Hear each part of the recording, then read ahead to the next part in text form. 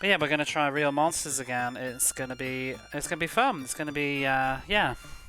I'm gonna be totally loving it and not getting grumpy at all because it's all gonna be fresh new gameplay because we didn't play this yesterday and die near the very end and have to replay what 10 levels again. I don't know.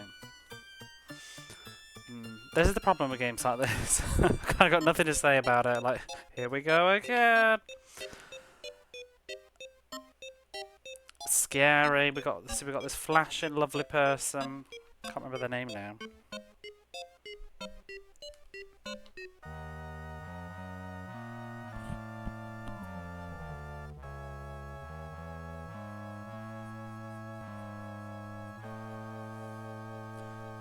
Just realised how smudgy my glasses are, so I'm just sorting those out and then we'll go. We'll hit the timer and we'll start.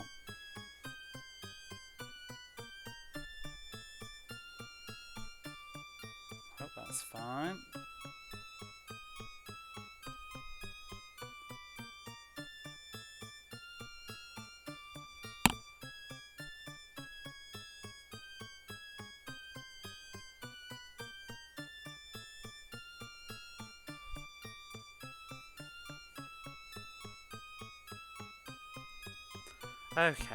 Okay, let's start this all again. We'll pretend that I've just hit change scene. Sega logo, there we go. Licensed by Sega Enterprises. Vehicle. Real-time associates, that's who did this.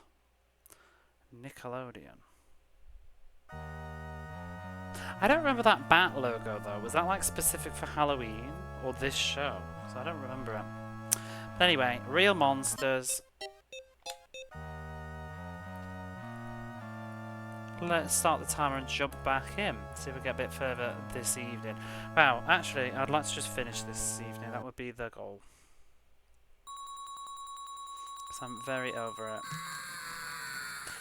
Hello again, Rosie. Thank you for the scream. Monster Academy midterms today. It's kind of strange to me that they animated that tiny moment and then it's like they just forgot to bother for the rest of the game. Because it's almost like a cutscene. Scream. So I still don't really understand this stuff.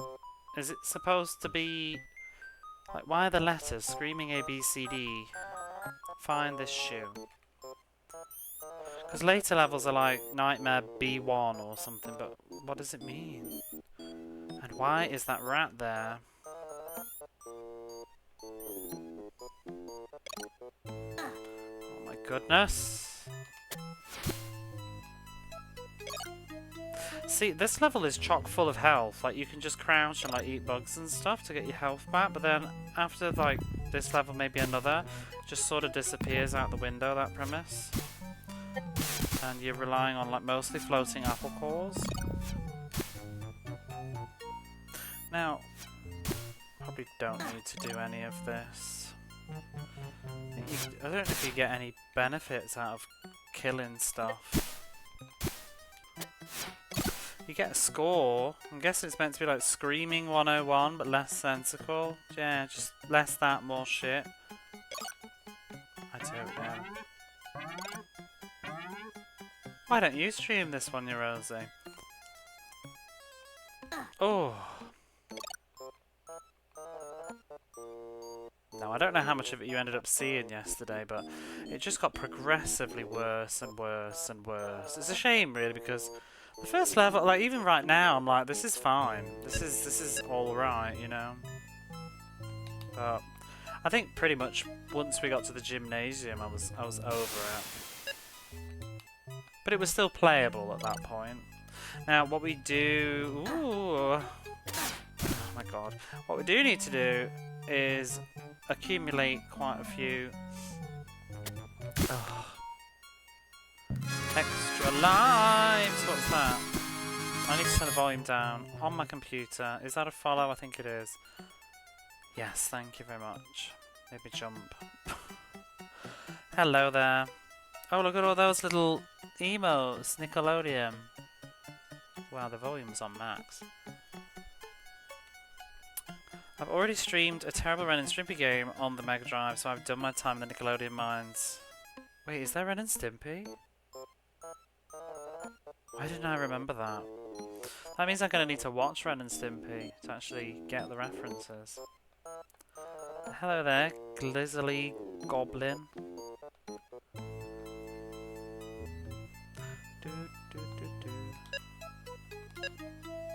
Yeah, really didn't mind the start of this game, it just got kind of worse.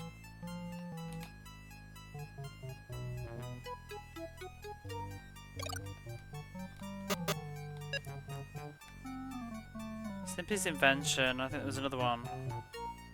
Possibly two. Was it really? What was it? Hang on, I want to have a look now. Ren and Stimpy. Show presents Stimpy's Invention. See, I probably just blanked it out of my mind. I haven't paid as much of attention to the platformer games because they're sort of just known to me. Oh yeah. Look pretty good, but the gameplay was not great. Yeah, I mean, it's like this. The animation's fine. It's just the gameplay is a bit wonky, isn't it? I generally have a rough idea of all the games that we've got to play. So, I mean, sometimes with the platformer games in particular, sometimes I can't remember like if something's might be a Super Nintendo game that I'm thinking of because there's a lot of overlap, isn't there? Because Rocco's Modern Life, is that one on? That one's supposed to, that's on the Mega Drive. That's terrible, isn't it? I think I've heard. There's Rocky and Bullwinkle on here.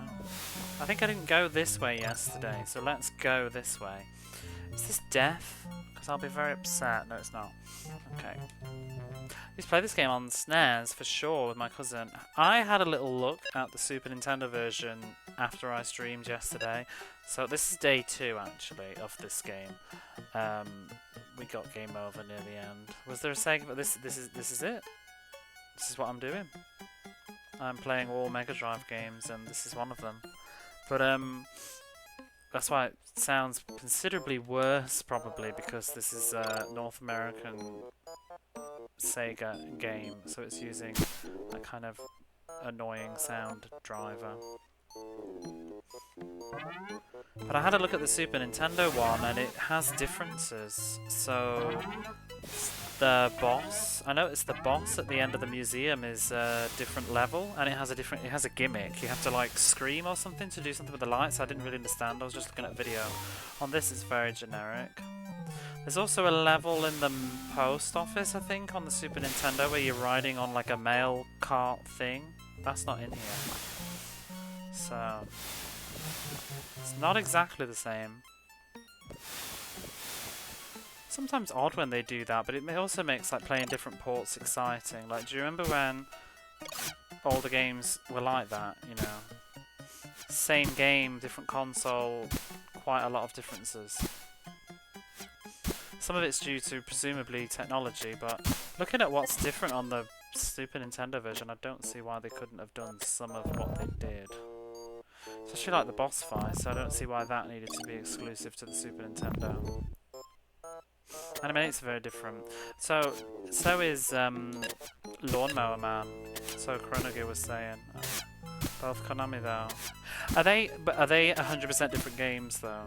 Like Tiny Toons, or is it just there's differences? Because Konami did that a lot. Like their Sega games were usually not the same at all. Because I don't know. I feel like there might have even been a licensing reason where they couldn't do it.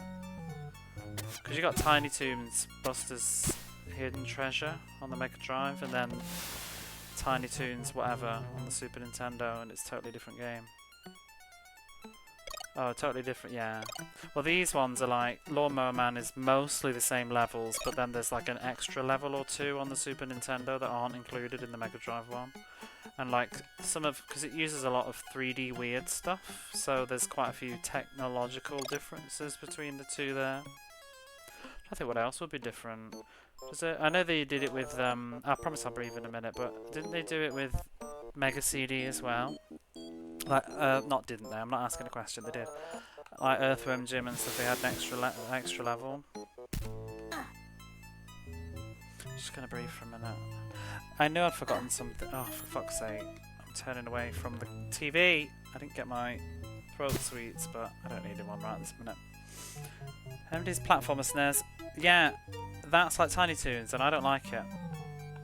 The Mega Drive one's 100% pure platform. And the Super Nintendo one, I don't know what it was. It was like running down corridors in a school. That was the first level or something, and doing some like, I don't know, kicks or something. Wasn't my thing. Do you like this game, Glizzy? I nearly said Grizzly.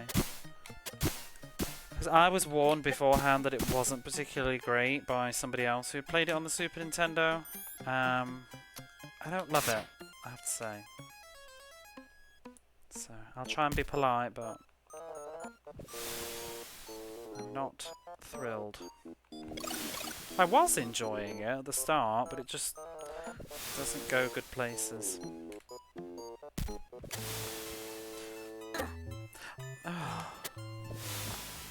You'd think that you'd get away with that. MD was better, sensible replayable in some ways because it was a collectathon element, which presumably gives you a better ending. I'm looking forward to the Mega Drive one. Like I said, I'm not particularly in a rush to get to it though, because I want to get through some garbage first. But is it? Was I know you enjoyed it, but I'm trying to think. Was it like considered good at the time? I can't really remember that one. I know it's Konami though, so it's got to be fairly good. Oh come on!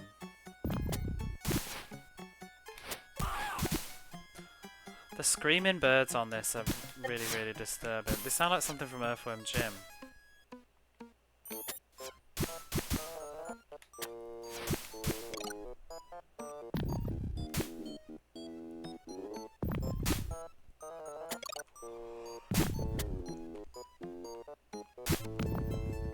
Ooh.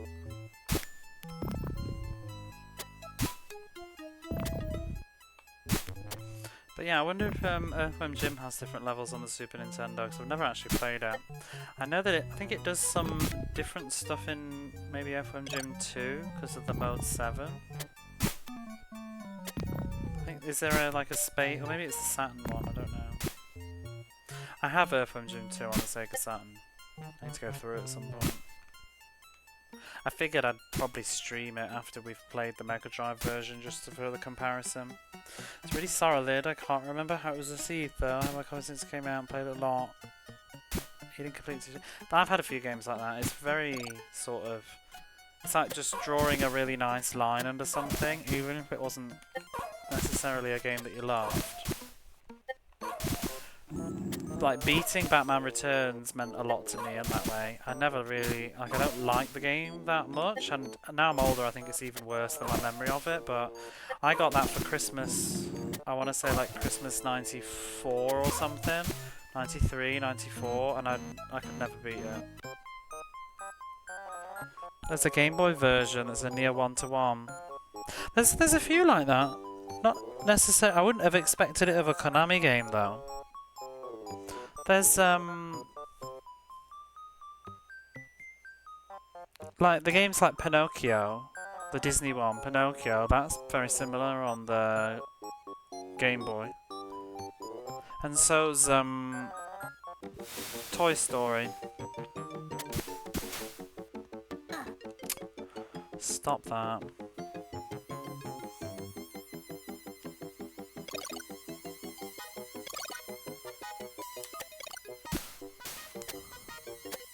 Are they good? Oh, we ate them. They really did drop the ball on the idea of them eating bugs for health in this. So they just totally disappear from the video game, it feels like, after like the first couple of levels.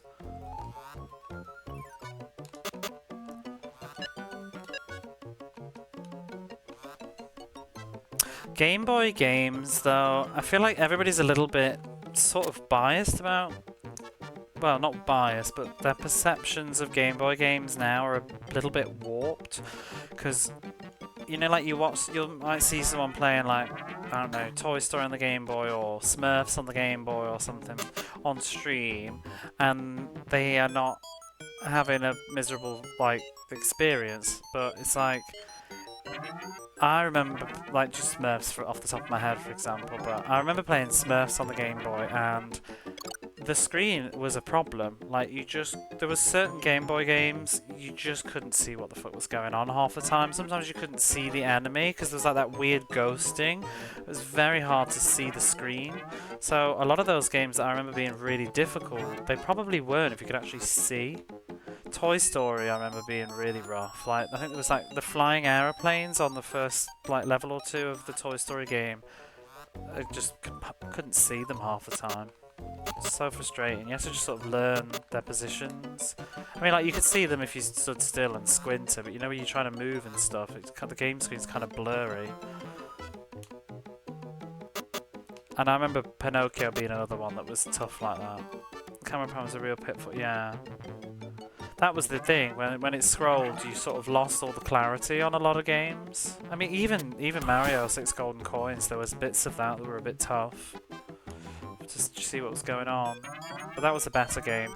I think they were sent because the games like Pinocchio and Toy Story, they tried to do too much detail, like tried to do like very complicated sort of sprites, like with the sort of CGI look, and it just made it like horrible. Whereas like Mario's, the designs are simpler. Just get Super Game Boy. Can't use a Game Boy player for those older ones. I can't remember. Do that accept original Game Boy games? Or do you just specifically want the Super Game Boy?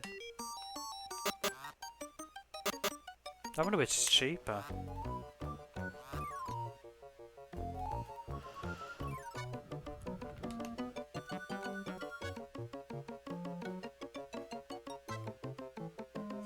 I never really played a Super Game Boy.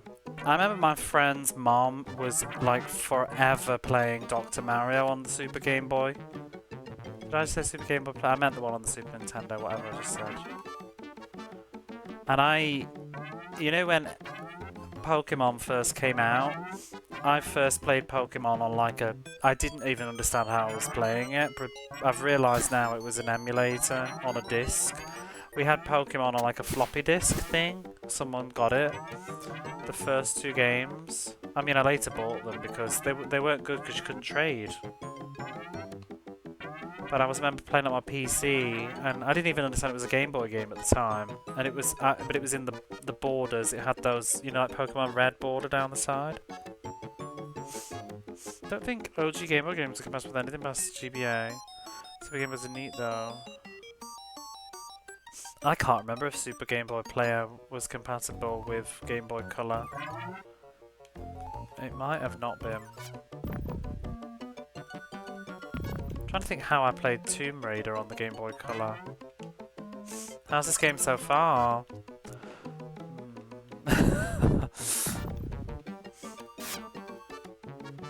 Oh yeah, Techie Rob with the long gift sub. Entered month 5 of 6 streaming. Thank you, Techie Rob, wherever you may be.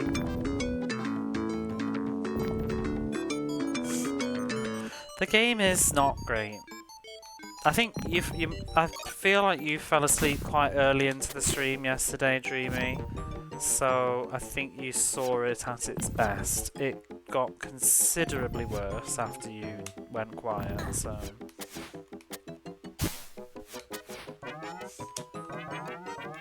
And then we died, so now we have the joy of doing it all again, so you can relive it with me, except I'm way less enthusiastic.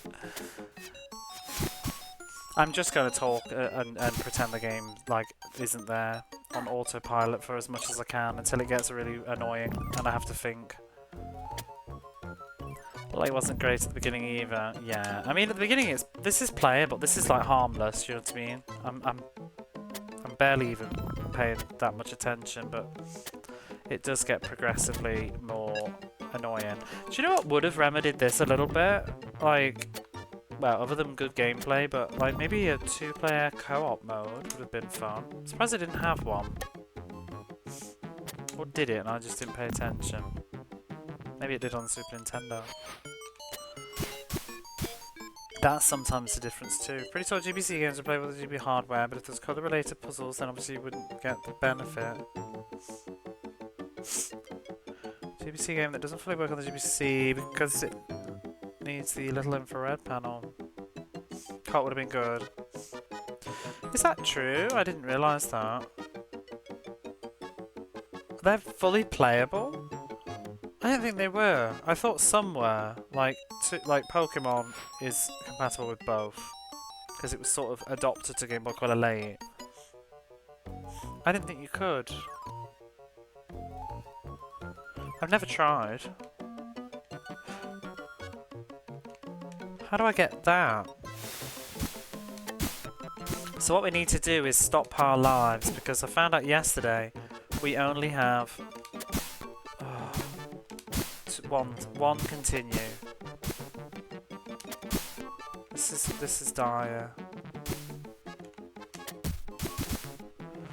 Fucking aim. Oh my god, it's so hard to just kill a pissing enemy.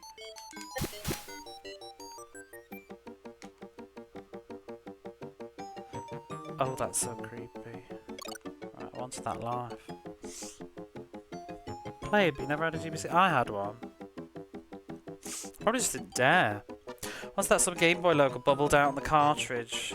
That's what I was also just wondering.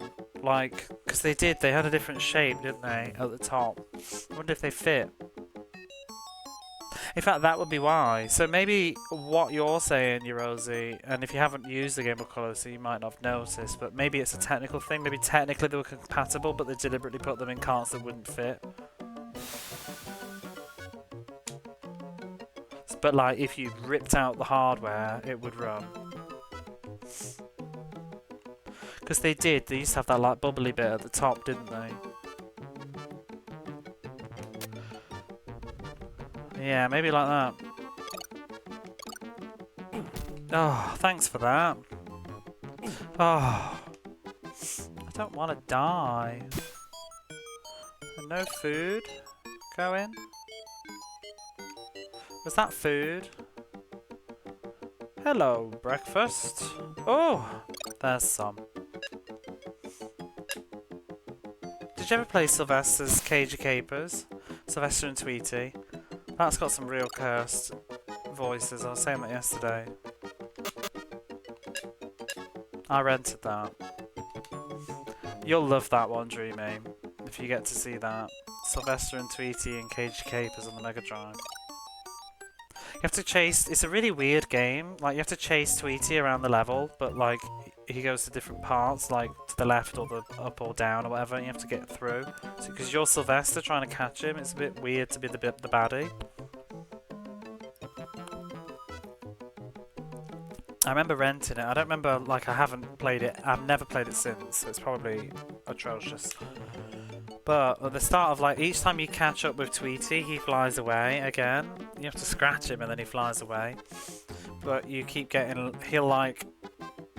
If I remember, Sylvester gets out, like, binoculars and stuff, and he'll look around the level for, like, and it'll show you where Tweety is, and he always has, like, a little sound clip. And I think there's only, like... There might only be, like, one or two, but one that I always remember is him just going, like, hello, breakfast! And it's a really crackly Mega Drive voice sample.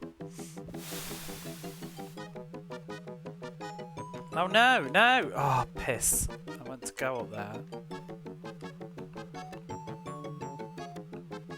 Whatever. Totally making a mess of this. Happy Friday, Moon and Friends. Oh, doesn't that sound like a lovely TV show? It's Friday and it's Moon and Friends. That was sort of what my sub alert was the idea. If I had enough technology, I'd have photoshopped it better. But it says Rolo and Friends, but I would have liked to put that. But anyway, I digress. How are you, Glyphix? It is a TV show. I watch it every day. Good. I'll try not to cancel it. Now that sounds like a jam. Oh yeah, when I play that, it's absolutely getting added as a soundbite. Exclamation mark breakfast.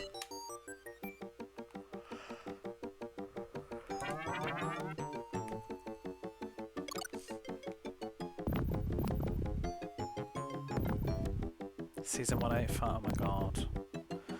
Yeah, you wish. That doesn't show all the, like... What do you call it? I can't think now. This joke's gone. Whatever. The unaired episodes that we don't keep. Oh! Oh! Oh, piss off, Doc. Bum, bum, bum, bum. I need to make some new alerts though, thinking about it. Like, I want a new gift sub alert. I love Mysterious Sips of Gold, but I want something a bit more pizzazzy. I want to make some variations, because I haven't got any. The only one I've got is, I've got 2 follow alert variations, and one of them's like, just kind of ripped from like Google, I think. I need to make a better one that belongs to me.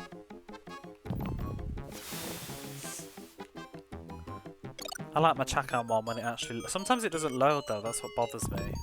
I think it's been consistently loading now though. I made that GIF myself. It's from my own clip on Twitch, and for some reason it just sometimes just doesn't load. And it only loads the text, so it just looks really weird.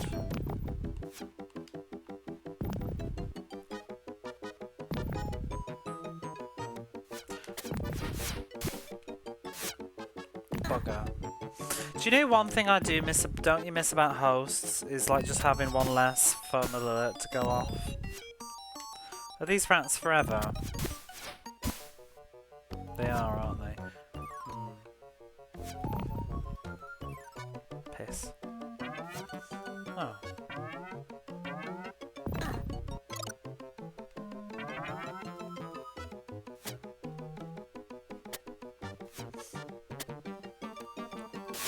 Everybody's been popping off on Blue Sky today.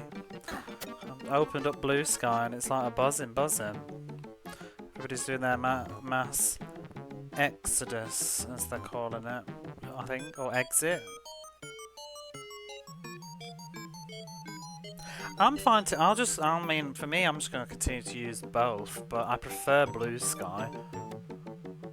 And I hope people will move over to Blue Sky, because I'd rather look at more Blue Sky than more Twitter, but I'm still going to glance at Twitter. Maybe, if things get really hairy, I might delete my account, it depends. I'm going to see what happens first, but I don't post on Twitter. You do, Dreamy. Blue Sky's good.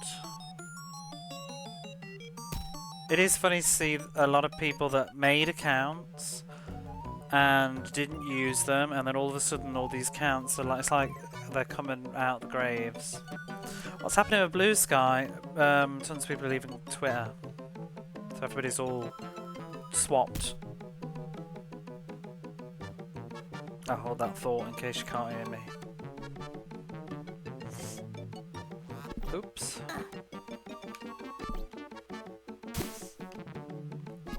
Bop, bop, bop. Bum, ba, bum, ba, bum.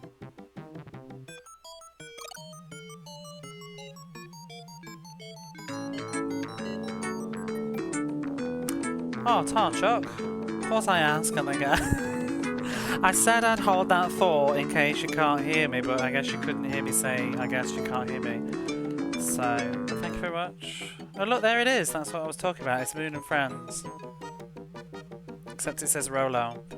Anybody wants to Photoshop that GIF? Just saying.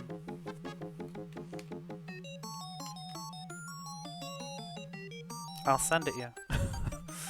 And you're back. Oh, did you hear anything that I just said? I said thank you, and other things that were humorous. Bugger.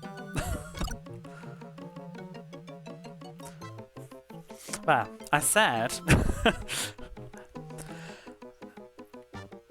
I said, oh, you got ads? Well, I did say I'd hold that thought in case you couldn't hear me, but I guess you couldn't hear that. But then I guess you couldn't hear me saying that you couldn't hear that either, so there we go. Then I said some other stuff, but the moment's gone with all of that. I also said, oh look, there's my alert, but you probably didn't see that either. It's terrible.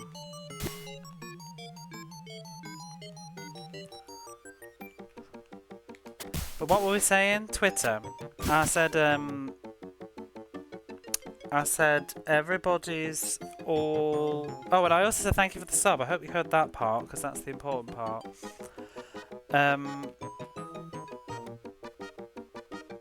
No, the whole thing with Twitter and the blocking thing. And I think the other thing is the fact that they've said that they're going to use AI or something for they're going to use people's data for training the AI or something, and you won't be able to opt out of it after November or something. I think it's spooking people, and everybody's all moving over to other platforms like Mastodon and Pterodactyl, and a lot of people are going to Blue Sky, which I was already on. So, wanna find me? I've been on Blue Sky. Blue Sky is where I actually like to post stuff. I like to make posts on Blue Sky. Twitter is where I just read the latest shitstorm and don't really contribute. And every so often I might post a going live, but Twitter is mostly just me observing. Blue Sky is me actually participating. Because Twitter is too unhealthy. Did I say Twitch?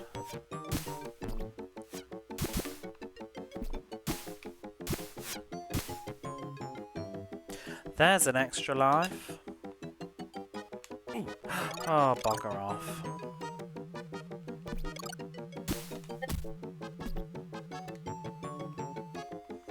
But yeah, you want to find me? It's on the thing at the bottom of the screen you're on. Tried to do it multiple times over the years. It never really got back. You know, sadly I joined Twitter as it was dying. I think when I started, just before I started streaming, is probably when I joined Twitter. Just having a sip of this coffee.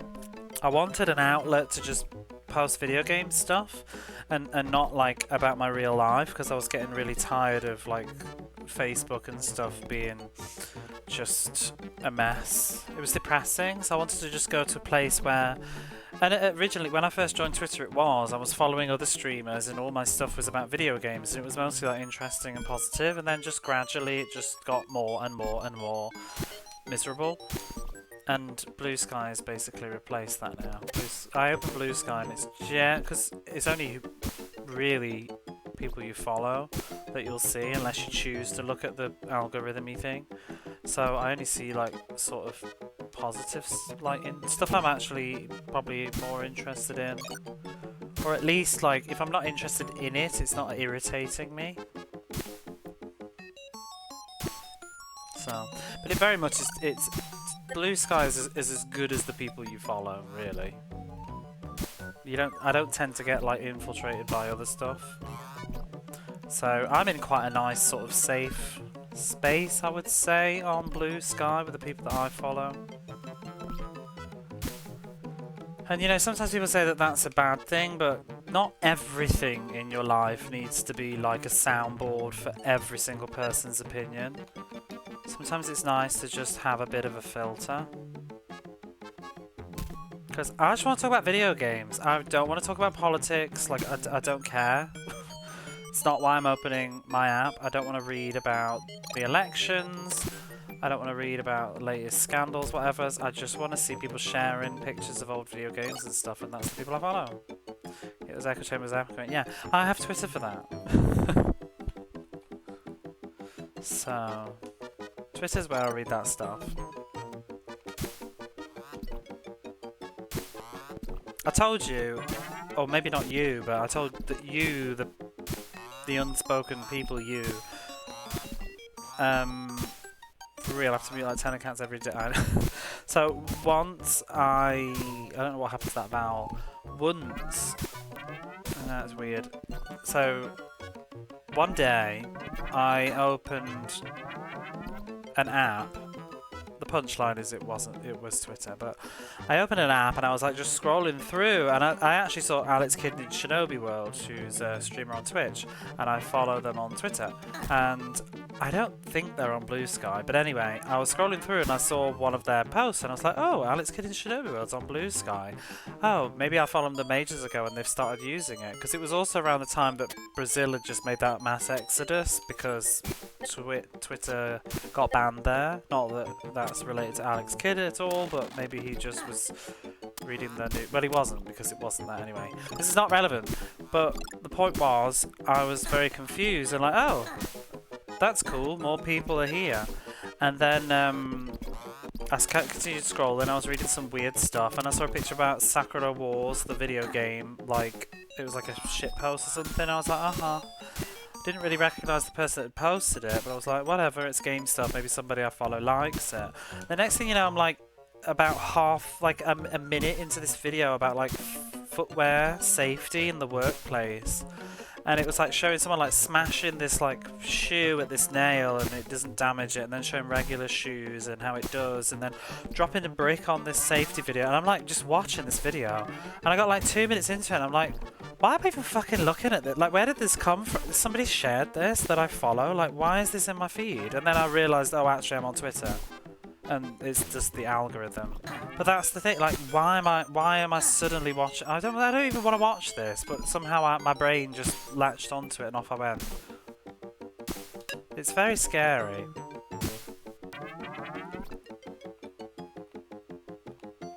Because I really don't need to know about what makes workplace shoes better than trainers, you know. And I wouldn't look it up. It's just that Twitter just threw it at me. And a bit. I genuinely thought somebody I knew had shared it. I was very confused. But nobody had. There was absolutely no reason other than it was trending on Twitter. Nothing to do with my interests. Do you know, at the moment, like, you must all have these Twitter problems, but my current Twitter problem is Mariah Carey. Like, I love Mariah Carey. She's often in the channel watching, but I was interested in her new Christmas cover album. Her single, All I Want for Christmas, the new album cover that she's done. You know what I mean? And I've looked at one too many posts about it, and now I just can't get Mariah Carey out of my fucking Twitter feed.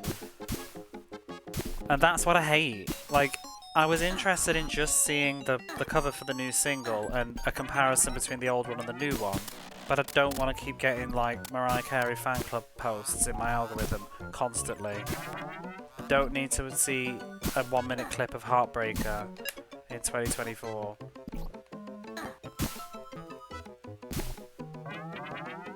But yeah, I'm stuck with Mariah Carey at the moment. I'm also stuck with tons and tons and tons of stuff about VTubers because I looked at one too many posts about the whole brouhaha with not being able to show your hips, and now I'm stuck. Mariah, please. Isn't that what she calls her fans? Oh, a lamb. Yeah, she does. Well, I was reading some of it 'cause it was interesting because people were like saying that she'd photoshopped or whatever, and then she did like a diss video where she actually showed footage of the photo shoot looking almost the same. I mean, she's been touched up for sure, obviously. She's had like probably lip blending or whatever, and they took the best photo, but she still looks like Mariah Carey. Mariah Carey's probably had surgery, you know? So I don't know what people are really bothered about.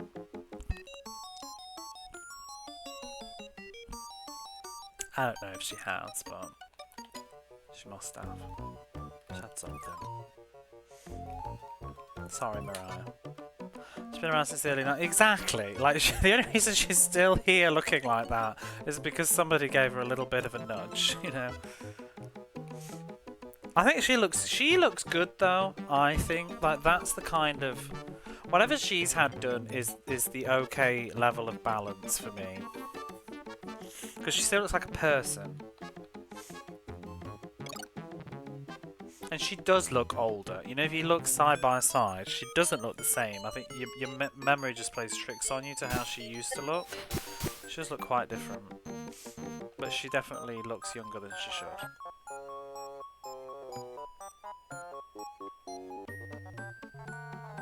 How old is she anyway? Is she like late? She's in her 50s, isn't she? She must be. She's 55. 55 is just weird now in celebrity age, though, isn't it? Because I can't get my head around the fact that Cyndi Lauper's in her 70s and so is Annie Lennox. That absolutely blows my mind because my mum's in her 70s and I don't see my mum getting up on stage like Cyndi Lauper.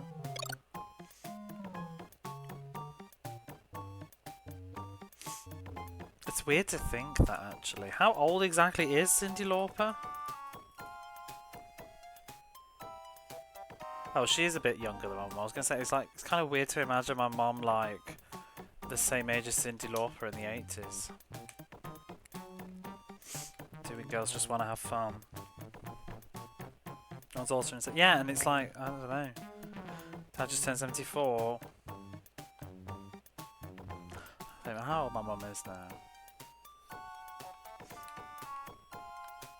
Looking forward to Christmas. I do love this inspection. I said yesterday, it's very much how I feel about the game, like just observing the game and just very, very suspicious. That was me at the start yesterday.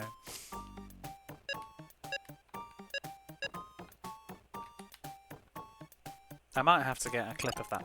In fact, I'm gonna forget, so I'm gonna do it. Let me do it. Let me take a screenshot of that because I'll forget that that beautiful sprite exists. But I think I need to get, what's her name, Obelina, crouching. I'm gonna do something with that.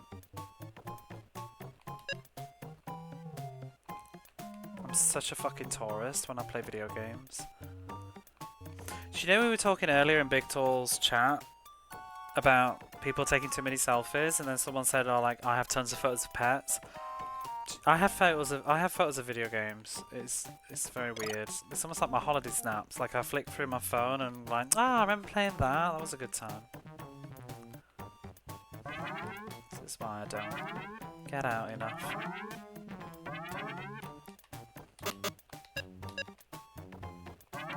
Especially this Mega Drive crap.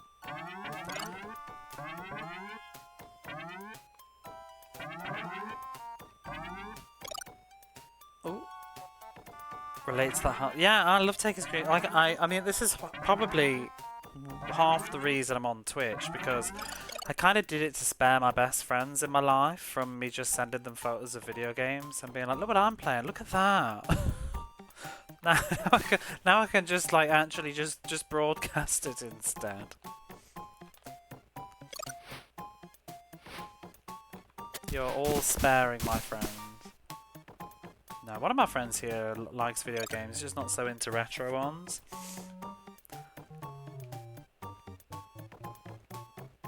But like some of them. Oh, I can't remember how to do this nonsense yesterday. I was reading all the... See, yesterday's stream, it's a shame we won't finish it, because like, if I keep the VOD, like, yesterday was probably, like, far more interesting, because I was actually, like, interested in the game, like, oh, vote for Kevin, ooh, look at that, C Bunch, K-Chan, blah, blah, blah, so I just pretend all over again.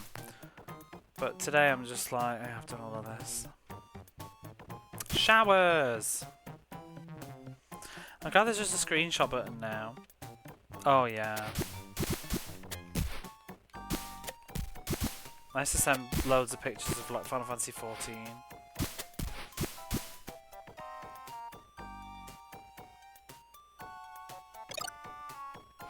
Oh, bugger. That sound effect's very familiar.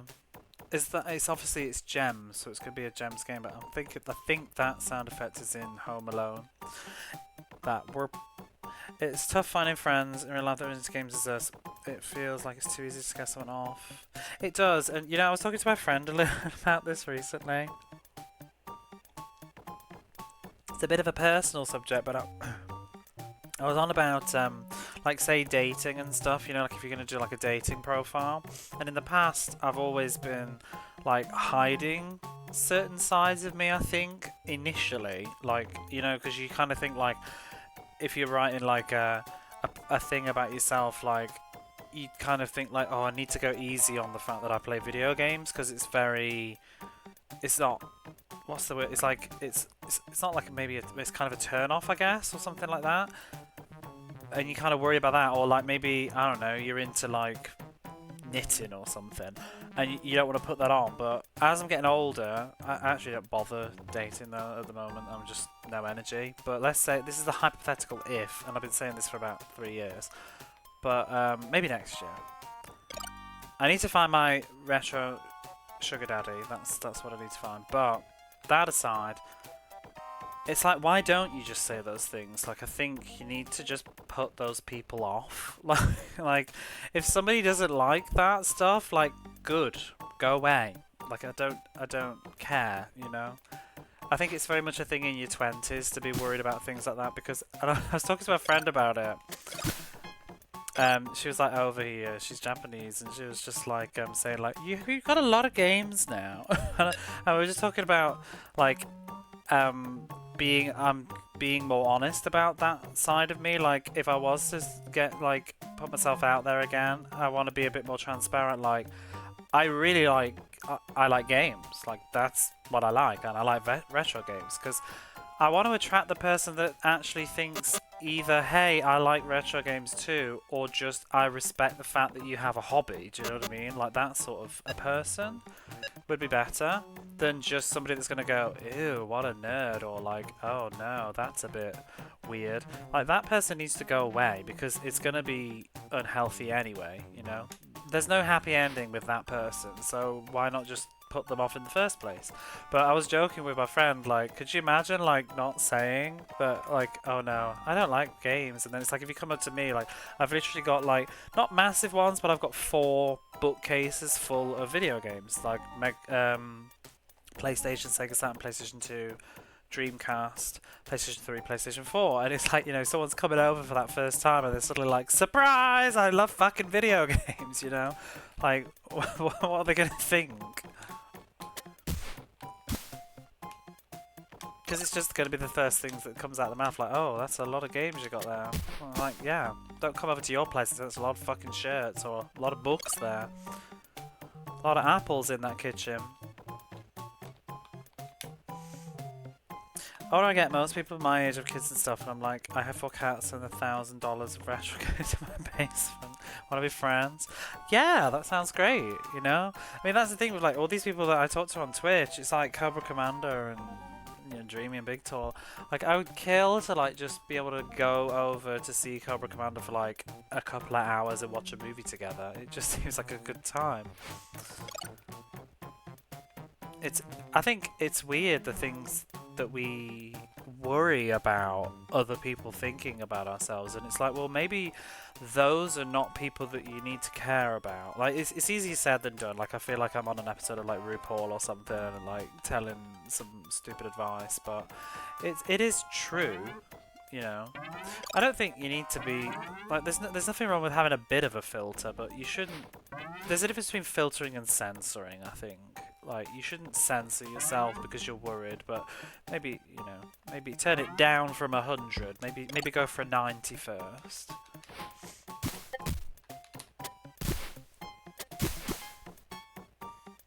I find people to chat with and they start asking about what games. But see, I've done this though, unfortunately, and I get, well, I just read, especially with the games they never answer that. That's a bit sad. But it's like I went to get my hair cut, and this was ages ago, and my hairdresser knows that I like games a bit. I think we've talked about it. I think she knows that I stream, but not really looked. And I spy a G. Hey there, G to the next level. How are you? That was a weird way to say I spy a G. But I'll get back to you on that comment in a second. But and then she was just like, oh, we've got this new trainee person and he really likes video games and or something too. And that's sort of like the angle of introducing. But he's considerably younger than me, probably like 10 years younger. And then he's like shampooing my hair or whatever, and he's like, oh, what games do you like and stuff. And I'm immediately just like, even though this is, it's like you almost don't believe it, because it's almost like, oh, he likes games, and you think, oh, he probably doesn't really like games though. So I'm already like not saying, and I'm just like, oh, just old stuff, and it's like, oh, like what? And it's like I don't want to say anything because I'm embarrassed that I'll say like a not cool game. I hate this noise. Can we just get away?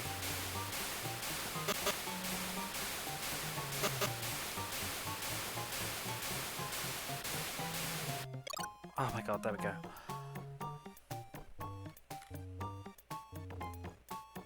I think my partner's not into retro games, really appreciates and supports my interest. That's what is important though, like you don't have to actually be like, sorry, I had the sentence but it's emptied. At the same time I'm thinking perhaps I should say how it's going to G, because it's been a while. It's going good, how are you? Because because I'm about to go on a waffle. How's it? Are you actually at home now, or are you on your conventions? I think I've had too much caffeine this evening. I can't, like... But yeah, I think that's all that matters, because I think it works both ways. Like, they don't need to be obsessed with retro video games or something, but just... They I don't understand people that can't get enthusiastic about their partner's hobbies. Like, can't you just enjoy it because you like them? Like, watching your partner happy would be interesting enough for me. It's like I've always said, I'm not really a sports person, but you never start dating someone that was into baseball, I'm gonna make an effort, you know? I want to share their enthusiasm. I'm not gonna become the biggest baseball fan there ever was, but I'm gonna try and get into... I want to understand and know what my partner's talking about. And I would like to believe that someone would want to do the same thing. Like, they don't need to actually sit here and play our real monsters, but they could perhaps, you know, try a bit of Sonic. At least get them tickets to a game. I'd go with them. You know what I mean? At least just once or something, or twice, maybe more. I would get into just it through them, I think, though, because I mean, I kind of did that with my ex. Like, he has some stupid hobbies, like playing pachinko all the time, but I spent most of my weekends playing pachinko because that's what he loved. It's his money, so whatever. Wasn't a healthy thing, but whatever. Then I got really lucky with Big Tall. I would never hang out with anyone seriously that wasn't into video games. Yeah, you two, you're living the dream. You two are. With your like gamer apartment. Hate when I mention like video games and they ask if I played con. Yeah, that was the fear too, though, because it's like, just because you like video games doesn't mean you like all video games. And Cobra and Neon are just as rad in real life. Yeah. Oh, they Cobra mentioned you. Meeting you was a good time, she said. I'm jealous that you're all on the same continent. Mario Kart, Smash, God for Good Bit, Fortnite, Dead by Daylight, I know. Talk about music with people, I'm an awful God when people ask me for like maths, so I'm like, no, those aren't the same thing. They're really not as well, like... Because I remember people would... The fashion of being a goth was associated with that music, but it's like real, like, the, like, kind of more the OG goth music is quite different. Like 80s goth. I think the 2000s changed what a goth was a bit. We used to call them, I don't know what you called them in America, but we used to call them, I mean, I was technically part of that culture because I was into nu metal, but they used to call them grabs in the UK. Or at least in my area of the UK. Used to call them grabs. Wearing like baggy trousers and hoodie. And some people would call them goths, and nobody looked like goths. Nobody looked like goths because nobody had the money to buy anything even remotely like that. Because, you know, to dress like goth was really expensive. It was all leather and boots and... You're like 15, nobody can afford that. It's like you and around with Pokemon, I'm not super into it, but loving it. Exactly, and that's a sign of a nice relationship, I think. So, find out as a kid you hang out with also played games. Yeah, yeah, I gravitated towards people that played games though when I was in school until probably like mid-teens, and then I started hanging around mostly with girls. And some of them played, that came out like weird, but some of them played games, but not many. I think quite a few of the girls that I knew like played games in primary and elementary school, but sort of like they grew out of it a bit in secondary school. But not everybody. Some still do. I used to play games.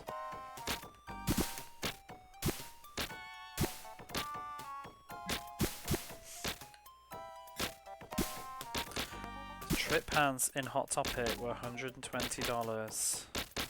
Actually, what pair of JNCOs is something you're working on? Oh yeah, you're up to something in November, aren't you? I only caught the end of that. Are you having a new look? Oh bugger.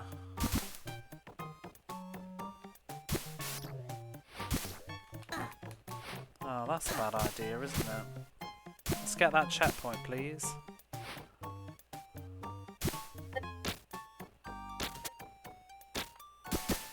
Something like that.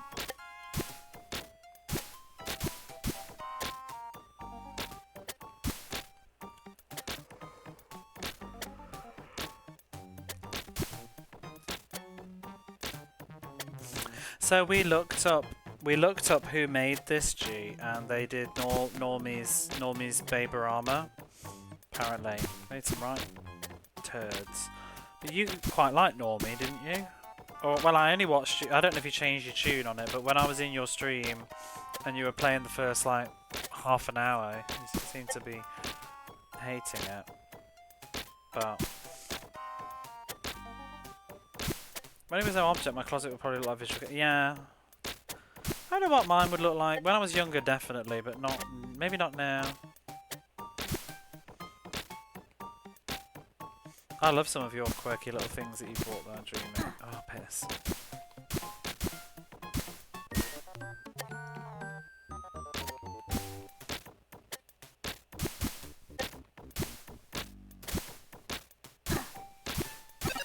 Oh, there we go. We need that.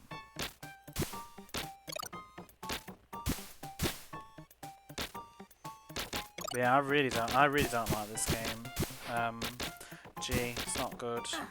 Piss. Probably shouldn't have done that. I've just lost a lot of progress, haven't I? Yep.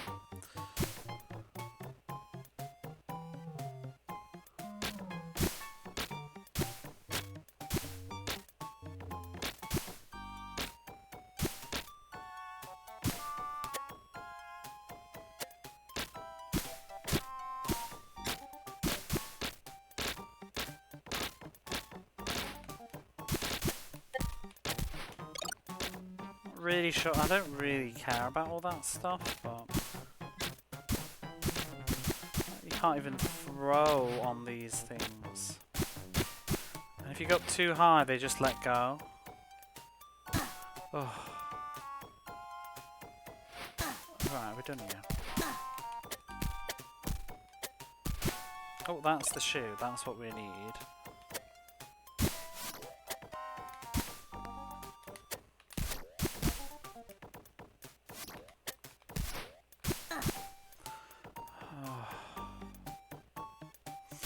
Child booked it out of there. The Transylvania stage can suck it. Is that on Normie? Wore baggy pants since the early 2000s. If they aren't practically leggings, they don't touch my body. I wear just regular sort of clothes, I think, now. Mostly just t-shirts and jeans. I'm very simple now. I used to wear baggy trousers and I dyed my hair black and I used to wear a bit of mascara sometimes. I used to wear a bit of mascara when I went clubbing actually. I haven't worn mascara in ages. Actually not mascara, what am I about? Eyeliner.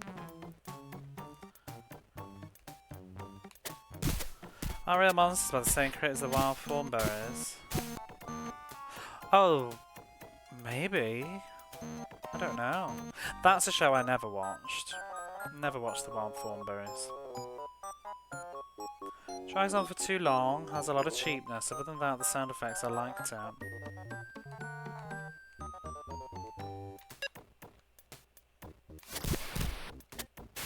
How much of this did you play, G? Because I really think if you play more than whatever you did, you won't like it.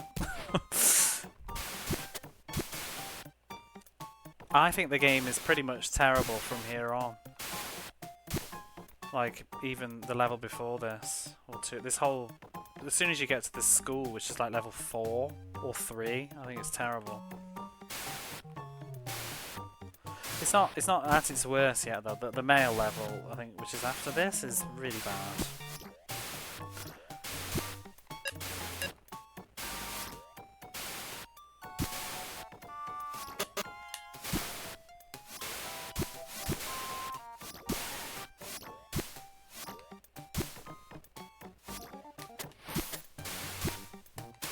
keep forgetting we've got the scream power. Probably should use that. Those flushing sounds are what they are. I think about 2 hours in. I think I got this far. Streamed really early.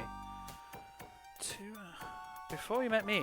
But did you not do it for your A to Z though?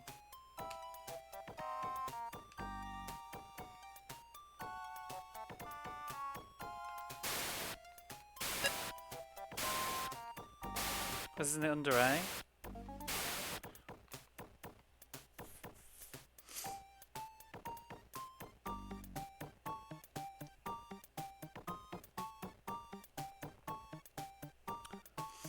Class Geek, Cosmo did both Rugrats and Simpsons.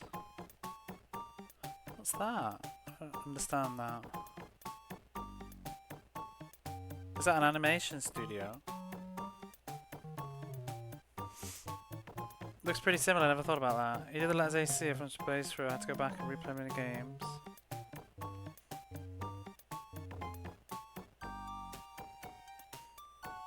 Duckman was a classic. What was Duckman?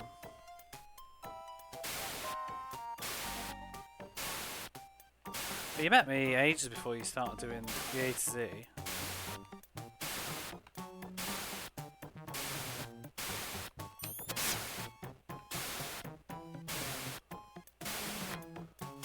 But I did reply. Whoops.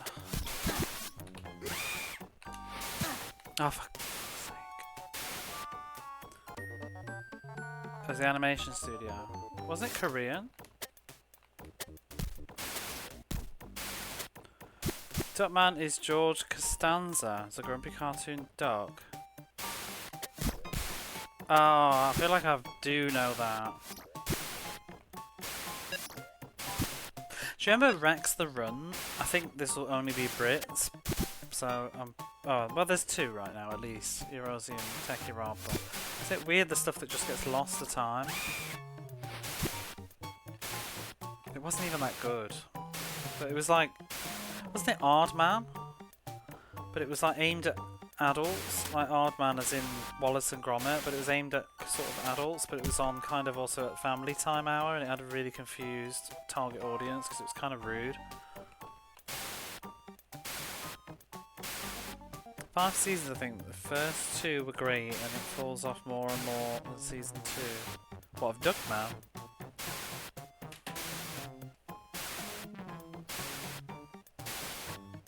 Games kind of remind me of Animaniacs.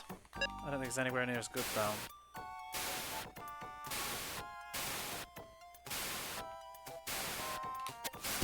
It's one of those, I was saying yesterday, it's one of those annoying bad games where you have to play it slowly because it's difficult.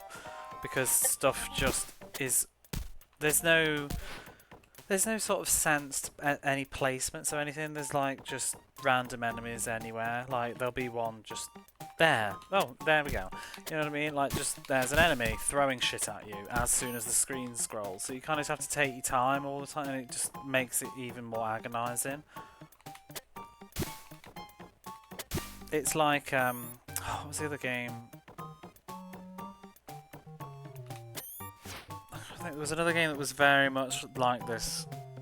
And I had to keep redoing it, and it was really slow, and it just kept pissing me off. Roar of the Beast, that took fucking ages. Trying to do that corridor. I did start to learn where the enemies were in that one, though.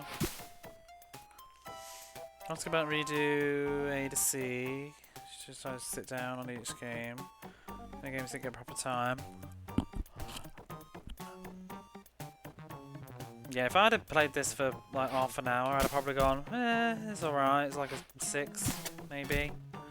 But by hour 3, I was fucking over this. I'll tell you that. I'm very mellow on it right now, though. The bile will come soon, I promise you. Please look forward to it. This is because I already did this level yesterday, so I'm kind of familiar with what the nonsense is. So it's not too bad. So I'm boosting this back up to a 4 at the moment mentally, but the post office will definitely bring the nastiness out again, and the museum. Ugh. I'm just concerned because we only have 1 continue and 6 lives, and then we get 8 more when we get a continue. So expect the Family Dog. What's Family Dog? Do I know that?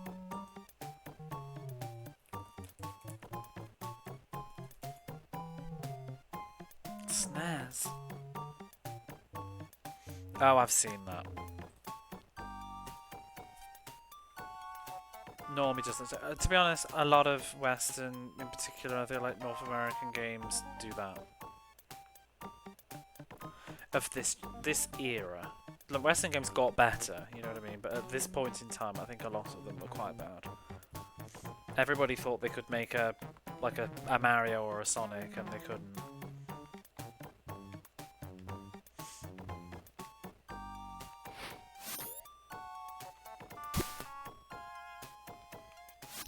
So it's like even the choice to have this enemy throw those balloons track your position, in my opinion, makes the game very frustrating. If she just threw in like a particular pattern, it would be a lot less irritating, because you have to deal with like, or depending on where they place that enemy, you have to deal with stupid kind of like wiggling through gaps and platforming and stuff while she's throwing balloons at every place.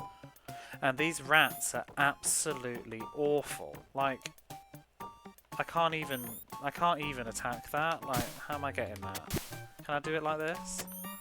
But like, trying to throw a projectile that really has weird physics. I mean, I don't need to kill it, I think, but yeah, it's just stupid. Oh, I've forgotten how I did this yesterday now. Did I already go this way? I don't know if there's an extra life. I think there was. Not. This is not unlimited. Tell me how many I have. Oh, I know. Yeah, I'd like to know how many I have. This one only has one. I don't think you can get any more. Manual doesn't say anything.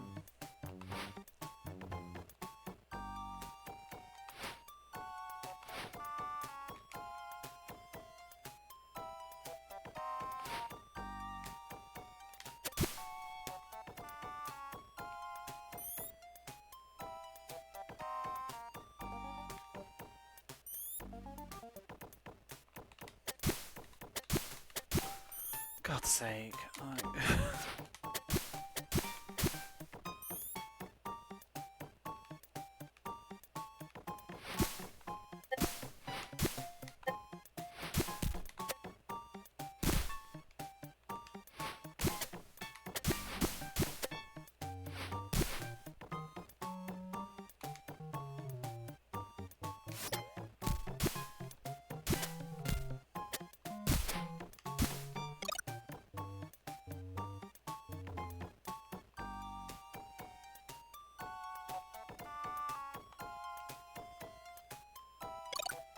And the other thing for me really is just the music's really, really, really bad.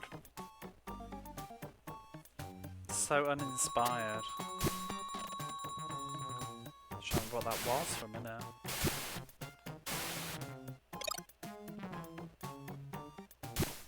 I think the graphics are alright though. Like, they really capture the essence of the TV show.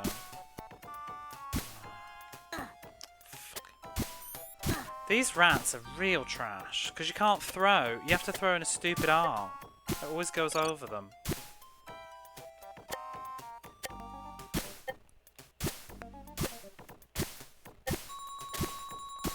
Piss.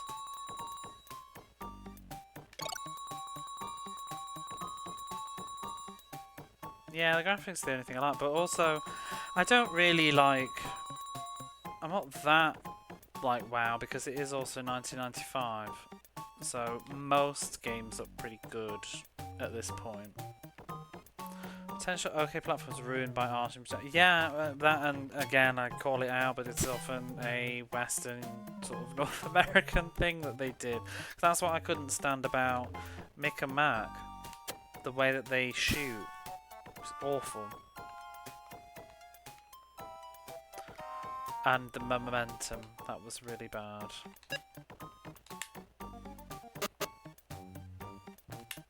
Some of it might just actually, yeah, maybe just even all Western developers really, but I feel like a lot of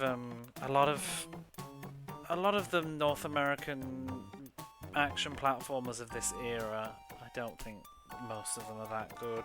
We'll see as we go through them, but I feel like a lot of them are bad. Yeah, this one had the weird camera. I've got used to it though, but it is a bit snappy. It's not too bad though. But that one, oh my god, Mick and Matt, that camera is terrible.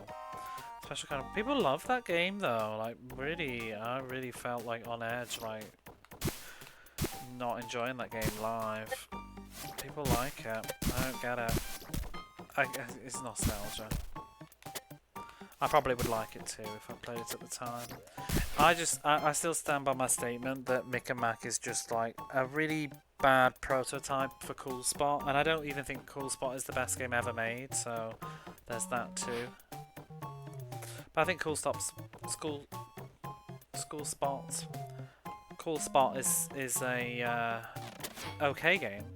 Like, but maybe I'm now a hypocrite because I grew up with Cool Spot, so I'm a bit biased. But I never loved Cool Spot that much as a kid. There's bits of that game I find really boring. There's parts of it that I love though. I love the beach levels and the music. A lot of when I like Cool Spot is when it's got good music. The wall levels are rubbish. The oh god, the wall levels are just terrible, and the toy level inside is rubbish. But the train level's really good.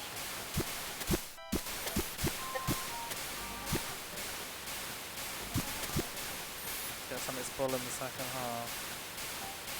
Cool Spot is overrated. It just looks good. I like the second half. I find the middle part bad.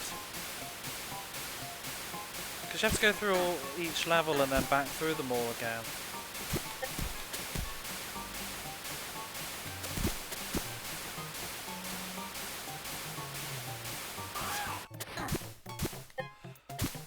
Maybe it is the... Yeah, I don't like the middle bit. Maybe? I'm trying to think of the level order now. The beach levels are great though. I'm not really keen on the pier levels either. I don't, to be honest, I don't like probably the majority of the levels in Cold Spot. Not necessarily because I think they're always hard, but they're just kind of boring. Ugly. And they have that crappy design philosophy, much like this, you know, where you can't just head right, you have to go like up and down and left and up and right and down and up and left and and follow the direction markers that flash. What is this piss?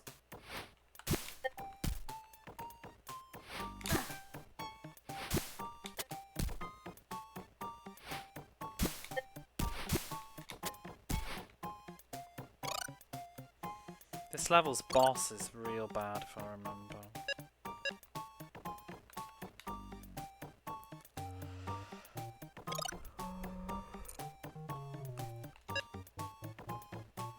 I'll have to make another cup of coffee in a minute. You know, no work tomorrow, but I've been at work, so I'm knackered. It is midnight. I've been up since 8. I didn't have a nap before I streamed today, because I wanted to try and get on earlier.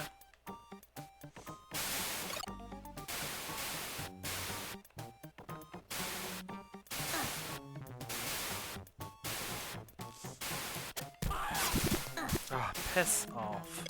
We're at the boss as well. I'm not going to survive with this health.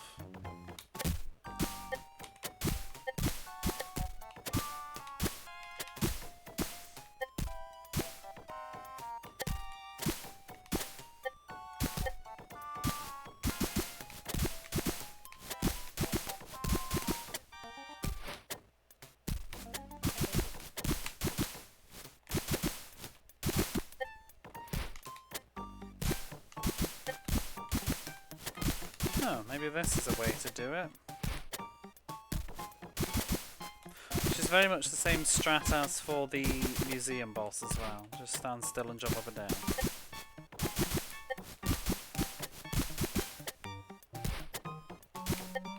Oh! Oh! Can you go to the other side? I would have got away with that. Time to do some actual work. Thank you for the lurk. They do help a lot. Oh, I'll give you a little shouty as well. I forget those. Oops.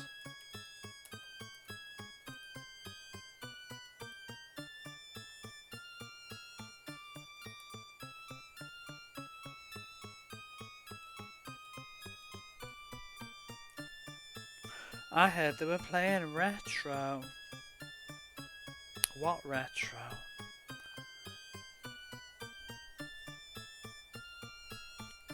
Do let us know before you go. Ooh. Ooh, Silent Hill. Oh, that's good. The Ooze, have I outed you? Or are you actually playing the Ooze? You haven't played the Ooze yet, have you? Big Tor Not Small played the Ooze. Didn't like it. I've never been able to do this bonus level. Poltergeisting 1A. Oh no, the Ooze. You didn't get far. I'm not looking forward to that one. It looks really rough. I don't like Comic Zone. Eva though.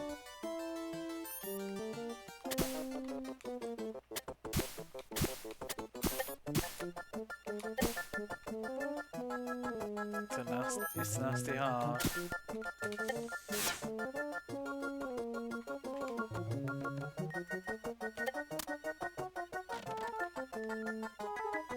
I really need some food. Oh, down also does switches.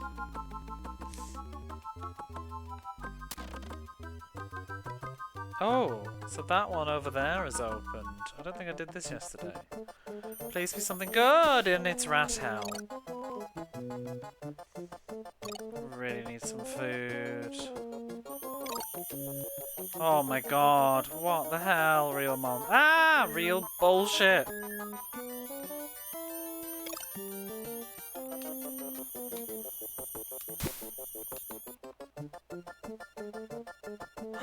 An extra life. But, how am I supposed to get that?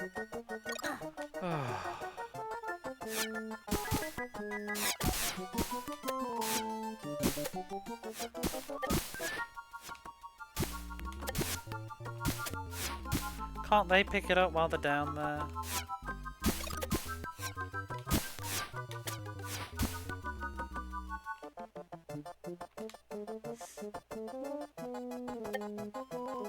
Checkpoint. Oh my goodness. No! Oh, there's the instant death. Oh shit! It's coming up! What is going on? I'm not ready. Oh, I'm fucked. I don't remember this part of the level. I don't think we didn't go this way. That was some horse maloney. No need for that. Oh, piss off. Broken ass game.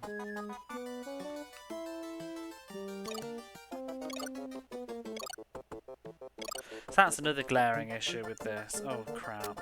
Ooh! Their like team power stuff doesn't even work very well. Like, because you have to have the correct amount of flat space and be standing in the right position. Like, if I want to climb up here this way, she'll just fall off if you try and do it. Because she has to walk off to the side. This is not working. I'm trying to do the stack mechanic, but we can't. Maybe because he's down there? I don't know. But yeah, she needs to go off to the side in order to climb up. So she has to have space to do that. It's really stupid.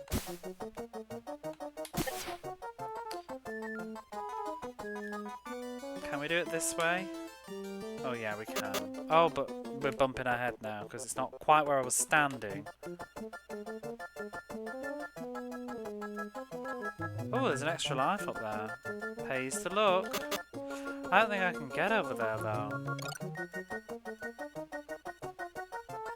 How can I get up there?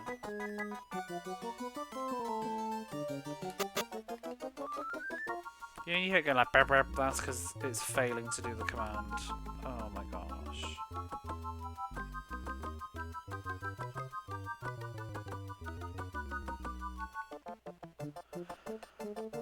Hey.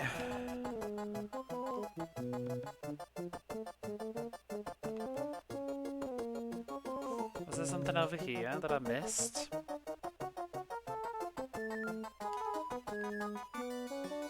Because I'll take all the extra lives. Oh my god.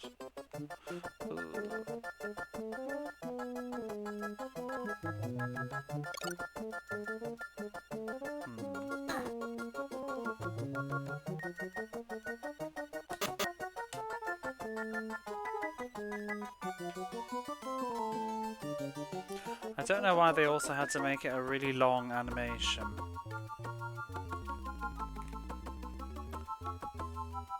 Oh, he's trying. Look at him.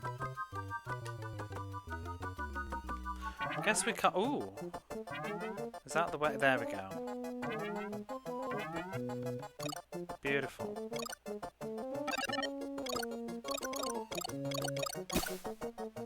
Oh! Oh! Why was the invincibility power up there?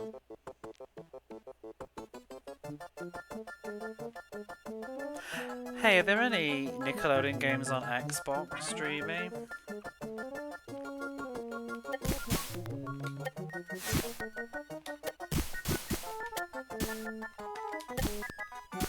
There was that Rugrats game on PlayStation I feel like people liked. Didn't Mechalavos played that? Quite a few. I think I remember watching Mechalavos playing Rugrats on the PlayStation. He seemed to like that.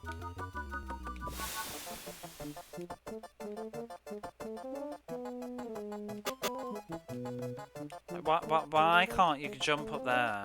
Why do we have to do this stupid thing? If you're SpongeBob, I suppose it would be, yeah.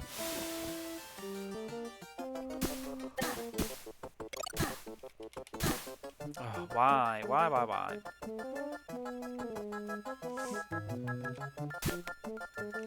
Oh, there's the coffee.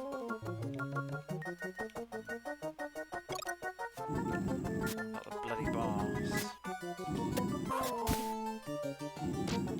This boss.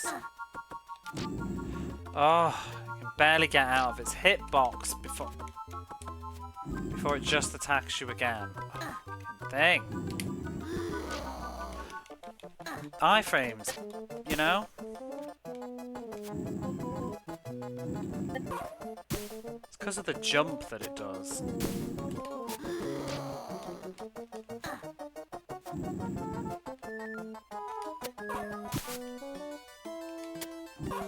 Oh my god.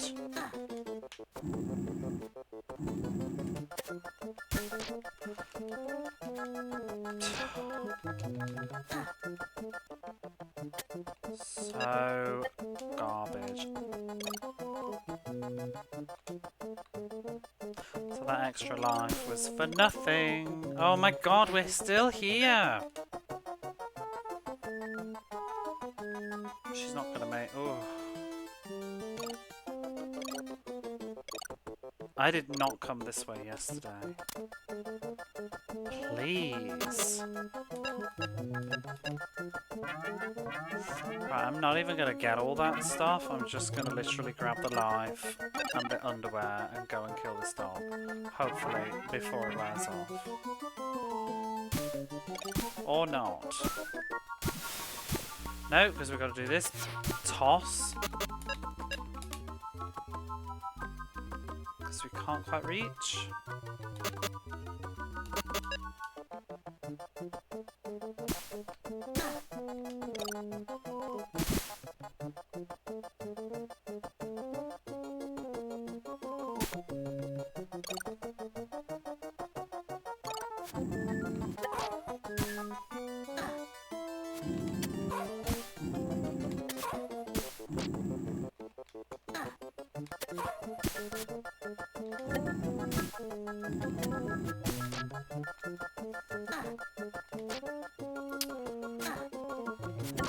The fact that it can just keep spam hitting you, oh, it's fucking baloney.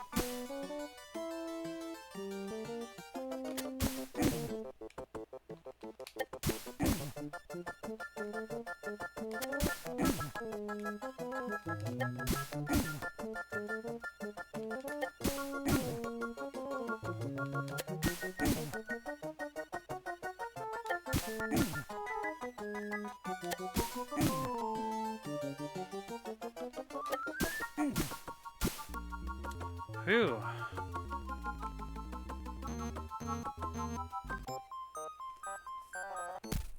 Ah, and now the real fun begins. It's a game called Nickelodeon Party Blast. Seems like a kind of Mario Party clone with Nickelodeon characters.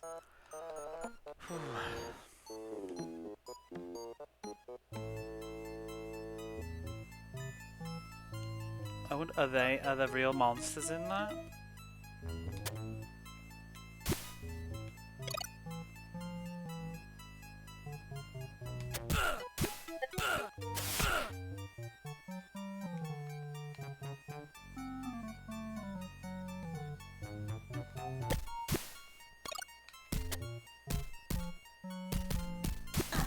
You bitch!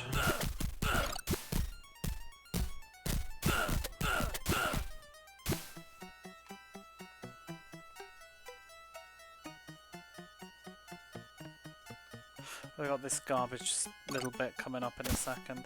Is this a I wondered this yesterday and I didn't try. I should have done.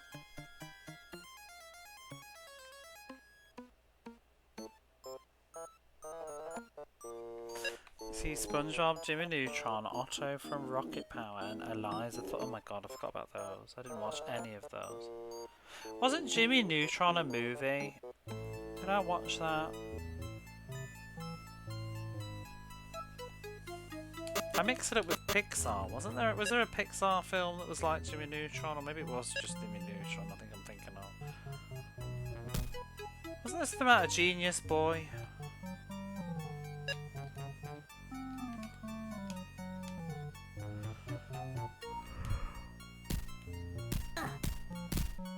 This bit right here.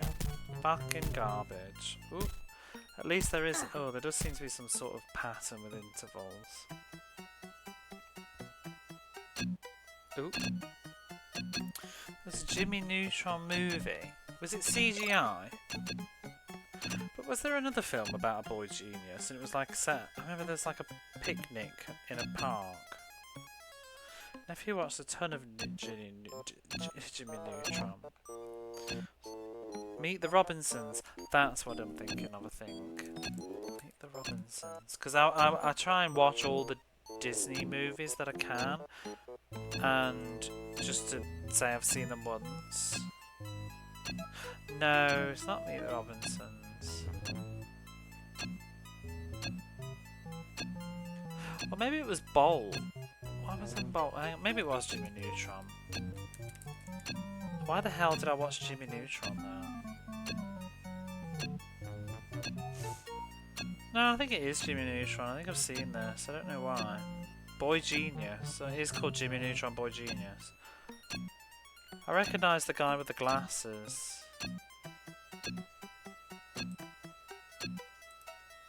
There was a Chicken Little movie. I don't think I've seen that one actually.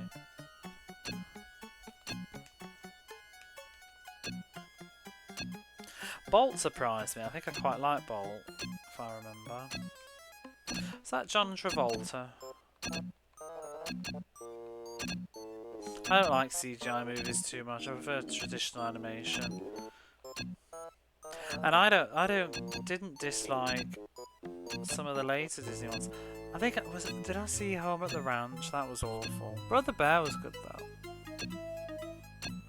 And I liked Atlantis. So I forgot about Bowl. I think I like Bowl. It's been years, so.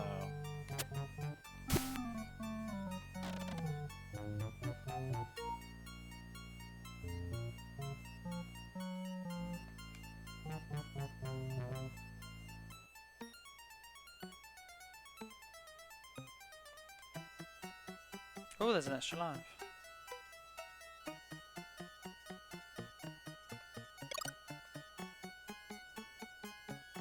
Yeah, Treasure Planet wasn't terrible either. It was interesting to set it in space.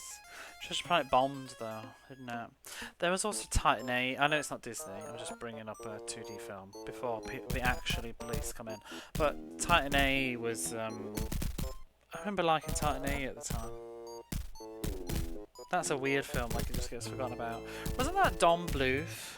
Was that Don Bluth, like one of his last films before it sort of ruined?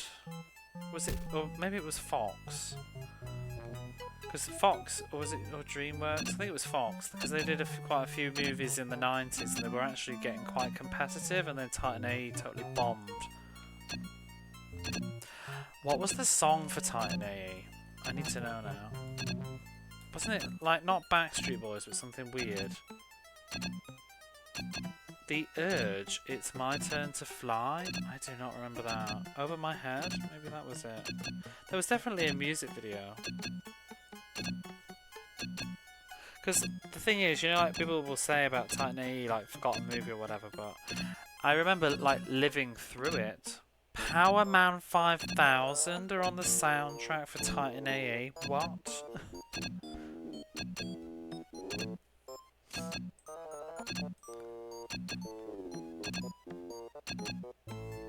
John Bluth, wait, who is it? Ron Bluth? John Bluth?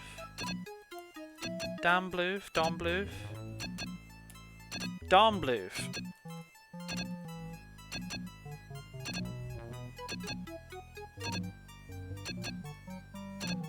Yeah, he did Titan AE, yeah. Seems like it was one of his last ones.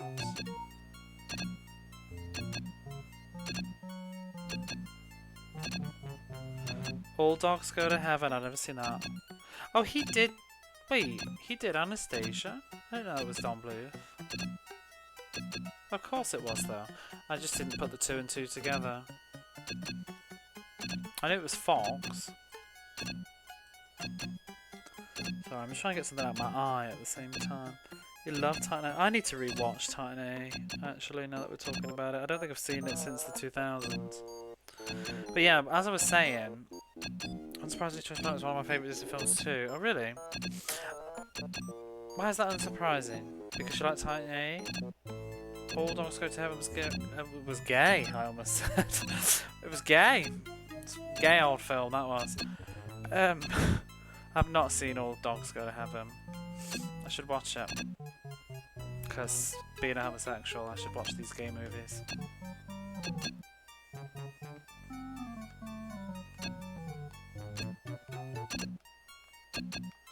They were released about the same time. They were. They did. It felt like it was just in vogue at that point of time to do that sort of thing. Oh my god! You know, you got like you feel like you got something in your eye and you just can't get rid of it. It's probably a scratch. I was probably just looking at this game too long. It's scarred.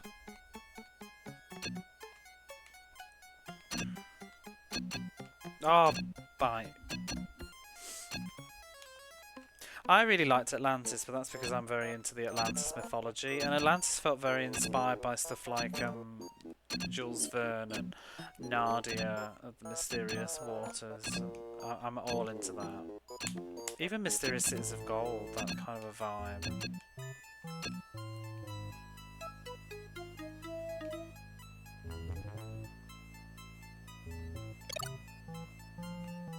Okay, I don't even know what was going on there. It's like we had an invisible wall. There's some sort of weird physic there. That's what? The top of it has a collision box. Sure. Why is that pillar glowing?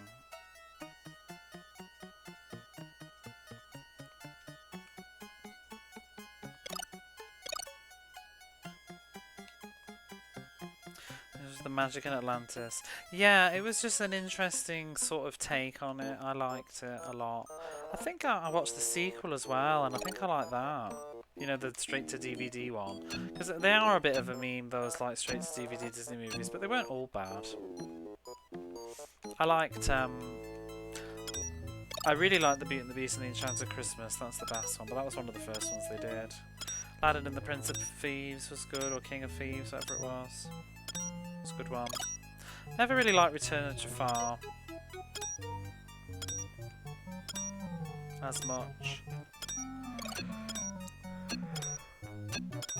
I liked the Belle's Magical World or whatever it was called. It was like but it was just like episodic. It's like 3 episodes on a video. I want to say I liked. I feel like I kind of like Pocahontas too. I mean, I'm not saying it's a great film, but it was just tolerable.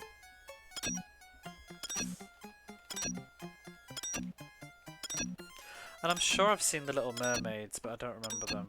But maybe one of them was alright. Wasn't The Lion King 2 okay, if I remember?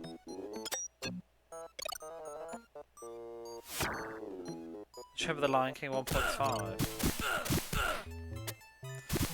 Fell off of some of those. Was Mulan too bad? I think I've seen it, but I can't remember it. I've not seen Cinderella 3.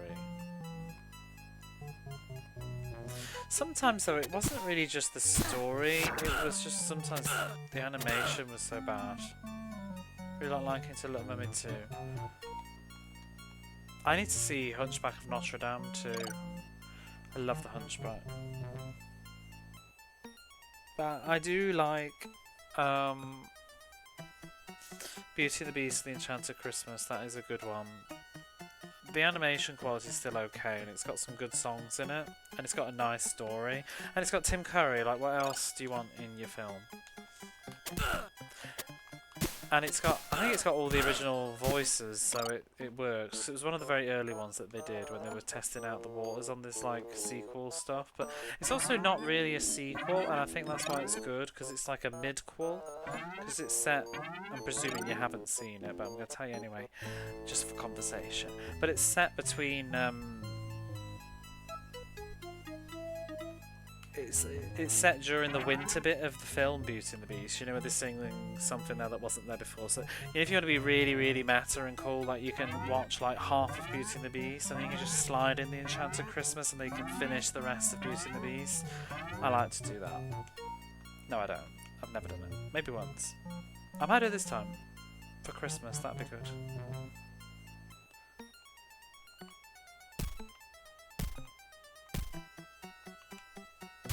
They have to set all their Beauty and the Beast stories in the middle of the film, because otherwise, why is he a beast? But it also shows, because in the movie they can get away with it, because in the movie they fast track forwards to them getting on now. So there's a lot of untold stories in the lore of Belle and Beauty and the Beast.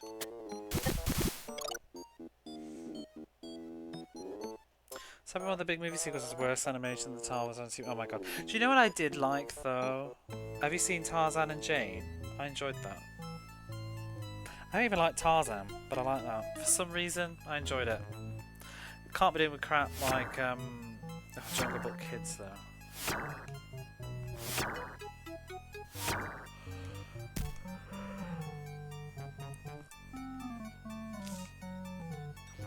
I'm enjoying this game a lot more tonight. I don't know if it's because I'm not really paying too much attention to it, I'm just enjoying chatting. I enjoyed chatting yesterday, but I started to get frustrated with this, but I'm just very slowly...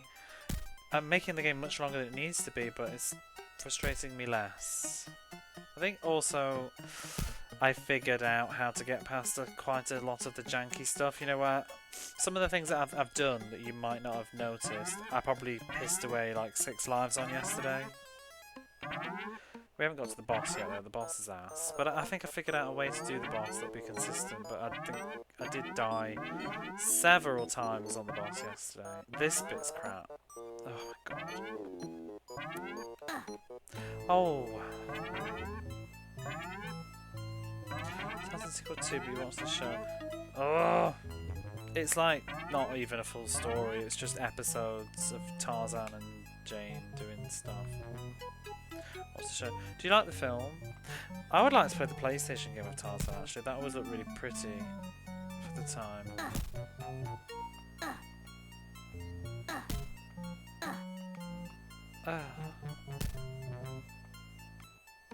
I was not really into the film. I don't think it's terrible, but I think I begrudge Tarzan because I think Tarzan sort of was the end of the golden age of Disney. Some people include it, I don't. I think the golden age of Disney ended with Mulan the year before. So I don't like the soundtrack to Tarzan. I'm not really interested in Phil Collins. I think the music's okay, but it's not good as a Disney film. Because I'm very much about the theatre. I like Broadway. I like West End. I like all that stuff. Yeah, it's just Phil Collins singing over a movie. I prefer when the characters sing, not Phil Collins. Could you imagine Phil Collins singing over Beauty and the Beast? Just saying. They went really hard on Phil Collins. But they paid money, so they probably just wanted to get their money out of it, you know? But I like the characters singing. And I like the fact that those Disney films, if you watch them, because you can see, because Alan Menken and Howard Jones did them, who did Little Shop of Horrors. Obviously Howard passed away after Aladdin, or during Aladdin, from HIV. But Alan Menken continued to do the music for them all the way up to, I think he did Mulan, but I'm not sure. I think he did Hercules, but that's why they've got all this. They've got a very theatrical sound to them. They sound, well, they're musicals. They're theatrical musicals, and that's also why most of them translate so well to Broadway. You got like you got Little Mermaid, you've got Beauty and the Beast, you've got Hunchback of Notre Dame. They translate well to the theatre. I'm going to say Lion King, obviously, but they didn't do that one. Tim Rice and Elton John did. I'm not as into Lion King musically as the other ones, though. I think Lion King's a bit more of a pop musical. It's not the same level, and I don't like Can You Feel the Love Tonight. Can't Wait to Be King and Be Prepared, though, are absolute jams. And The Circle of Life is just iconic.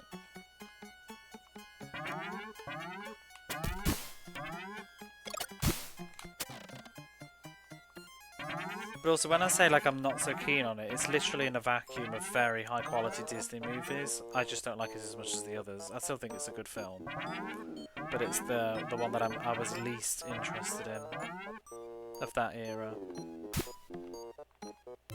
Because, you know, 89 to 99 of Disney was peak Disney, really. I wonder if we'll ever have it that good again. That kind of animation's dead now, though, I think. For kids. But it's like if you go back and you watch Aladdin or you watch Beauty and the Beast, the lyrics are so good. And that's what I didn't really get with Tarzan. I don't feel like Tarzan's music told much of a story. Whereas, it's like they say with, you know, musicals. Usually the point of the character is they burst into song. It's like when the emotion, the typical theatrical musical number. I can't remember who said this now. But it's like the idea is that the character reaches a point that the emotion is so strong that like words won't do it anymore, so they burst into song to show how they feel in that moment in the story. And also the other thing with good musicals is a lot of their musical numbers actually develop and propel the story. They're usually very important to the plot. Because, I mean, if you think about all the songs in those Disney movies, like Lion King, Circle of Life is setting up the entire premise of the film. Notre Dame is brilliant. Notre Dame has fantastic music. So does, I think, Pocahontas as well is incredibly underrated. I know people kind of crap on Pocahontas a bit because of the subject matter, but musically it's an absolute masterpiece. I mean, you just have to put up with Mel Gibson, but whatever.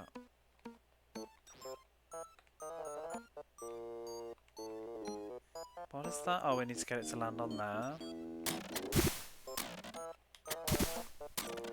But yeah, Hunchback of Notre Dame, out there. That song is a perfect example of a musical song because it's showing all of his emotion and feeling, and it's explaining the story of what's going on. That is a whole song about him yearning to be out there, quite literally. And it sets up his character, it sets up the story, it explains to you his emotion. Whereas, I don't know, Tarzan songs just feel like kind of boring narration. Hellfire's a fantastic song in Hunchback that tells you all about... Did I not hit that?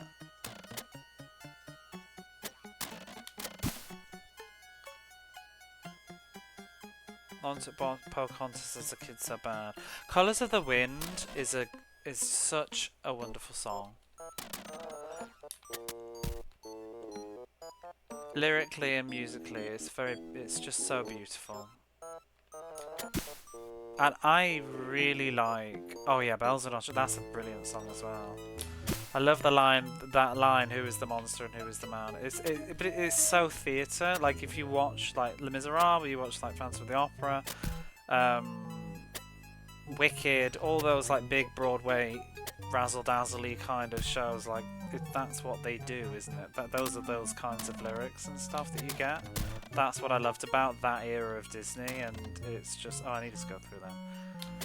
And that's what I don't get from Pixar and stuff. I miss it.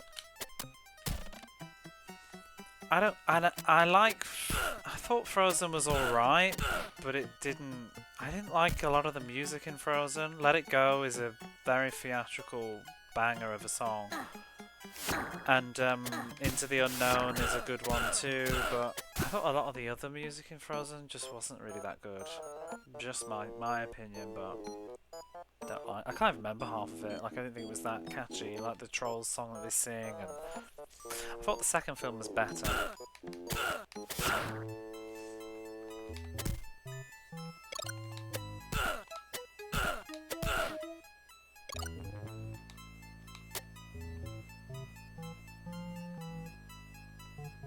See, my favourite Pocahontas song, well, I like them all, but I really like Just Around the River Bend. I think that's a brilliant song, because it tells you all about Pocahontas and her feelings and whatever. Frozen, I can't say anything on your job, yeah. They really killed Frozen. Frozen was just too big for its own good.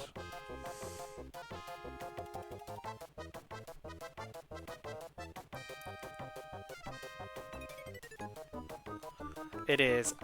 I find it really moving, Just Around the River Bend. I just think it's just such a beautiful song. It's very short as well. I like Savages as well. I think that's a really good song. And the culmination at the end of Pocahontas, you know, where they sing the Savages song and it has her singing over the top of it. It's just all that theatre where you've got different characters, melodies, all singing over each other and stuff. It's really good. because one of my favourite bits, if it depends how much you know Frozen, like, I've only seen it a few times, but you know the bit where Anna goes to confront Elsa or something before they get kicked out, and there's a little weird musical number, and it's like a reprise or something, and that bit, it starts to almost go into this like kind of hard theatrical moment, but then they just like quit it, and I was really disappointed because it was getting really good. I can't really explain it any better than that. You just have to, if you watch it sometime, know the bit I mean. But there's a bit where they're singing at each other, the two sisters, and it's really good. But then it just gets interrupted by that stupid snowman or whatever, Yeti thing.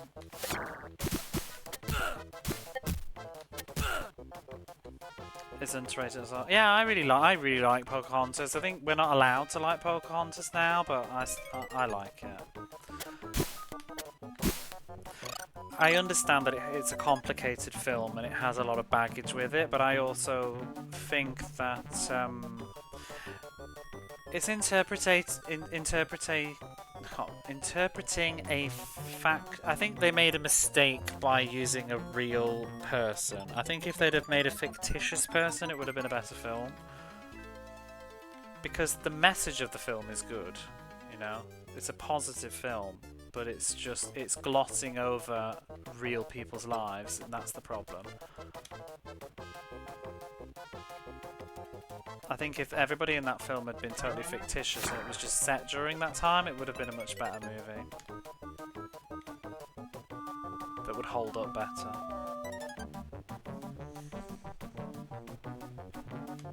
Because I love the end bit. The song Savages is absolutely beautiful because it's both sides of them singing the same thing.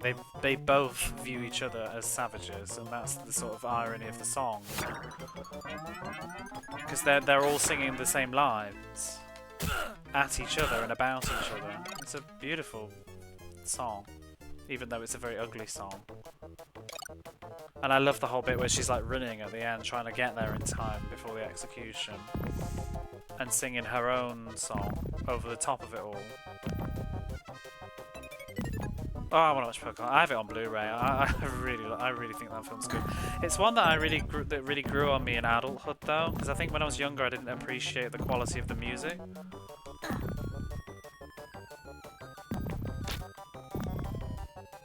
Me personally, was the first time I saw a Disney princess. It wasn't one. Exactly, and I think that gets lost too. You know. No, I can respect that.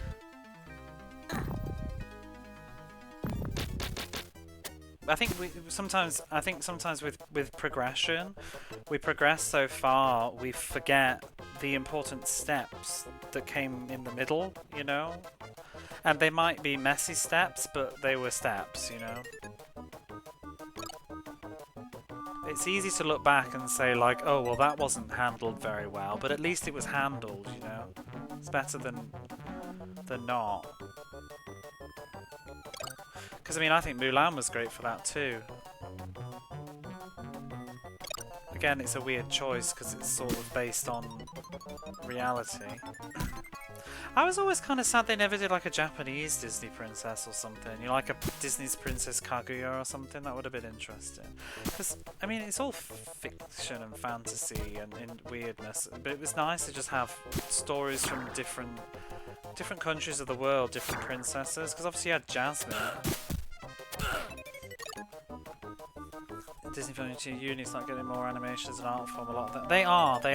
You know, if you go back and you watch Beauty and the Beast on Blu-ray and you pause your Blu-ray, every single pause frame is just gorgeous. Like that, and that's why the straight-to-DVD movies aren't good, because they don't have that level of, they don't have that polish, that level of quality of animation.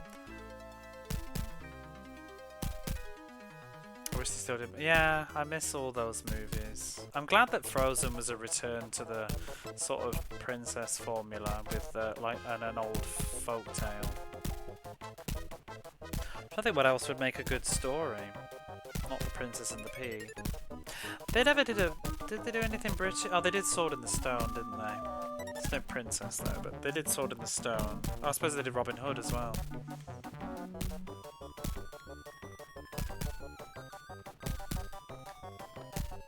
And for the record, Pocahontas on the Mega Drive is a good game. I like it a lot.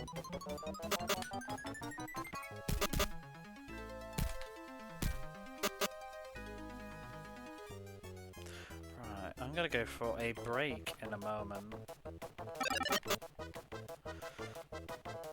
I don't know whether... Let's see if I finish this level first. But I need a cup of coffee. Need to pee.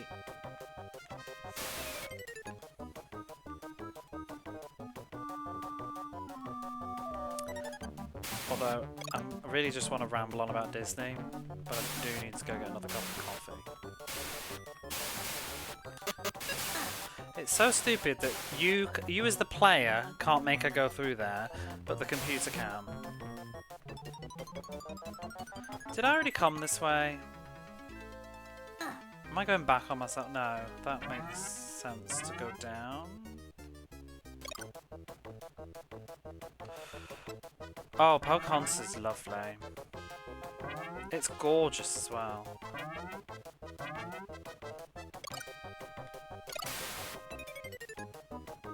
And the music's good. Oh, I'm gonna get on a rant, but... do you remember that? There was that guy that's reviewed every game ever or whatever for the 16-bit era, but very casually. I remember seeing what he said about Pocahontas, and he was like complaining that there was only one song in it. I'm like, did you play the game? There is not one song in it. And it's a damn good song. It's got a very long loop. They've got Genesis, Colours of the Wind, they've got, I'm gonna snooze those ads for a minute, I'll play them when I go for a break. They've got Just Around the River Band, they've got Savages, they've got Dig Dig Dig, they've got like every song from the fucking film, almost. They've got Steady as the Beating Drum. Like, how many more songs do you need? Like,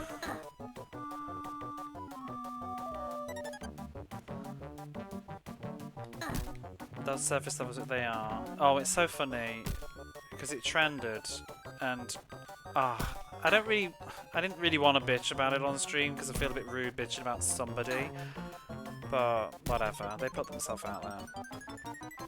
But yeah, it is funny because obviously I've played a lot of these games and I generally just totally disagree, and most of my opinions come down to you didn't play the game for more than 15 minutes and you also didn't read the manual, and that's why you have a warped view. You either like something that you shouldn't or didn't like something that you should and complain that you couldn't play it because of the game's problems when it was actually you just failed to read something. I saw this on YouTube too.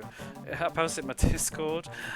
I watched the long play of this and I can't believe I'm about to defend this game, but somebody was saying like the game was really poor because they rented it and they couldn't play it because they got stuck and weren't able to jump over something that was too high because they didn't realise that you could do this. But it's like, and so that's the problem of the video game, but it's like, well, it's in the manual, you know. And I know that maybe you rented it so you couldn't read the manual, but the developers weren't thinking about you renting their video game, probably. The information is there. And people are like, oh yeah, it should have had a tutorial, but it's like, games didn't have tutorials back then. The tutorial was reading the manual and picking it up and playing it. It's just how video games were. But I read some video as fast as possible, yeah. Well, it's also just because they want to claim that they've played every game ever on the Mega Drive and the Super Nintendo or whatever, but they don't want to actually put any of the time in to do so. Like 15 minutes will do. And there's nothing wrong with that, but just don't say that you did, you know? Just say you sampled every game. Don't say you played every game. You didn't. And it's just a very warped view, because some games they've clearly played all the way to the end and it's a childhood favourite and they've scored very well, and then there's other games where it's quite clear they only played them for 20 minutes.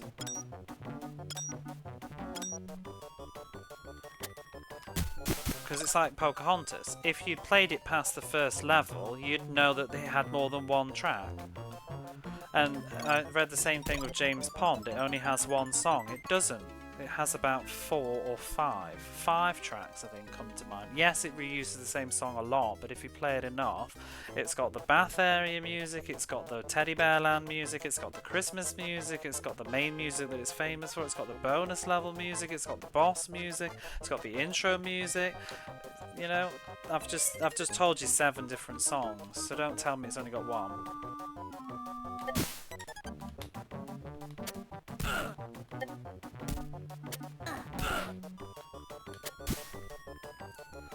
Be transparent. Yeah, exactly. I don't watch a video where they talk about the no game into fun they didn't play halfway through. This wasn't even a video. This is just on a list. But like the other thing that I remember was they said about Rolo to the rescue. They said that it was terrible and that there's all these animals but they don't do anything, so I don't get it. And it's like you're supposed to use the animals. They have different powers, but you just don't know how to play the game.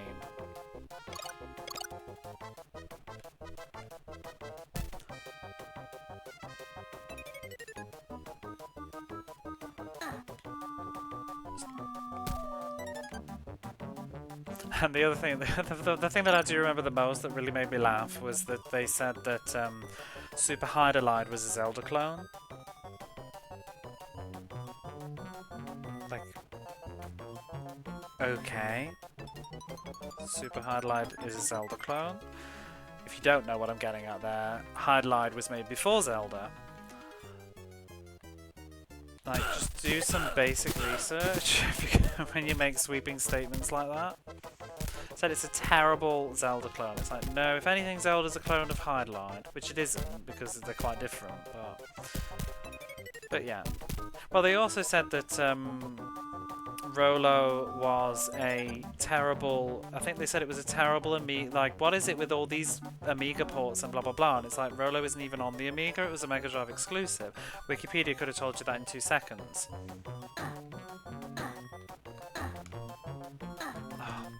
This was that.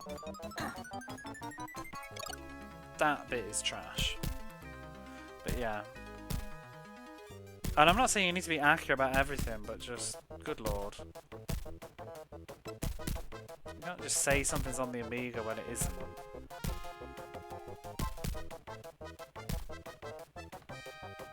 Right, this is the end. We can continue this, but I am gonna go for a quick break because ads are about to go off anyway.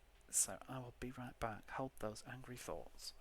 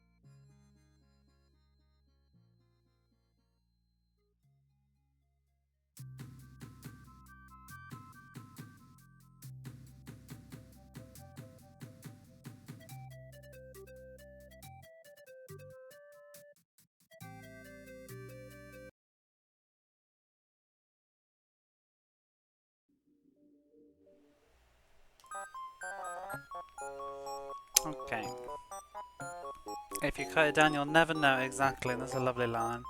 I love that one.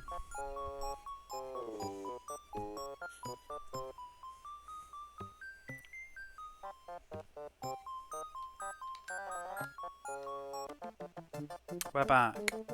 We're the more monsters, not Monsters Inc. Real monsters. 6.5 hours.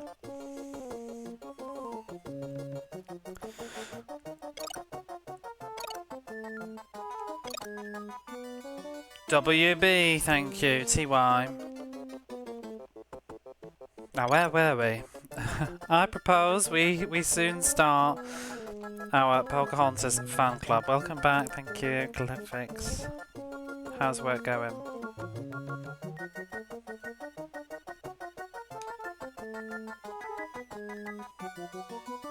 I also just really liked that what's her name? Vanessa Williams did the song and did a damn thing, so great. Love it.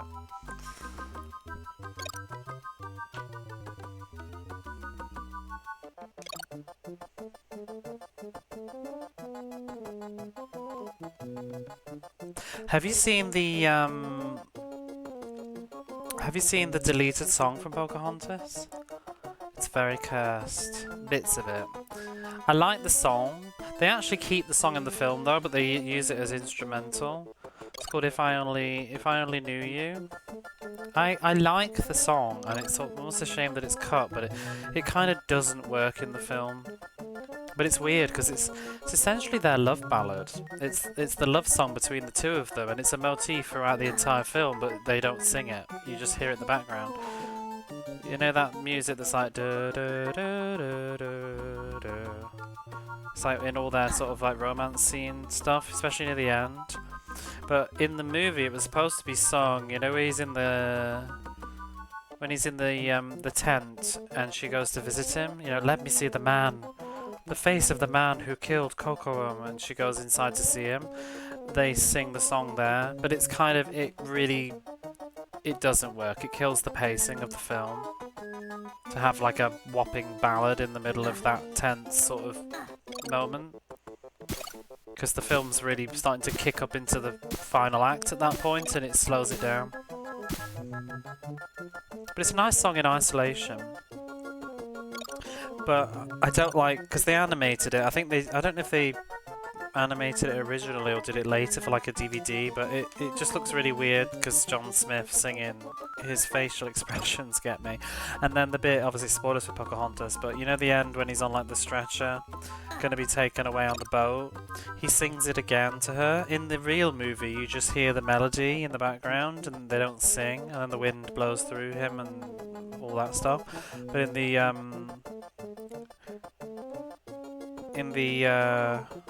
actually, I think you can't opt out of it on the Blu-ray. I can't remember. I think they might have just restored it and you're stuck with it.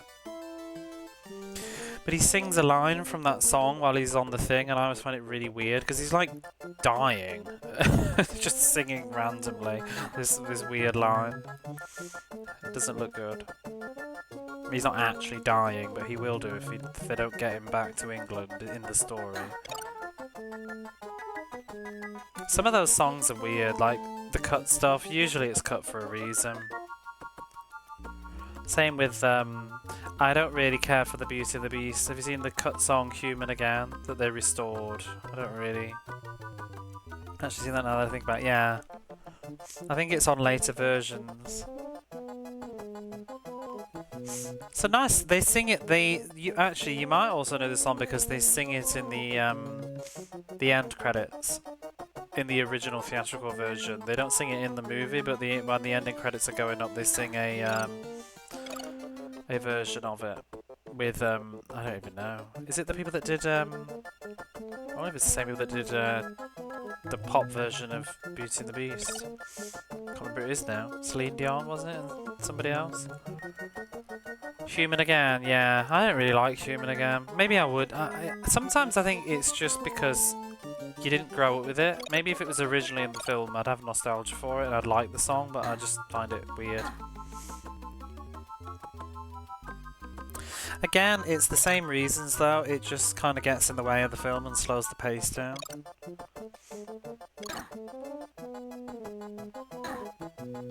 Because Be Our Guest is their number, they don't need another.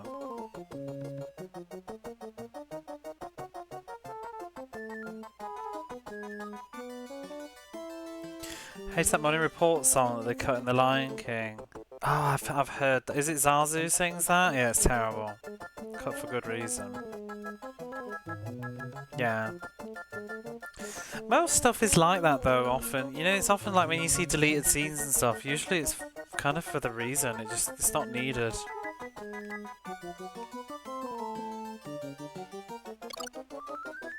What I do find weird though, have you seen Little Shop of Horrors? The movie? I'm gonna go see the theatrical version over Christmas with my mom. And, ooh. Like, sensitive spoilers for Little Shop of Horrors, but the ending is different from the theatre show to the movie, because the theatre show's very negative ending and the movie's uplifting. They changed it because of test audiences. But they did actually have the ending, and you can see it on the deleted, on the DVD. They sort of restored it because there's a whole song that they cut called "Don't Feed the Plants."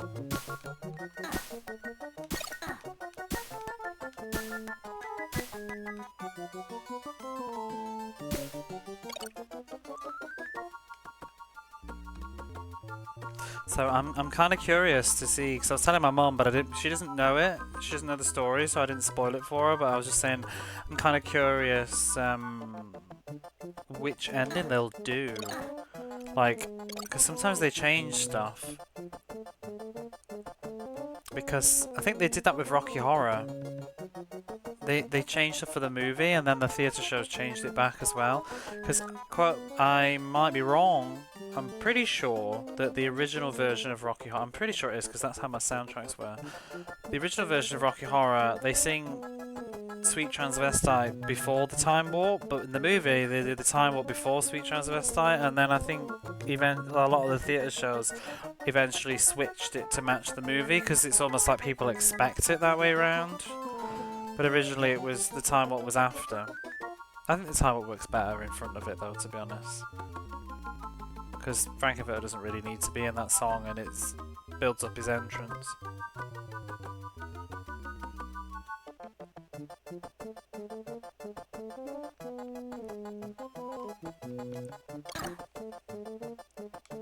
And you know how old? I only just recently, this is me, I used to be a super Rocky Horror nutbag, but you know the line in the song Planet Schmanet? Janet? There's a bit where they said, "Don't get hot and flustered, use a bit of mustard," and it says you're a hot dog. I just thought it was random, you know, because it rhymes, like don't get hot and flustered, use a bit of mustard, it's funny, and then you're a hot dog. But I only just clicked that it's because his name is Frankenfurter. I mean, I feel like really silly now.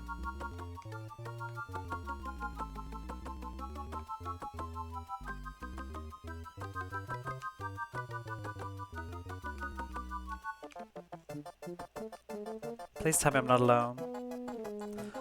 I've only seen the 1960 version of Little Shop, don't know how the other one ends. Hey Jamesy, how are you? Well, spoilers and I'll tell you. Or do you want to know? You should just watch it. Just watch it. Go watch it. Goodbye. Go and watch it. It's really good. It depends if you like musicals. I do. And I think it's a really good film. It's really funny. Jack Nicholson's in the original, isn't he?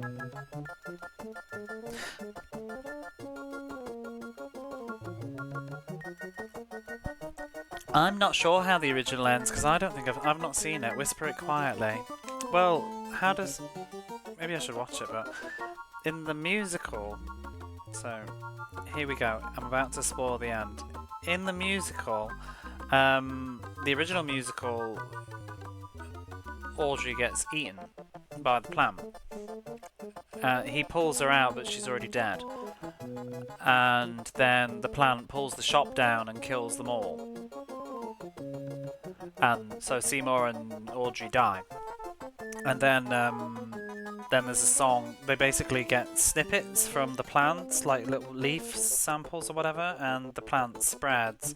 So there's now orgies all over the world, and they're all growing bigger, and it's basically an alien invasion. It's like a parody of that.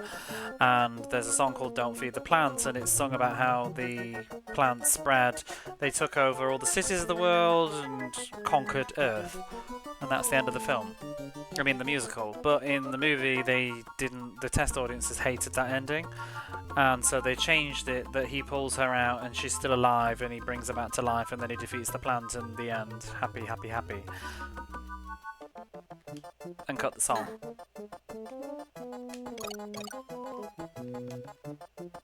But if you watch the most modern versions of Little Shop of Horrors, like DVDs and Blu-rays, they usually in the special features have the original ending now. Restored. For a long time it was only available in black and white with no audio, but they did find they have the colour footage of it now and have restored it. So many games and movies, jokes went over my head for years. Yeah.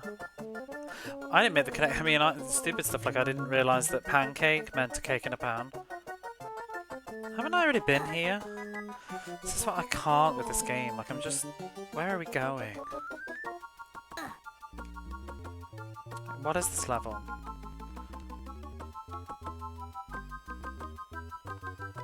I have already been here.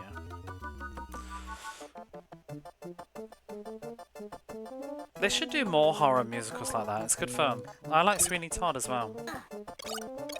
I presume you've seen Sweeney Todd. You know, I would love to see Sweeney Todd on the stage. That would make me so happy. And I wish that there was real good footage of Angela Lansbury doing Sweeney Todd. There is a little bit of footage, but not much.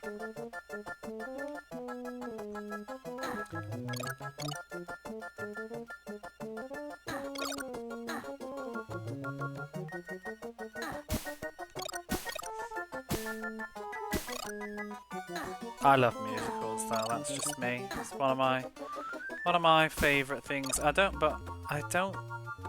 really like most modern musicals, unfortunately, that I've seen. I've not been wowed by any. Hey Barface. Yeah, Sweeney Todd's fun. My problem with modern musicals is they don't sing live, and it annoys me. This boss is absolute trash. I'm going to have to really remember what I did yesterday.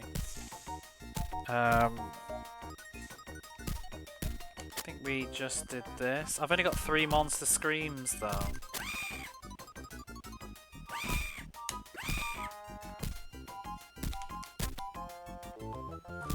Thank you for the look.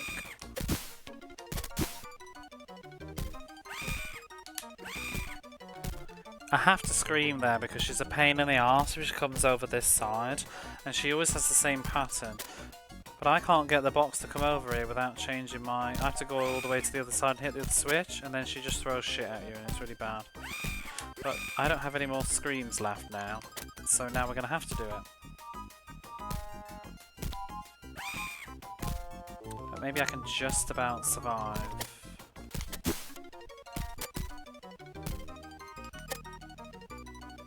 Oh.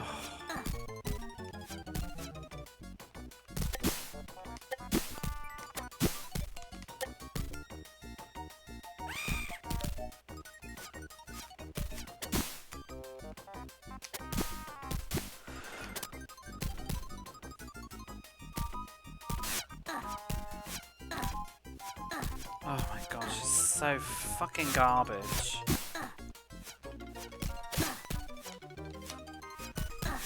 Oh! Fucking the bounce back and iframe shit on this game. Like when you get hit, you get knocked back and stunned. It's so irritating. Well, I'll defeat her now. I've got 5 of those screams. I think.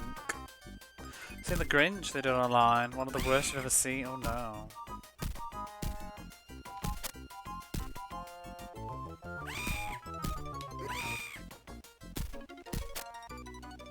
Scream doesn't even hurt her, it just makes her move.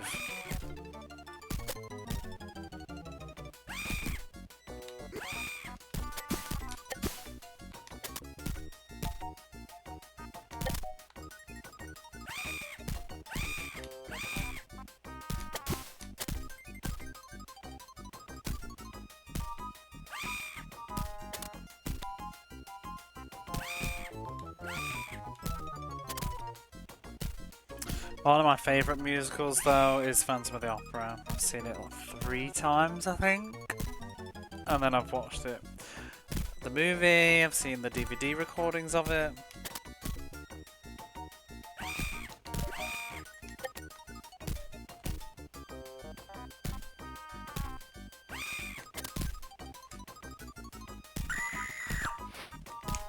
Yeah!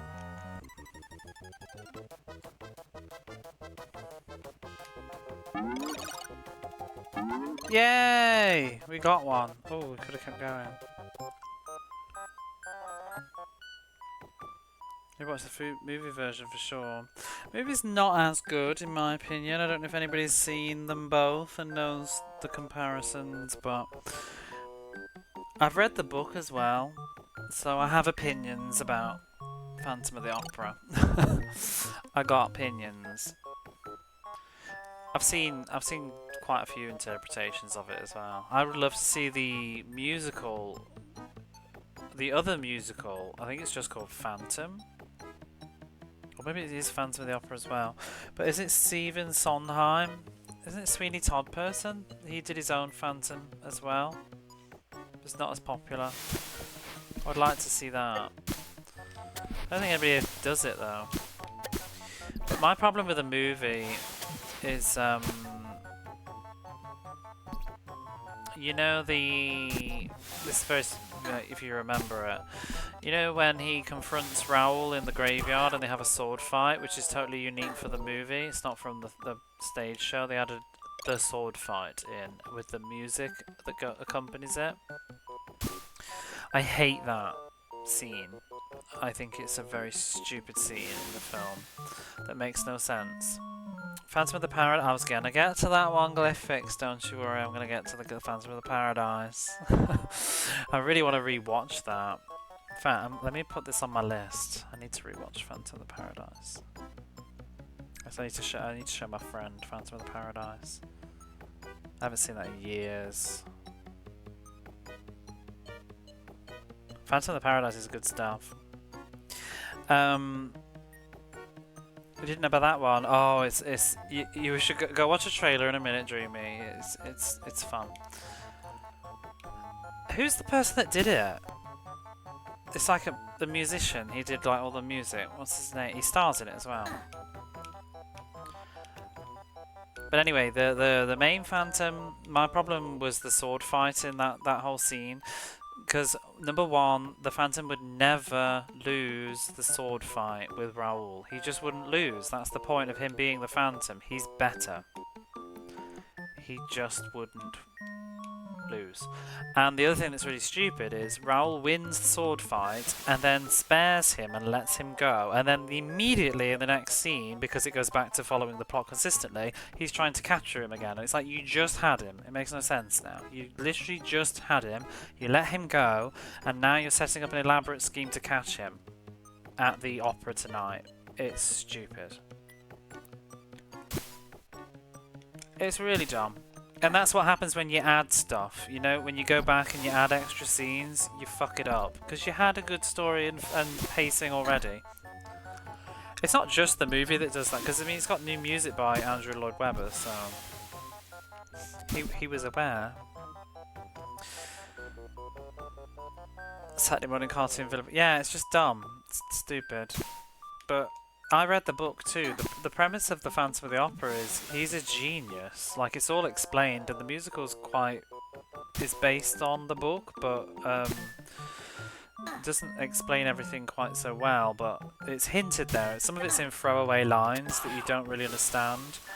But he's supposed to have been in like a travelling circus or something, and so he's trained with the art of like lasso, which is why he's able to do that. He's trained in the book. He's like been around the world and he's trained under different people. So he's like a master architect, which is why he has his underground lair. Paul Williams is who I'm thinking of. That is who I'm thinking of. He's in it, I think.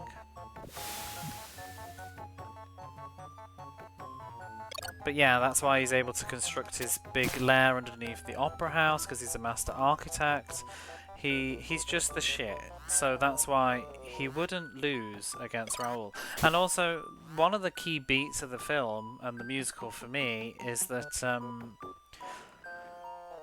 spoilers for it again, but the ending of the thing is that it's an act of compassion from Christine and his love for her that they are allowed to be together and escape. It's a choice. He lets her go, and the point is that he's unstoppable, and it's only because of him choosing to let them go that they get away, kind of thing. It's not because Raoul beats him in a sword fight.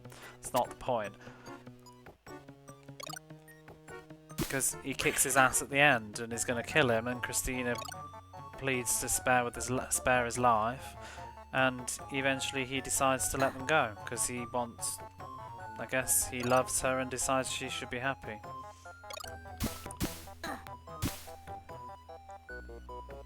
Yeah, just got it wrong. What else shall I deconstruct? How about the Les Miserables film? I really like that. Just go in there. But yeah, I really like that. But oh, Phantom of the Paradise is it's got have you ever seen Shock Treatment? Because it's got Janet from that in it as well. Shock Treatment's not bad. Oh my god, I can't believe I died to him. I didn't last night. It's in the sequel to Rocky Horror, Shock Treatment.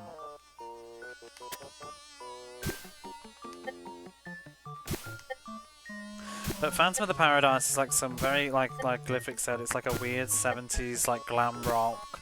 It's kind of pseudo-futuristic weird as well. I feel like a lot of 70s films were like that. And 80s, like that sort of media. Thinking about the media. So the female lead in Phantom of the Paradise is the female lead in Shock Treatment.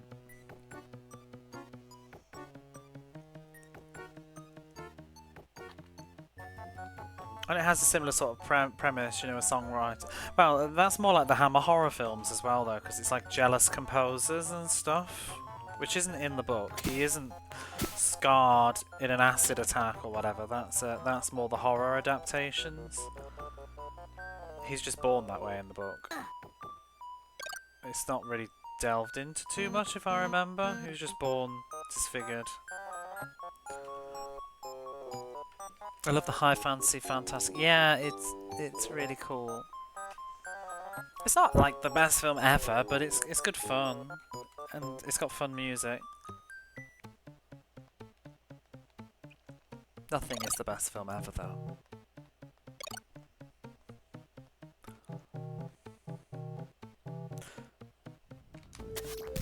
You know, this time around, I'm not hating this game as much as I was yesterday. I think I'm coming into the zone with it a little bit. It's still got like really bad problems, but it's kind of, you can apply the same logic as I have with other games, like, you know, just playing it again and actually learning how to play it, and it's becoming a bit more bearable. It's not good though. It's just Paul Williams. I don't really know Paul Williams, I just know that he's bigger than that film. I think I've only seen that film. He's also very, I find him very weird to look at. He's like a compressed person. Because isn't his voice is quite low. Maybe, I don't even know if he actually had something actually. Now that I'm thinking out loud. Still think I've never seen the film.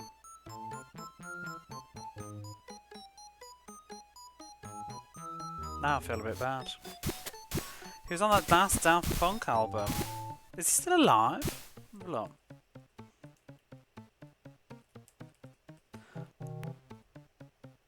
Paul Williams, American composer and singer.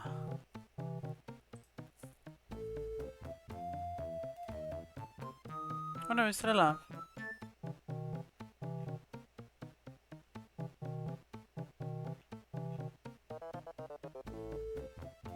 Oh my god, see, he is really famous as a writer. Oh my god, I'm looking now. Like he did Bugsy Malone, the musical, and you can hear it actually. And he did Star Is Born.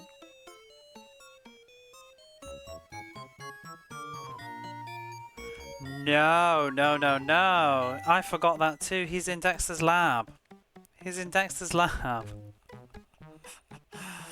He's kind of playing himself. He's in an episode of Dexter's Lab and he sings. He's in the episode. What does it say here? Breathe in the Sunshine. An animated version of himself singing Breathe in the Sunshine. In a 1998 episode of Dexter's Lab.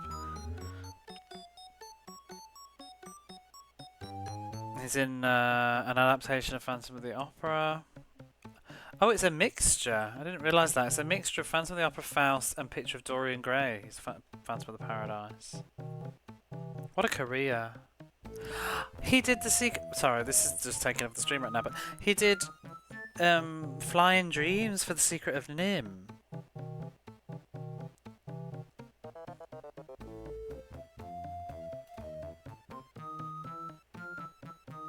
Oh, the Secret of Nim's good.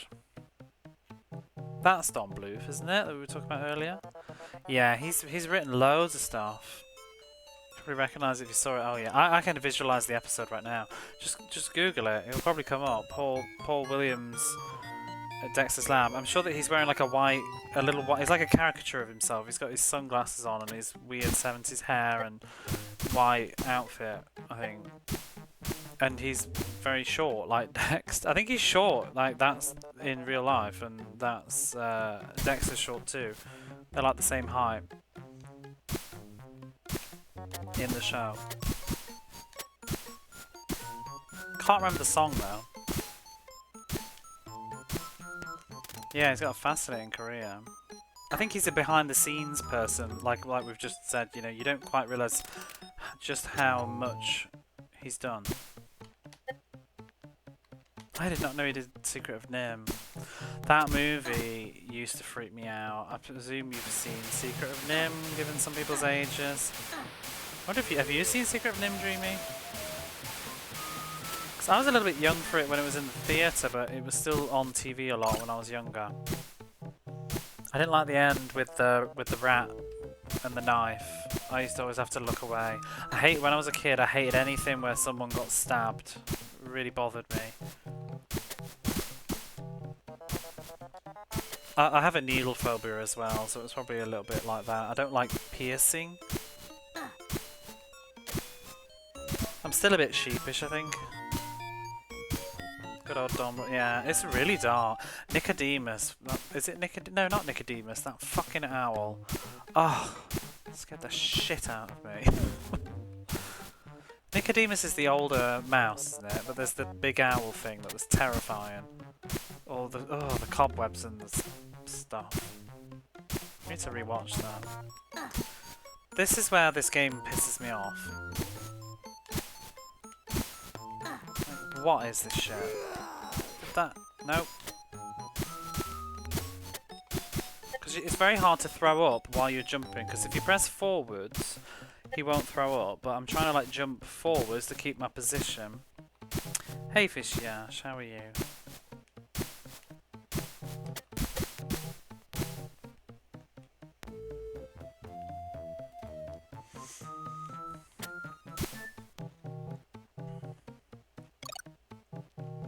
See, Anastasia's my favourite Don Bluth. You know the one that I never really liked was, well, it's not that I don't like it. Do you know what I mean when you say, like, sometimes you don't like stuff as a kid? Like, you watched it anyway, and I'm nostalgic for it, and I watched it a lot as a kid, but it was just never my favourite, and there was just stuff that bothered me in the film that just, I thought was a bit, like, weird or creepy, but I'd watch it anyway. But it was Thumbelina. I always thought that film was kind of creepy, and it kind of made me feel a bit weird. But I'd watch it still. That bloody Marry the Mole It's so funny. I love that. I love that. I think it got slightly rediscovered on the internet for being the absolute monstrosity that it is. Did it win a Razzie for like worst song or something? It's so bad. We're talking Don Bluth, yeah. Well, we're talking all sorts. I'm literally just vomiting brain waves tonight. I've had a lot of coffee. It's 1:40 in the morning. We're just bouncing from conversations to I don't even know why we're talking about this right now. I think we went from... Oh my god, we've gone from everything. We've gone... Can we go backwards? We've gone from Secret of Thumbelina, Don Bluth, Secret of Nim, composed by Paul Williams, who was in Phantom of the Paradise, because we were talking about Phantom of the Opera. And we were talking about musicals and Little Shop of Horrors, which then went back to Disney, which ended up being in Don Bluth as well, and Titan AE. Probably all because I'm playing Aaahh. Oh, because we talked about Jimmy Neutron. It's your fault, Dreamy. That's where it all came from. I think about an hour ago you mentioned Jimmy Neutron, and now we're talking about Don Bluth after getting very sidetracked. It is. It's all your fault. You said something about Jimmy Neutron being in. Well, it's technically my fault because I asked if there were any Nickelodeon games on Xbox, and then you mentioned Jimmy Neutron, and here we are. Because Jimmy Neutron sent me spiraling off into a big tangent about Disney. Which is very easily done. It is very easy to set me off on about Disney. Because I don't bang on about Disney in the way, like, I'm not a Disney nut in the sense that all things Disney are amazing. Like, I'm not really into Mickey Mouse. I don't mind Donald Duck and Mickey, but I'm not into the whole Disney World kind of stuff. I'm not crazy about theme parks. I don't care about Marvel, all that stuff. But my Disney movies from my childhood, the musical Disney movies, and even the older classic ones, the Disney, what we call the Disney classic line, that's my shit. All that stuff. Love it. But beyond that, I'm not really that bothered. I don't mind Mickey Mouse, but does anybody watch Mickey Mouse? I've never really watched Mickey Mouse. I just know Mickey Mouse more as just as a thing. A video game character on a t-shirt. Fantasia. I don't really watch Mickey Mouse. Renaissance, exactly, that's the one. The Renaissance era of Disney is the best. But I do like classics. I like Sleeping Beauty. The newer Mickey shorts are fantastic. Is that the one with the weird animation? I think I've heard about it.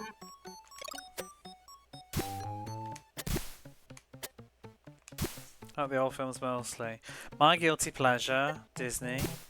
Is it part of the classics line? I like the Three Caballeros. I should know this. I think it is. Because some of those early ones are kind of weird. Oh no, it's not. It's not considered part of the classic line. Because there's those other ones. What is it, right? Rhythm and music or something? Music and lyrics or something? No, that's a bad film with Drew Barrymore, isn't it? Well, I say bad. I haven't seen it. Well, I like the Three Caballeros. That's a real guilty pleasure of mine.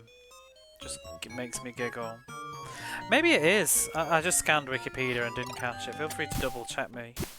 But I'm not sure. Because those early classic lines ones aren't always what you think they are. There's some random movies in that are considered the classic lines until they really went hard on them just being the fairy tale animated ones. Oh, there's an official classic line, yeah. No, it's the big theatrical ones. So it starts with Snow White. I can name almost all of them, except there's a weirdness in the 40s, whereas there's a couple that slip in that are a bit random. But it's like, you know, it's Snow White, it's Pinocchio, it's Dumbo. That's in the... Well, Snow White's the 30s, and the 40s is what? Dumbo, Pinocchio. Alice in Wonderland is 50s. And Peter Pan. And Sleeping Beauty. And then Cinderella is 60s. What else is 60s? Jungle Book. And 101 Dalmatians. Or is that 7? No, that's going into the 70s, isn't it? 101 Dalmatians. Sword in the Stone is 70s, I think, or late 69 or something like that.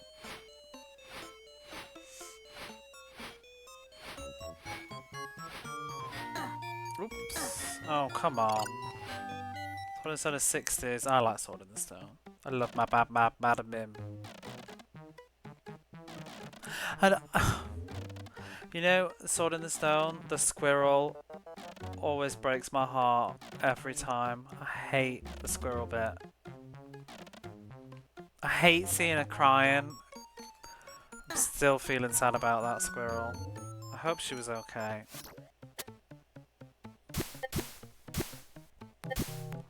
Oh, got it. Yeah, every fucking time I can't with that bit. When she's... Oh no. Winnie the Pooh is part of the classic line as well. The first one, I think. Not the Winnie the Pooh movie that came out later, as far as I know. But the original one, I think, is. And that's a brilliant film. And it's very, very good when you watch it as an adult. It's very funny.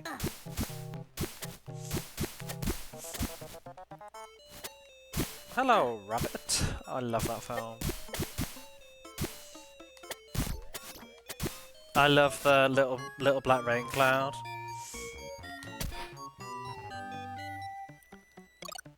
Oh bother. And Gopher. Basil the Great Mouse Detective, that's 80s.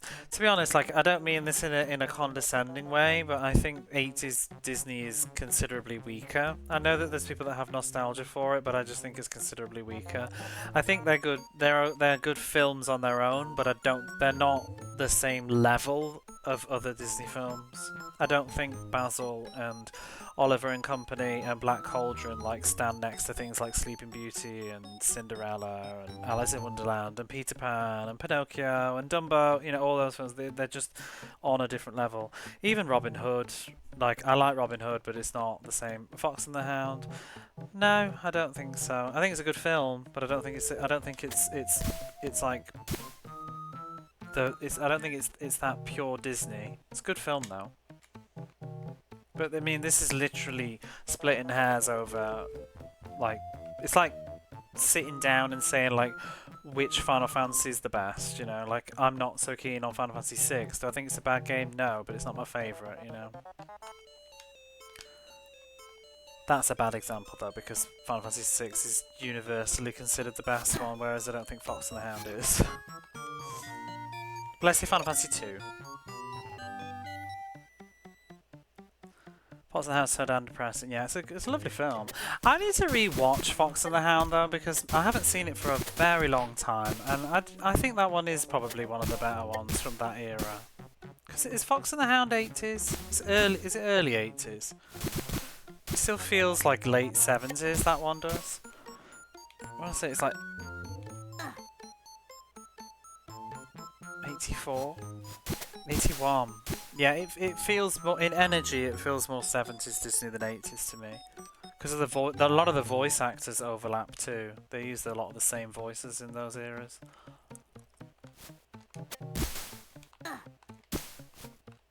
I mean, I don't even like all the 70s ones as much either. Like, 101 Dalmatians is decent, but Disney's at its best when it's doing fairy tales, I think.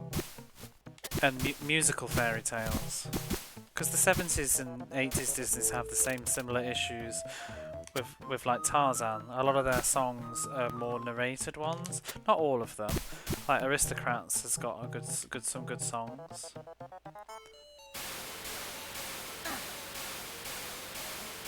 But Robin Hood's songs aren't so good. I mean, it's memorable, but it's not really as good. This is really on to those dogs movies. It's had a bunch of reused animations. I think it was the 70s that did. I think it's, if I recall, I think it's the 70s that recycled a lot. Because that was Robin Hood, which recycles Snow White. And the Aristocrats also recycles it, I think. And 101 Dalmatians. 80s is they're very good animation. I think the standard of those films is very high. I just think the stories and the music is weaker. They don't have the Disney magic, is what I like to call it. Renaissance, I think it showed up. Well, the 80s. I think the 80s was a time where other companies' movies were just as good, and Disney wasn't the S tier. They were just as good as everybody else, because Don Bluth movies are just as good as 80s Disney. But then Beauty and the Beast comes in, and well, even The Little Mermaid, which was before that, but Beauty and the Beast in particular is in a fucking different galaxy to anything Don Bluth did, in my opinion. But they're very hard to compare because Don Bluth is quite different in style, and I think he work for Disney in the 80s anyway, like before that, so that's why they're kind of similar. Because then he left Disney and started doing his own films. And I think Secret of Nim is a wonderful film, but it's not a Disney film. Definitely not. And Thumbelina, I think, is a weird film.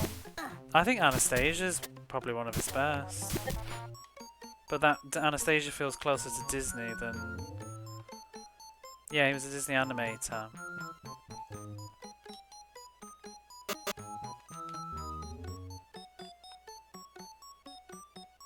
Did Dragon's Lair. Apparently he did, because I looked at it earlier, it was like Spaceman or something. I'm just gonna, hang on a minute, let me just stop, because I feel like I've missed loads of messages in chat. In particular Barface, I'm sure he said something. Which would be Renaissance era, like Beauty and the Beast. So Renaissance era is 1989 to 1999. It's from Little Mermaid until Tarzan. So it includes Little Mermaid, Beauty and the Beast, The Rescuers Down Under, although that one's The Black Sheep. But it's a sequel. Pocahontas, Hunchback of Notre Dame, Lion King, Mulan. I should do them in order, that would help me remember. Where is it? Little Mermaid, Beauty and the Beast, Aladdin, Rescuers Down Under, Pocahontas, Lion King. Wait, Pocahontas is later. What was 93? Was there nothing that year? Lion King, Pocahontas, Hunchback of Notre Dame, Hercules, Mulan, and Tarzan.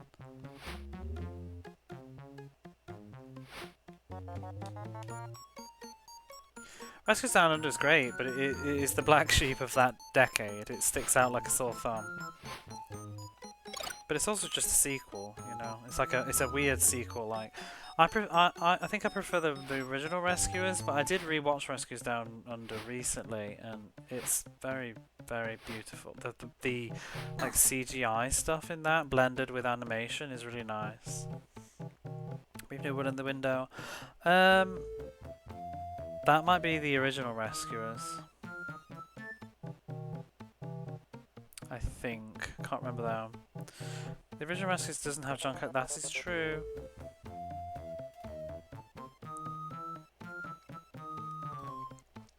I loved them. We were talking about this on another channel. I can't remember. I feel like it was Dreamy was there, but I think it was Big Tall's channel. Hang on. The only thing I know about animated Robin Hood is the hamster song. That was what I was thinking, Jamesy, when I was talking about the music being memorable. So I'm just thinking I haven't missed any glaring messages there. Little Mermaid up to like Tarzan.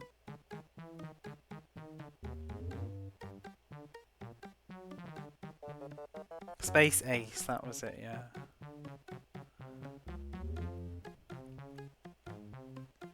I haven't seen a lot of Don Bluth either, so I probably should before I say much else about it. Like in the Rescuers Down Under, Hunchback is a great place. I love Hunchback. That is one of my favourite. The only old Disney I remember watching is Fantasia. Fantasia is a lovely film. I grew up with Fantasia. You know what I particularly love? I remember, you know, the hippo and the crocodile sequence. What is it? What's it called? The something seasons? No. But anyway, the hippo and the ostriches and the something hours. But that reminds me of my grandma, who, like, didn't really see a lot of my grandma in my life because she got Alzheimer's while I was fairly young, but I do remember late sitting up one night with my grandma watching that bit of Fantasia and giggling. It was so good.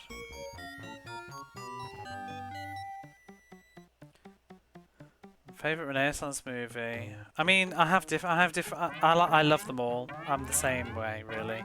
My favorite is Little Mermaid and Beauty and the Beast, which is 2, and I don't care. But then my other favourite is Hunchback of Notre Dame because I think the music's really good. But then my other favourite is now, if I had to absolutely pick, it's Beauty and the Beast. It will always be Beauty and the Beast. That is the perfect. I think of everything Disney ever did, I think Beauty and the Beast is the perfect movie. I have no critique about that film.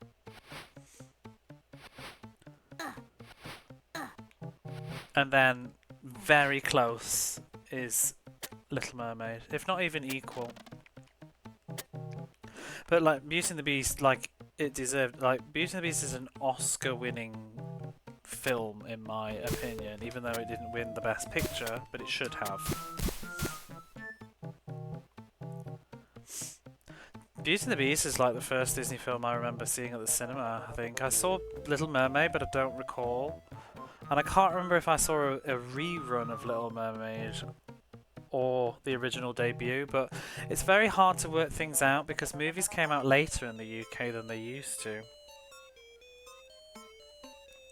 I love The Emperor's New Groove as well, but I have to put The Emperor's New Groove in a different planet. It's a really good film, but it's not good Disney. It's just a really good film, but I really like that film. It shouldn't be a Disney mainline classic though. It should just be something else, but it's really funny. I love Eartha Kitt.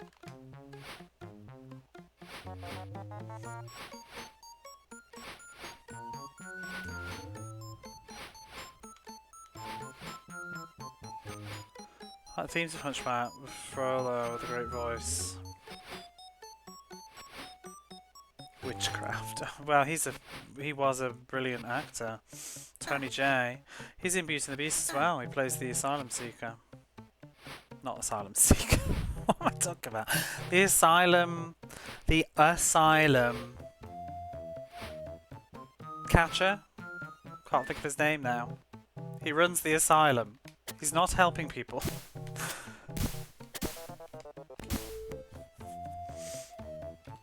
I know. I missed Eartha Kitt's death. I remember one day just being like, what the fuck? When did Eartha Kitt die? It was like 2 or 3 years afterwards, and I was just like, I missed that memo.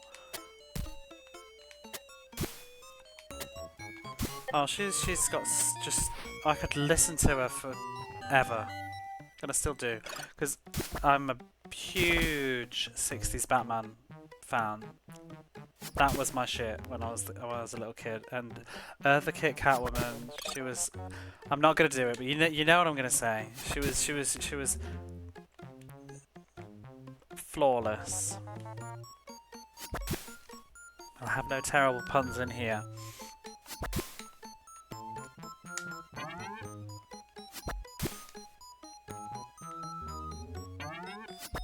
I do like Julie Newmar though. I love all the Catwomans. But she was very good. She was very camp, it was great. And putting that box in a box and mailing that box to myself, and when that box arrives, smashing it with a hammer is one of the best bits in movies. I love all the Catwomans. Oh, you're not going to whip out Halle Berry, are you? She was alright. No, I was talking about 60s Batman.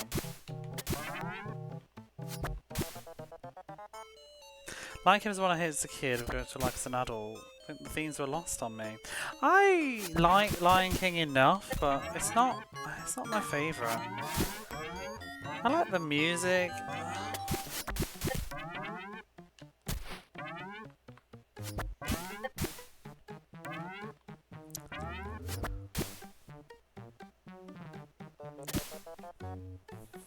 Michelle Pfeiffer is so good. She's so good in that film.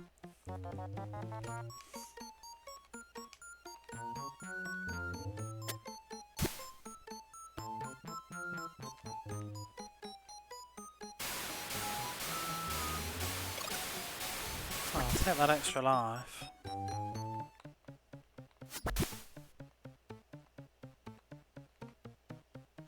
Batman Returns is better than 89. Come at me, bro.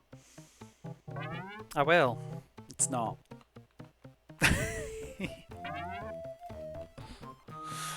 It's hard to say though, because I flip-flop. I like Batman Returns more as an adult. As a kid, no. But as an adult, I do think Batman Returns is really, really good. But it doesn't have Jack Nicholson as the Joker in it. It's a big problem. It doesn't have Kim Basinger as Vicky Vale. It's a big problem. It doesn't have a soundtrack by Prince. It's a big problem.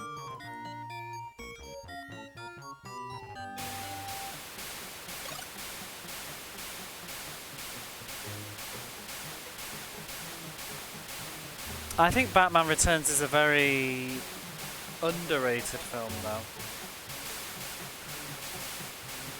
In the Batman movies. I know that people don't dislike it, but I think people don't think it's as, you know, talk about it as much as they should.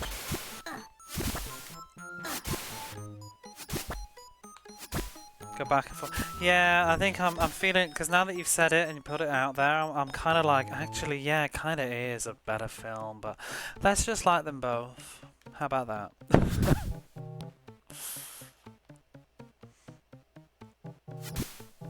And we can all agree that they're both better than Batman Forever and Batman and Robin. Who'll have henchman Bob? And that is a problem. Because you've gotta love Jack Nicholson. Love that Joker.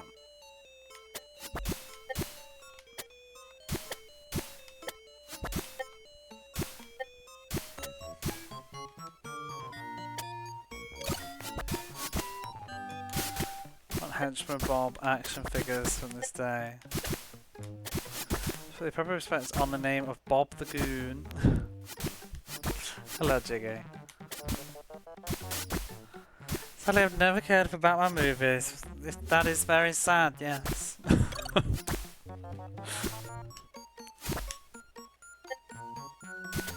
F for Fishy Ash, not caring for Batman movies. Though I feel like I've only watched the worst ones, Batman and Robin as well as... You need an intervention. You need to find... You need to stop being so bad to yourself. You need to find love. There are better Batman choices than that. I haven't actually seen Batman vs Superman though. But I'm going to assume it's not the best. I should watch it. I need to watch the new Batman, the what's it, the Twilight guy. I have no problems with him being in it. I just never got round to watching it. Does anybody know why I keep seeing Riddler on Twitter? Did something happen? Have I missed some movie or TV show? Why do I keep seeing like stuff about Riddler and the city or something? I'm trying to be careful not to say a spoiler, but I'm just confused to why I keep seeing this clip and Riddler's plan, or is it just some old shit that's trending again? Because I'm like, what is this from? Oh, is it from Joker? Yeah, maybe I don't want to know too much then. I want to watch the new Joker movie. I like the first one, but I feel like it doesn't need a sequel. Robert Pattinson, yeah, I've heard it's good.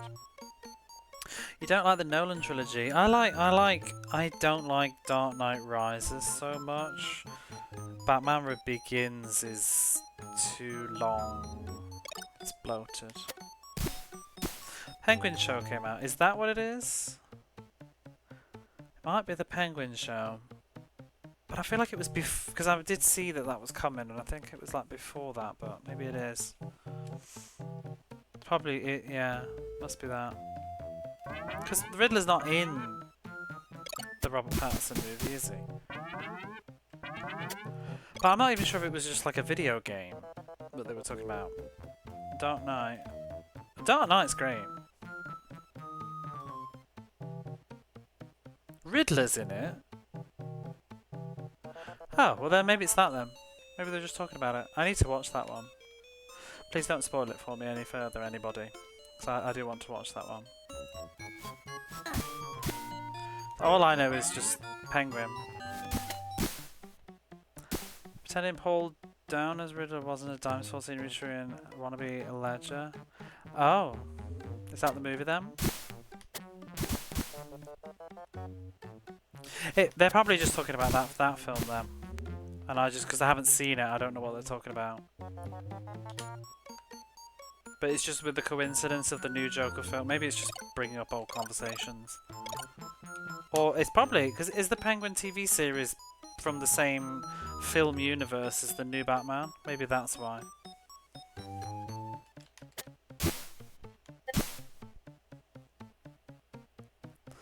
That'll be it. None of my brothers actually know how to actually watch movies. I mean, I think the Nolan films are worth your time, but I didn't really care for the last one.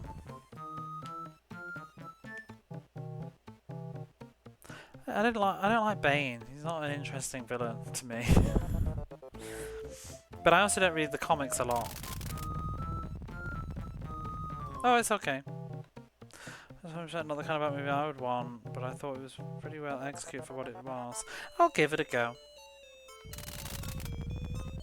I love Batman, so I'm always excited for different interpretations of Batman. But I'm not really a comic book Batman person. I've read a few, but I'm very much more the film and TV show Batman, and not the cartoons really. I never really watched those. 60s Batman, Burton Batman. That's me. And the games, because I had Batman Returns, Batman Forever on the Mega Drive. Not that they were all that good. Bane was off in both. I mean, I don't read the comics, but what I do see of Bane, he doesn't really have the depth to carry a film. Unless you make it that way. I think they just really didn't want to do another big villain, but they kind of just should have done. They should have just done Riddler or something, maybe. Matt Reeves take on the world of Batman and Gotham.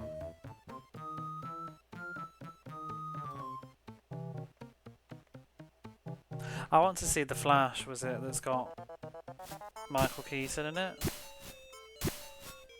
But I'm a huge Michael Keaton. Michael Keaton is my Batman. And him or Adam West.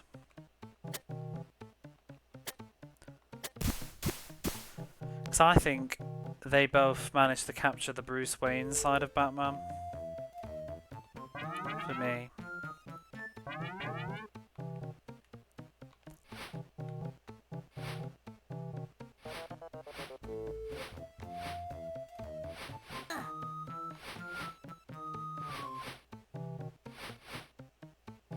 I've not seen Ben Affleck Batman. I've heard good things about the animated series, I just never bothered to watch it. I think I've seen an episode or two when it was on TV. Is it one of the movies supposed to be really good? Might have been Batman Beyond though.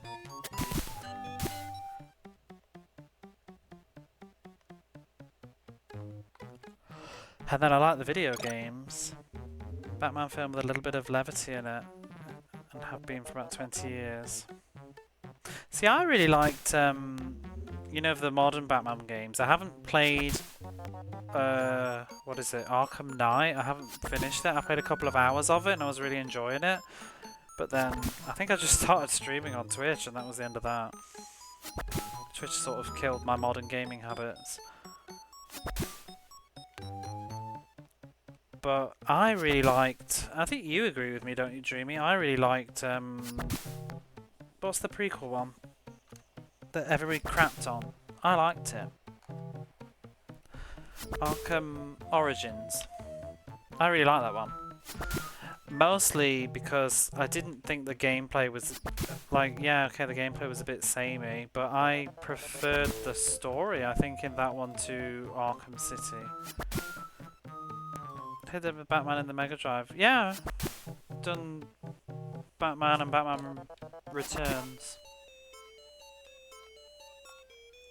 Haven't done Forever yet, and I haven't done Batman and Superman.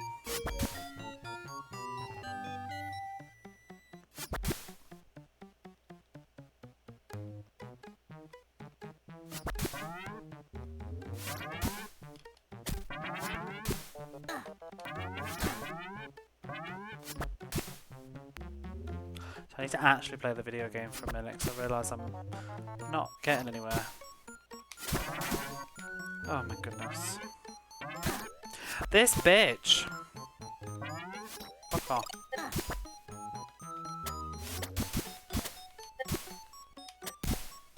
Oh my god.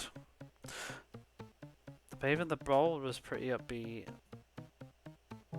I just really like the story of Origins, and I like the setting, the Christmas setting. It reminded me of Burton Batman, and I loved the, I think you just said about detective stuff too, and I thought it really captured that bit. I loved the crime scene stuff in Origins and the rewind. That was so cool. And I just loved the way, I'm not going to say the spoilers, but I loved the where it went and how it unfolded.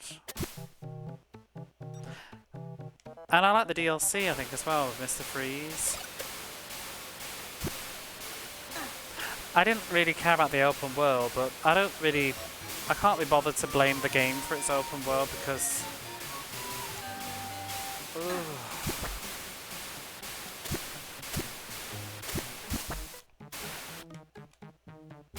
I feel like open world is just a tired genre, and it was tired already, and it's just another tired open world thingy, but I'm used to them, you know, like I played loads of Assassin's Creeds, whatever, but I enjoyed the story, because I don't think it's any more tired than Arkham City.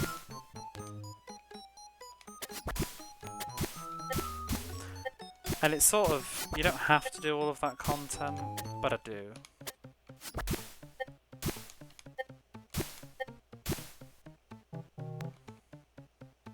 Yeah, I came away enjoying the story of that one. Forgot that was specific to Origins. I like the younger last season Batman 2. Yeah, it was good. It was nice. I agree with that. The Odyssey on the Batman universe made the villains feel more terrorists than people with lives themselves. That, yeah, it was an I like The Dark Knight. I think The Dark Knight is a really great film.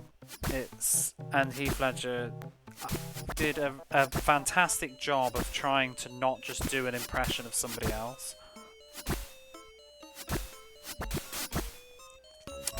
It was a big job to not just do Jack Nicholson. And I think he successfully achieved that.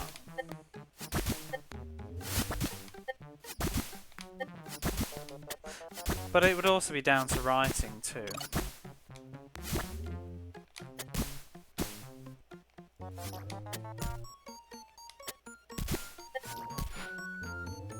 Batman Begins, I have a problem about this with a lot of stuff, especially like when the Spider-Man movies that I saw. I have not kept up with Spider-Man at all, but I get very bored when we have to keep retreading origin stories of all these superheroes, because it's like with Batman Begins, I don't care, just be Batman.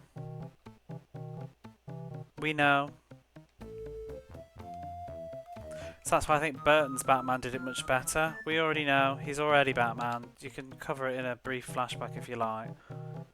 But I don't really want like a slow building becoming the Batman. And I got very bored when they kept rebooting Spider-Man. I got very bored of watching him becoming Spider-Man again. Because it takes up half your film. That's the problem. The villain origins, especially written for, yeah, it takes up half your film, and that's why I think like Dark Knight was much better because it was already just let's go. He's already the Joker. He's already Batman. Let's just go. It's fine.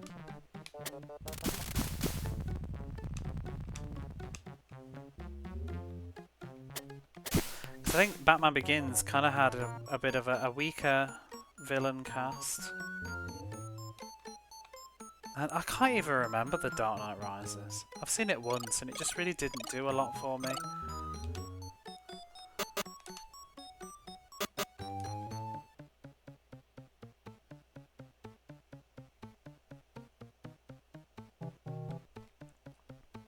If you think about it though, yeah, a lot of the Burton films, well, there's only two of them, but they did like that really, because Penguin was kind of already Penguin. I guess Catwoman had a bit of an origin story, but it was interesting.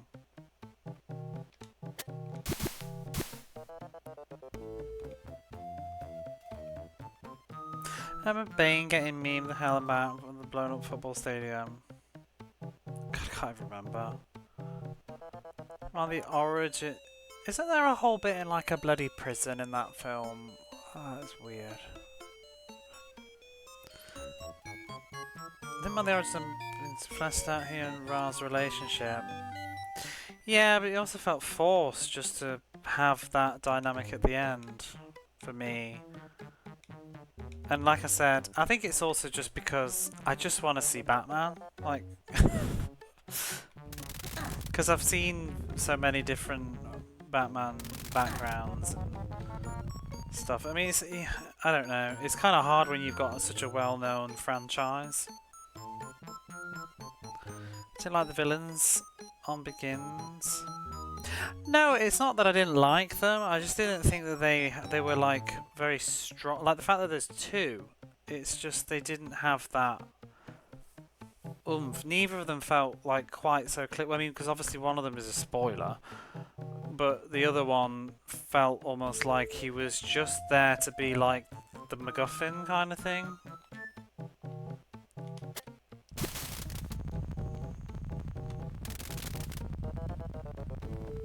I think it. I don't know. Maybe I'd have liked Scarecrow just to have been on his own. A bit more focused. He felt a bit diluted. Because he's a cool villain.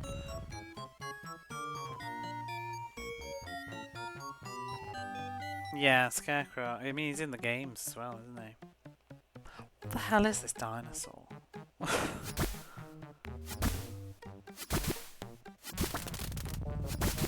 I'm personally very sad that they didn't do a that Nolan didn't do Riddler. I really wanted I would have loved a darker, gritty Riddler. Because I don't think the Jim Carrey Riddler was... It was good when I was a kid, but as I'm older, I'm less... I think Tommy was better. Two-Face. The movie was just a bit messy.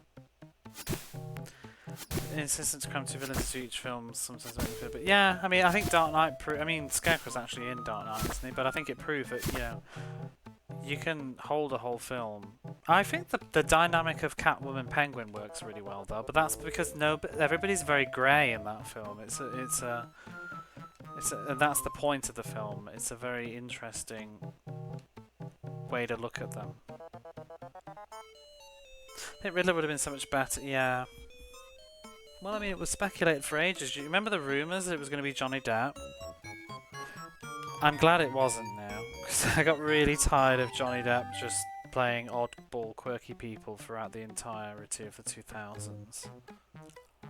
It felt like a lazy... You know, people moan about the Marvel movies being sort of a lazy fallback on, but do you remember when it was just like Tim Burton movie starring Johnny Depp and Helena Bonham Carter, funded by Disney, in quirky adaptation of and print.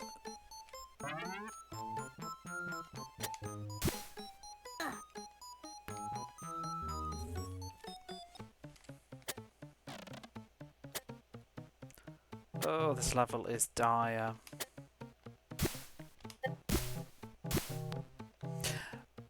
leaning away from Batman, though. When I was younger, and still sort of, but I was obsessed with Johnny Depp in my late teens. I was very confused as well, but later was very comfortable in my obsession with Johnny Depp. It's Chris Pratt making quips for 120. But I've seen a lot of those older Johnny Depp films. They did the Barber film, Sweeney Todd. I was talking about that earlier. The musicals. I like Sweeney Todd. That was the good one. But that's because it already existed. They just made it. They just filmed it. I don't. That had a good cast. Yeah, I saw loads of Johnny Depp films, like, and lots of his earlier stuff was really good. For me, like, he did Pirates of the Caribbean, and then just it got very, very commercial. I never liked Pirates of the Caribbean that much. I did not get that trend. Especially from the first film, I didn't think the first one was that great. I liked the second film probably more. And then the third film I thought was awful.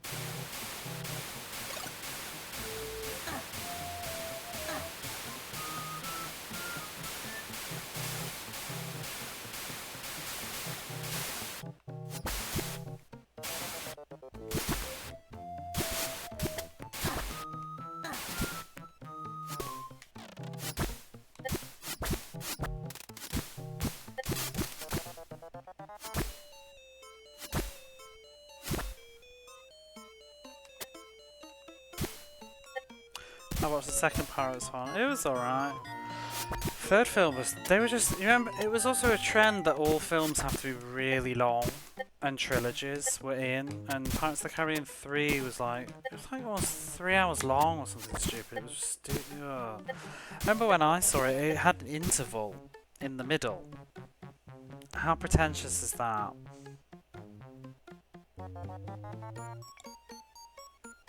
And I remember me and my friend, in the interval, I went outside for a cigarette because I was still smoking back then. And we was outside of the interval and we were both just like, kinda don't want to go back in. The whole concept, it just became a parody of himself. Like Jack Sparrow, it was like Homer in The Simpsons later, it just became way too much. To the point that, you know, because he'd said that he'd based it off Heath Ledger? Not Heath Ledger. Keith Richards. And then it was like they had to get Keith Richards in the... It just became like a fucking joke of itself. It had an intermission, yeah. Not all showings of it, but the one that I watched did. It was so damn long.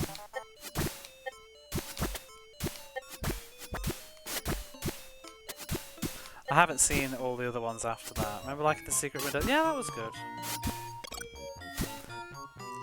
I love The Ninth Gate. Watching Harry Potter and the Deathly Hallows Part 1 and it had an interval. That's dangerous. You don't give me an interval for Harry Potter and the Deathly Hallows Part 1 because I will not be coming back because that was a fucking awful film. I've read the Harry Potter books and I enjoyed them at the time. I feel like 6 was a bit whatever. 7 was good. But the movies, I really don't think the Harry Potter films are that good. Especially as adaptations. Like, I think they're so all over the place in quality. I feel like 1 is okay. 2 is not so bad. I really don't like The Prisoner of Azkaban. And a lot of people say that that's like one of the best ones. I think it's rubbish. I think it's really miserable. It's got no colour in it. It's such a dirge of a film. Goblet of Fire is okay, I think. I think Goblet of Fire is probably one of the better films. And then Order of the Phoenix is terrible because they cut so much of it out. And then I don't remember the 6th film. And then the Deathly Hallows is... The Deathly Hallows absolutely did not need to be 2 movies. There was no reason at all to make that 2 films other than utter greed. Because nothing happens in part 1. It is the most boring piece of cinema I've ever watched. I watched it on a plane and I just kept tapping. You know when you got the touch screen and I just kept tapping it. How much of the shit is left? And nothing was happening. Because I've read the book, so I knew the story. And I was just like, you're saving everything for part 2. So why did you even make this film? It's just them on the run for 2 fucking hours. And then the end, see you in part 2. It's a lazy cash grab. Basically nothing about the movies outside of the first 2. I've only read the first book. I read them all at the time. Well, ish.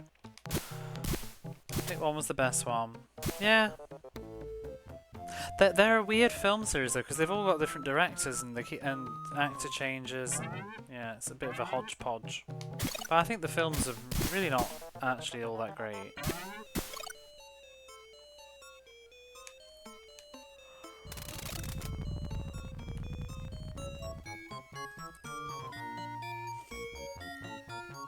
No, it's very rare. I mean, what films do you think deserve to be long? I need to get a throat sweet. It was a really boring film. Lord of the Rings is acceptable.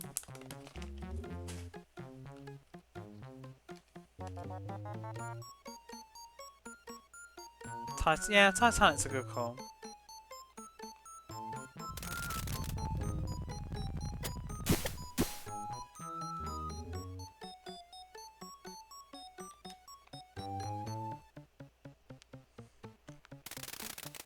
But kids' films don't, because you know how kids don't want to sit in a seat for 3 hours.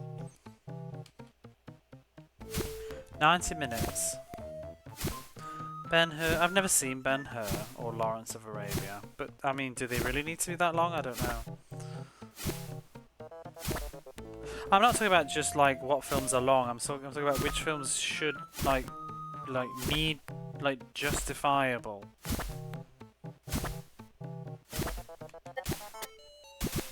I should watch one of those, like Lawrence of Arabia or something, yeah. How long is Ben-Hur? Isn't Ben-Hur also famous because of it's got so many extras in it?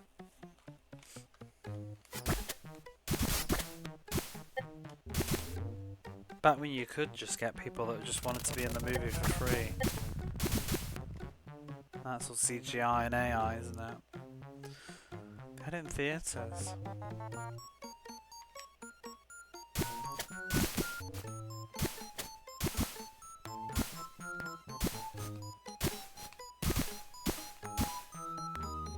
How long's Alien?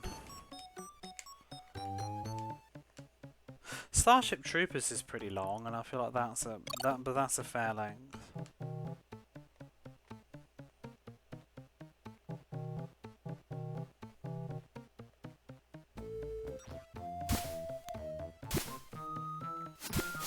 Oh, this stupid bear.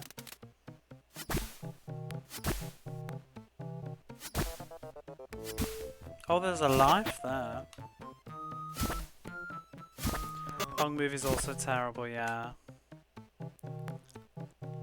Like Harry Potter, Deathly Hallows 1 and Pirates of the Caribbean 3. So, while I'm just thinking pirates, back to my Johnny Depp. I want us to swing it back a minute. Oh, Godfather, they're long films, aren't they? Godfather. I haven't watched them, they're on my list. 3 is a slot 3, yeah. Just don't slog 3, just leave. It's bad. I don't like Pirates 1 and 2 so much either, personally. But 3 is drab. But I really liked the film. Have you seen The Ninth Gate with Johnny Depp? That's really good. I've read the book as well.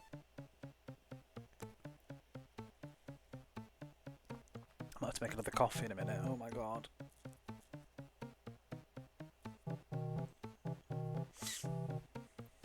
Ed Wood is a good film as well. Cloud Atlas was long. I've not seen that one.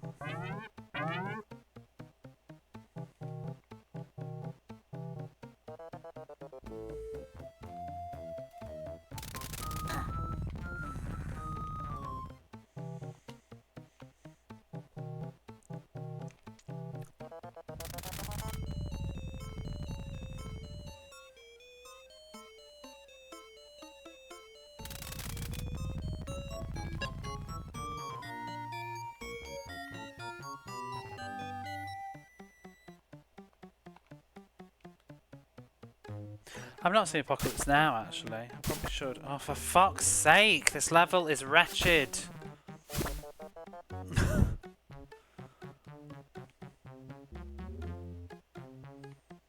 This level is too long. And it's not justified.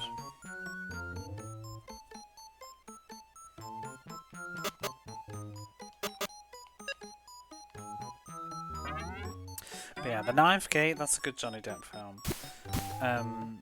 Ed Wood, I really recommend. What else was good from... I used to have all the DVDs. Blow. I need to watch Gone with the Wind. My mum loves that film. I need to watch... And you know, I'm aware of the problems that film has these days, but I do need to give that one a try.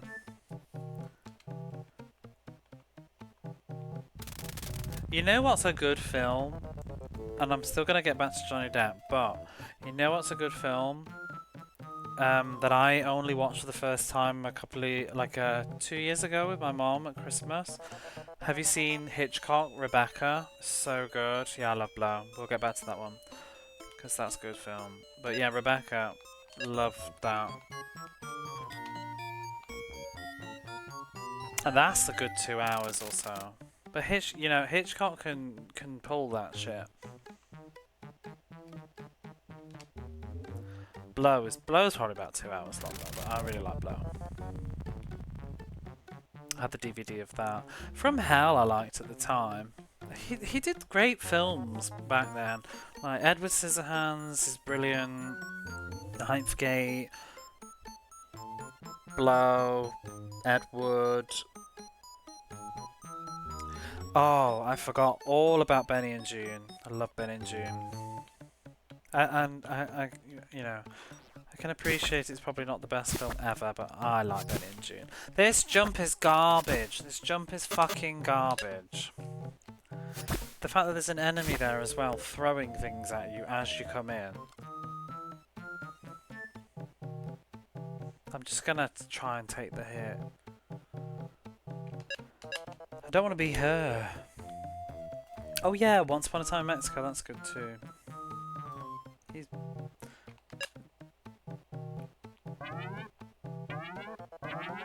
Have you seen Desperado? Are we going the right way? Can I go this way? What's up here? Is there food? I've seen El Mariachi as well. He's in Nightmare on Elm Street. Yes, he is. I don't think I've ever seen Crybaby all the way.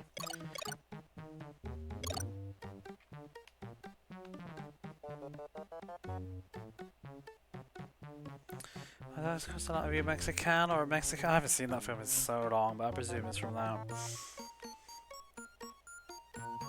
Crybaby's good if you like John... Oh, I forget that that's John Waters.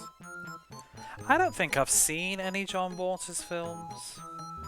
What else did he do that's commercial, not Pink Flamingos? I know he did Hairspray, but I haven't seen that. I don't think I've seen a John Waters film. I'm just aware of him.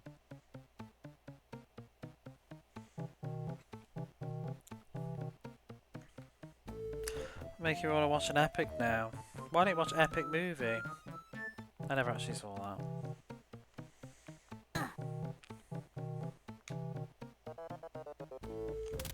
I'm going to die now because I took that hit. This level is absolute garbo. Rum Diary, I've not seen it. Oh, do you know what I did like? The Libertine, that was fun.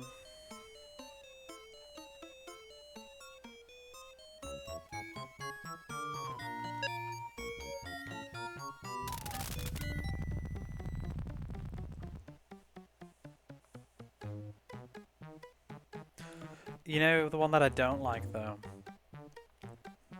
I think is very overrated. And maybe it's just me, but I don't like Fear and Loathing in Las Vegas. Fuck that enemy!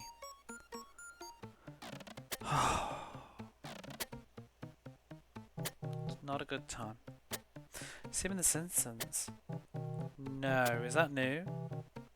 I saw him in Vicar Dibley. Still blows my mind. What the hell was Johnny Depp doing in the Vicar of Dibley in the Fast Show? It was a weird time, that was. It's because he's an Anglophile, isn't he?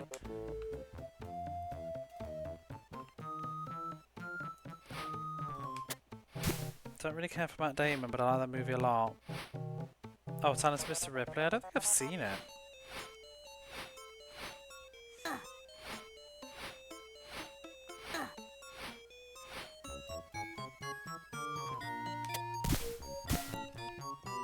John Waters, Zap.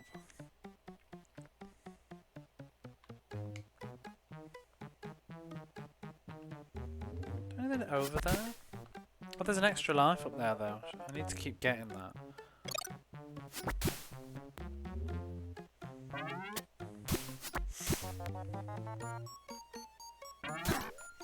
That bitch, like she's literally there to hit you as you go up.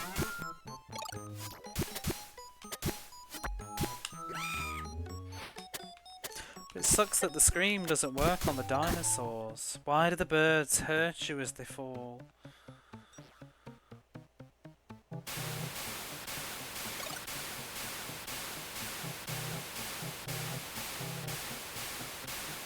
No, I need the extra life. Where is it?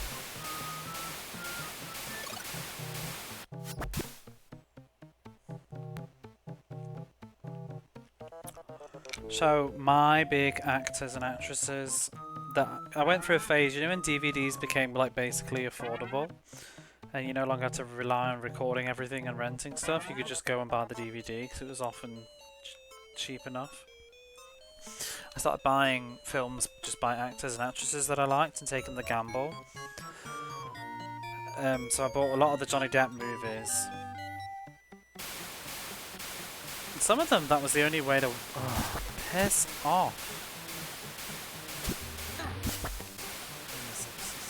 This level is the worst. Because I don't think I'd have ever seen Ed Wood otherwise. I feel like Ed Wood's never really been on TV. Maybe it was when it was new.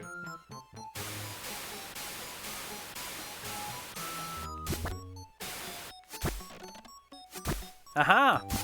Skipped all that bullshit. Don't fall. Yes!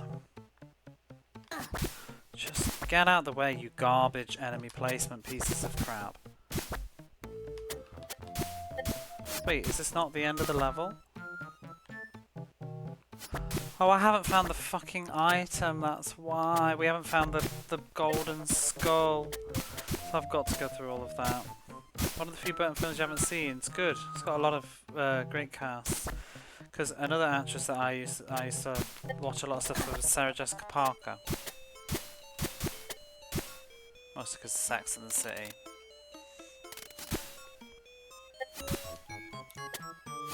But she's in that. And so is Juliet Lando. I think Juliet Lando's in it, you know, from Buffy. She played Drusilla, and her dad is in it as well, Martin Lando.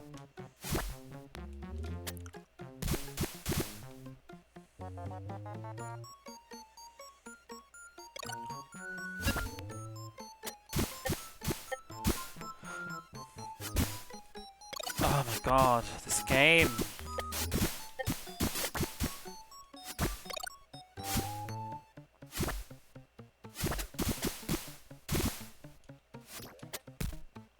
But yeah, the other, back to that actors. I really like Jodie Foster, so I went for a phase of buying a lot of her films on DVD.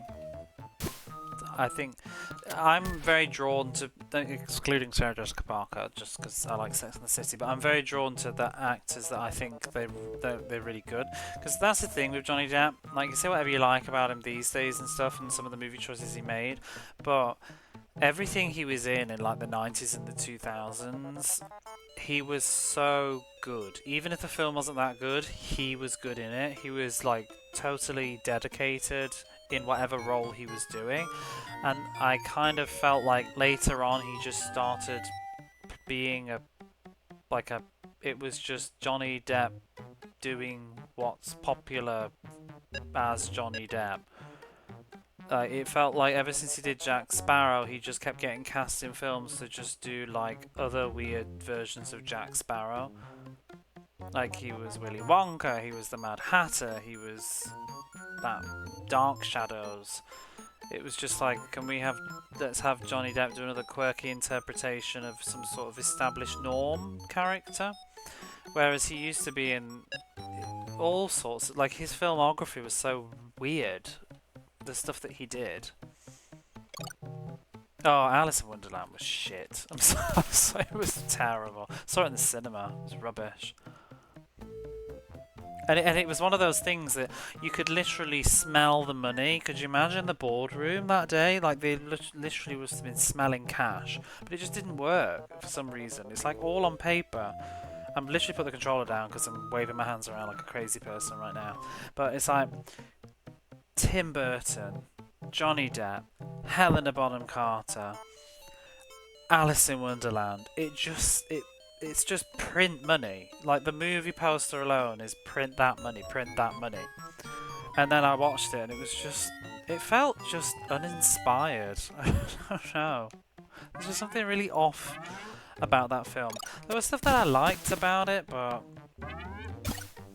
it was just, yeah. Oh, I don't even remember that. Oh, and wasn't Christopher Lee in it as well as like the dragon? Oh, Little Man Tate, that was quite a good film. People kind of crapped on that film, didn't they? I thought it was okay. You got a meeting, oh. You probably didn't hear me say that. Fenton? Can't remember, I haven't seen the film for forever. I can't remember who the male lead was in that. Isn't there a film with Liam Neeson that she's in? I don't think I've seen that one.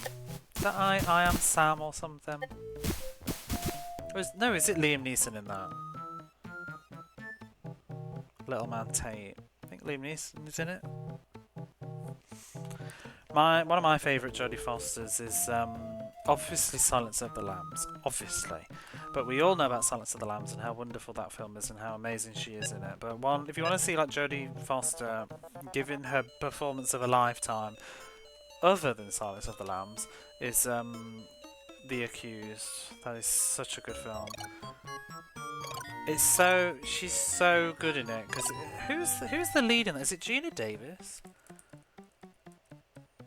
No, maybe it's not. No, it's Kelly McGillis. But it's like, you kind of feel like she's supposed to be the star of the show, but Jodie Foster just eats her out of that film. I haven't seen Contact. Contact is like a joke with me now, and some friends, because I bought Contact on DVD in like 2008, and I've still never watched it. And I still have it. It's with me right now, and I've still never watched it. And I never will. I should watch it. In fact, I'll put it on my list. Because I'm doing this now. I'm just putting films on lists, and me and my friend, I've posted it in the Discord, you've probably seen, but we just put films in a wheel and we just spin it. It's a great way to watch movies, if you ever want to do it. Just we pick like 3 films each, or 4 films or something. Or sometimes we just agree on the films, we chuck them in a wheel, spin the wheel, no ifs, no buts, we're watching that movie now. We check that it's available, but in advance. But yeah, we just watch whatever the wheel gives. And generally we're just picking stuff like movies that you should have watched. It's like, I've never seen Goodfellas. I haven't watched it yet though, but it's a wheel contender. But like, why haven't I watched Goodfellas? Just never thought, oh, I want to watch Goodfellas, but we should just do it. That's how you decide what to play on Twitch. What were you playing? What were you playing at Silent Hill? Heard of the Accused is a hard watch. It's got some very obviously disclaimer. It's got some sensitive stuff. Like read about it first, because it's heavily the whole premise is about Jodie Foster gets raped, and that's what the entire movie is about. It's about her going to court and getting justice. It's based on a real crime, actually. I watched there was that Netflix drama. Was it Trial by Media? I think it's called. The case that inspired that movie. The movie doesn't. It's not like a retelling of it. It's just inspired by it. It's a very similar story, but the real case is awful because it's from the 80s and it's about the victim blaming and shaming because this poor woman got sexually assaulted and then blamed for it.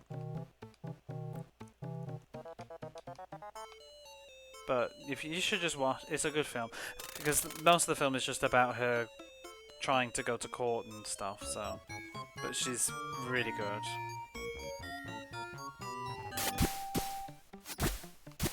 And I'm pretty sure that didn't she win the Oscar for that film, Best Supporting Actress? Because I think she's won 2, hasn't she? She won 1 for Silence of the Lambs, and I think she won the other for The Accused. Oh, she's won 5.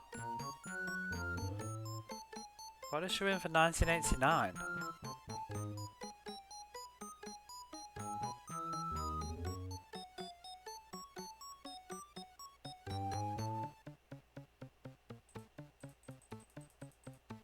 Oh, I can't even see. I just want a list of not the years that you won. I want to know what you won for.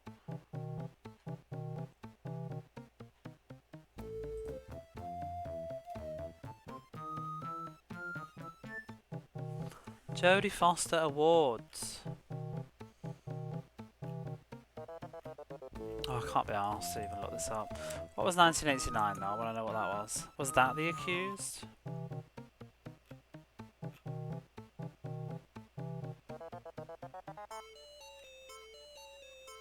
Why is it so hard to Google this? I can't be arsed. Anyway, she won something. All I'm getting is just pictures of her winning it. And the confirmation that she won one in 1989, but none of the hits will say what the film was. Pretty sure it was The Accused, because I think that came out in 89, but I thought she was a supporting actress in that. God, do you remember Google actually fucking worked? Why is this level so bad?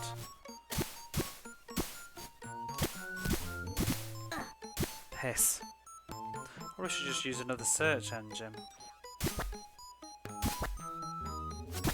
Oh crap, I forgot where we were in the level. We've got to redo that. The exit is there though. Once I go through, that is the exit. Looking at the pinball machine. Which pinball machine is it? Oh my god. I have no idea. Have you seen that film? But yeah, it's the pinball table. Been an awful load of straightforward answers. It does, because often it just also points you to videos. I don't want to watch a video. I just want a quick answer.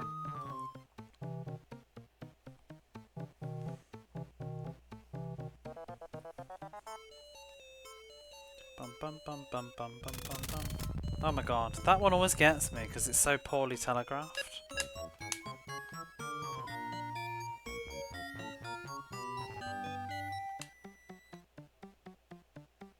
Well, James actually likes pinball tables, so I think he's actually being somewhat sincere. But yeah. At least I think you do. I feel like I see on Twitter sometimes pinball related things.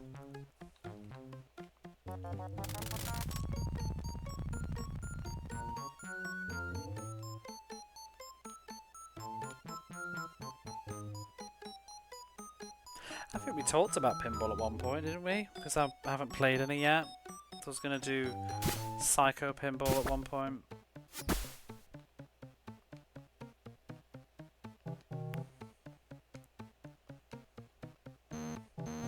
Get me out of here. Oh my god, boss time soon. After another horrible level.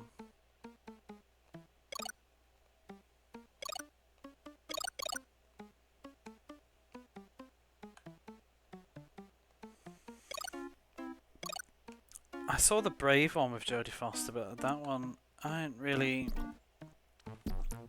didn't feel like it had any plot. It was a real machine. It's a good film. I recently watched, I've posted about it in the Discord, but I watched Poison Ivy the other week with my friend. That was I want to live in their house.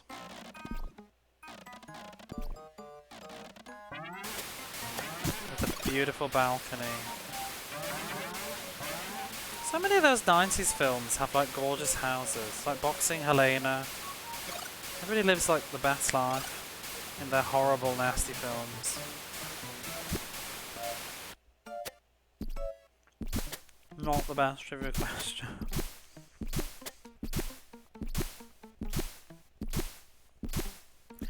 Another Jodie Foster film that I really like is a childhood one. Did anybody ever watch Candleshoe, the Disney film?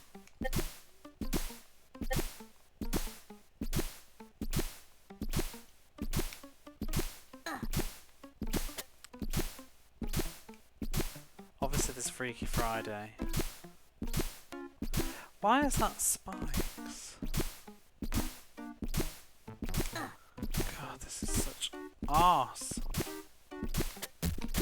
And there was the other Disney film. There was some weird live action Disney films in like the 70s. So there was like this grandma woman in Candleshoe, but she was in this other film as well. One of My Dinosaurs Is Missing.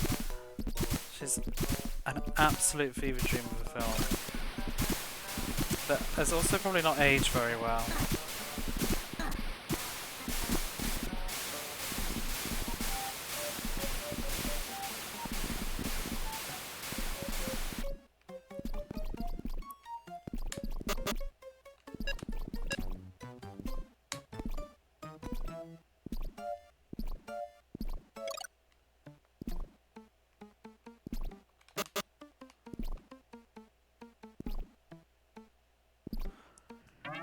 Ooh.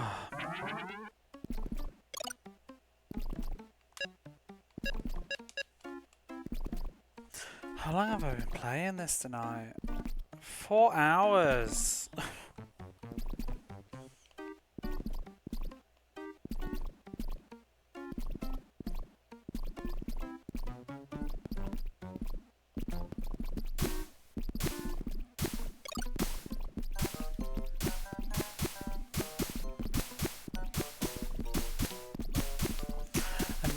Another guilty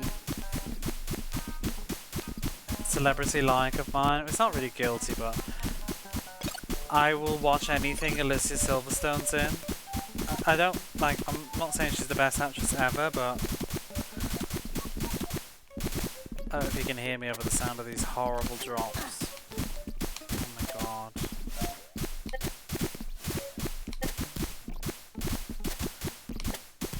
What is the audio balancing? Okay. Yeah, anything Alicia Silverstone does, I just love looking at her face. Although I've watched The Babysitter, and that's a really terrible film.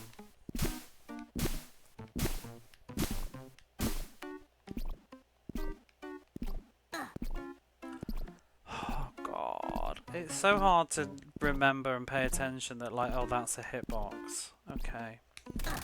Oh my god, what is this baloney? Never really seen Clueless. I've seen obviously Batman and Robin. I've seen Clueless. I'm trying to watch her films. They're hard to find. I've seen Excess Baggage, which is a weird film. And then I've seen The Babysitter, which is incredibly weird. Aerosmith Cray. Oh yeah, she's in that, isn't she? The one that I want to see The Crush, but I haven't been able to find it.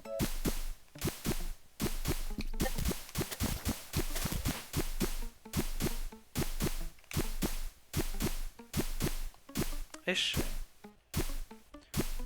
Yeah, she's in Batman and Robin.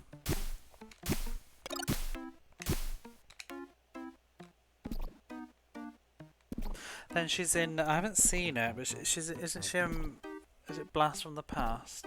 Yeah, she's in that as well. She's in some weird later film that I want to watch. Where it's like about vampires or something. And I think, is it not the same writer as Clueless? She's in a new film that was made like within the last maybe 10 years. Watch The Requiem. What's that? The Requiem. Is that spelled right? The Requiem. Oh, I've heard of that.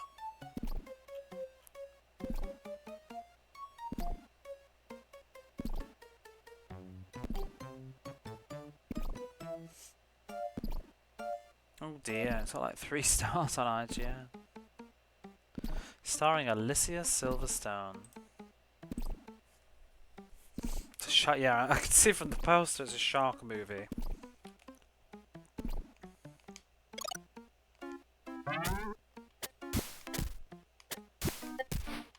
The other one I want to watch is, it came onto my radar recently, because I've been watching a lot of those weird Time Life movies with my friend.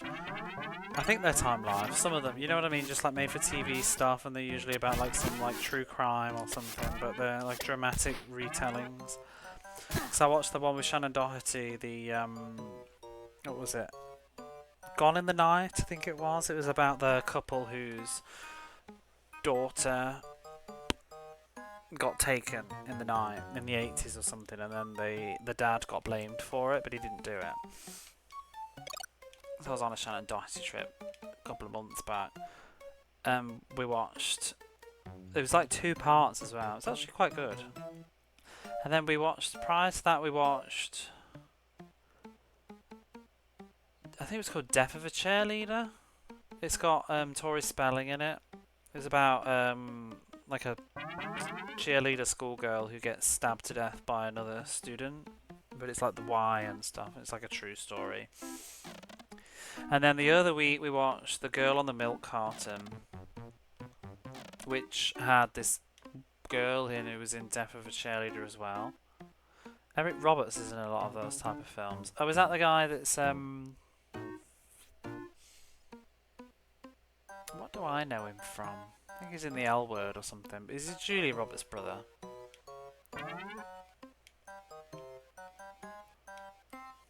He wasn't in any of those though, strangely. He was in some later ones. We started watching one the other week, and I want to finish it because it seemed interesting. It had Nicolette Sheridan in, you know, Edie from Desperate Housewives. And she's, I don't even know what it's going to be about really, but it seems like she's like moved into this neighbourhood with her kid. But she's got a troubled past, I don't know. There's that stupid jump. She just can't make it. It's weird. I think it's only the little dude. There's a lot of Hallmark films.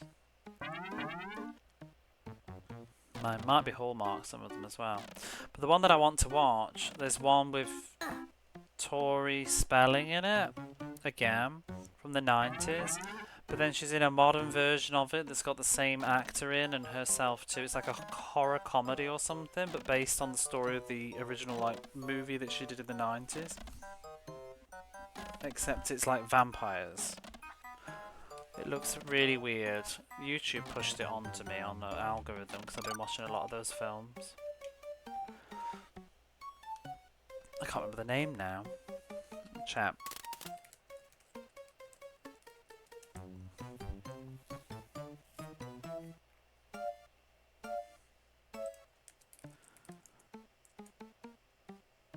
Mother, May I Sleep with Danger. It was a TV movie from the 90s. I think it's about maybe, obviously someone maybe in a relationship with a dangerous guy. Because the opening I watched, the first like 5 minutes, just to see what it was like. It had this guy, and I think he killed his girlfriend at the start. And then obviously it's probably going to be a true story of like someone dates a murderer. But I think it's been remade into like a horror comedy where she's like dating a vampire or something. It's weird. It just seems the whole idea of it sounds weird to me, and I'm kind of interested. And I kind of like Tori Spelling. She's just fun to watch. Office cheesy, yeah. I like them. They're not the kind of thing that you think to put on, but they're kind of like comfort food, especially late at night.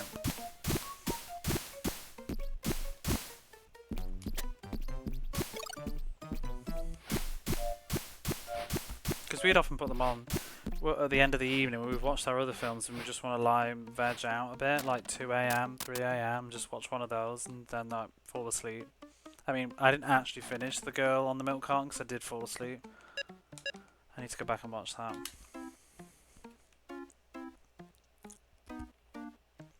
Bum bum. We've got a boss and I've got no health.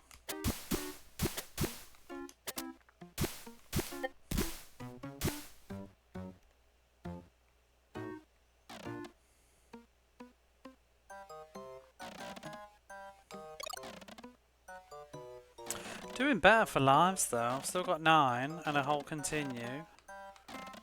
So hopefully... But very soon I no longer know what to do in the levels, whereas I do know here because I already suffered all this crap yesterday.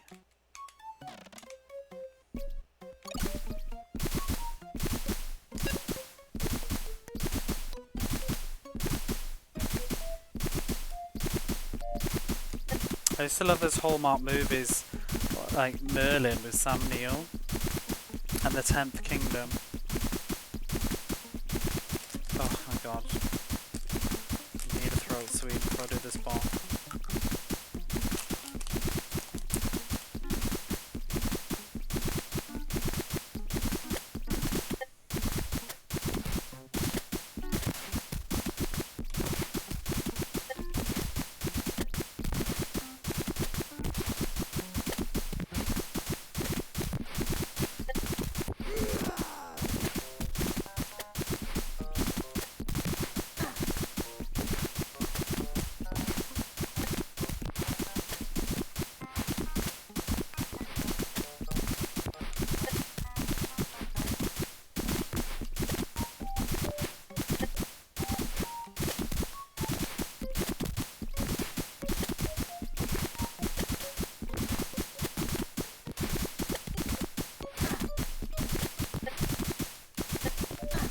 Don't fucking... Oh, unbelievable.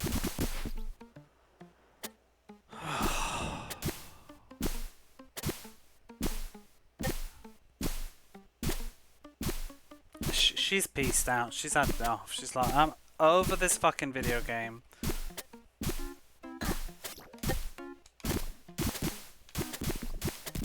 Oberlin, I don't want to star in it anymore.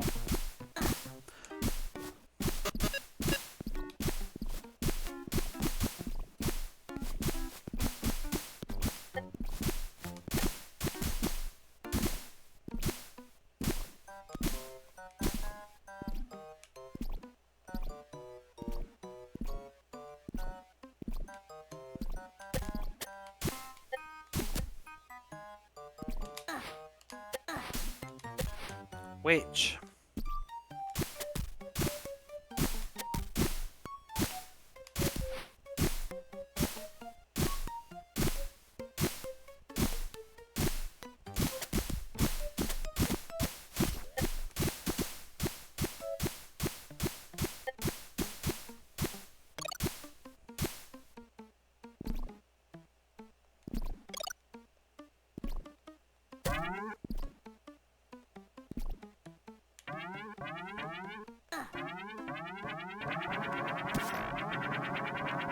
Like, why is that underneath a fucking ledge? It's very hard to get around the damn thing. Fucking stupid, dickish enemy placement. Fuck off. It's bad. Hey, Kura, how are you?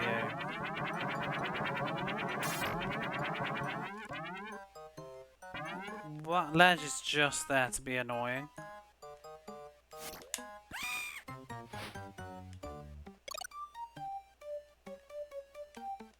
probably gonna die before I get to the boss now, but I would at the very least like to get to the extra life.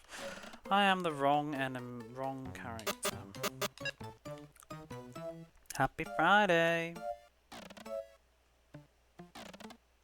You know, the manual lies, I swear, because it says that they both jump the same height, but she's just taller, but I think he jumps higher because she doesn't seem to be able to grab that ledge, but I hope lives stack, because I think we're well over 9 now.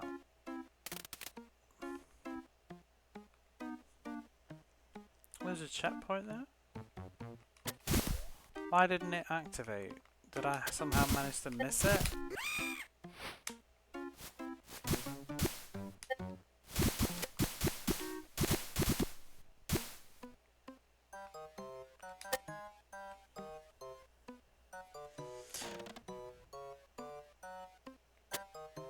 I guess I managed to not touch that last time.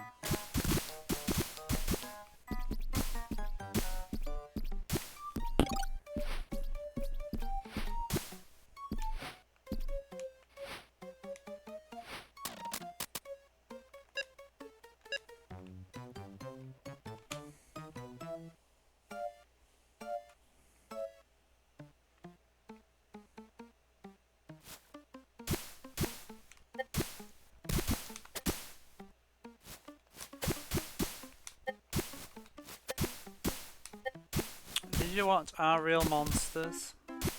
And can you remember it?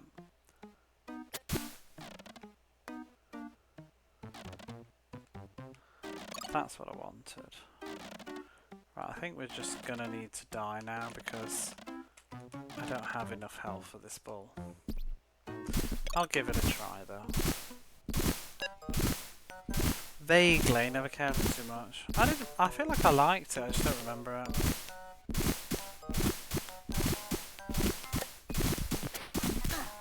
And we're dead.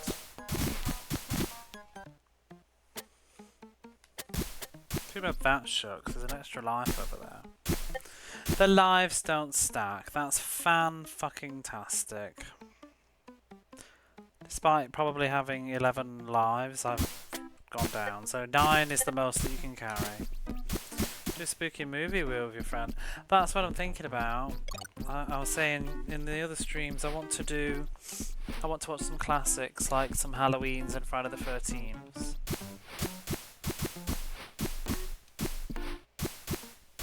Monster School or something. Yeah. Principal in Red Hills will get mad at them, yeah. That's about as much as I can remember. I can't remember any particular plot lines or episodes.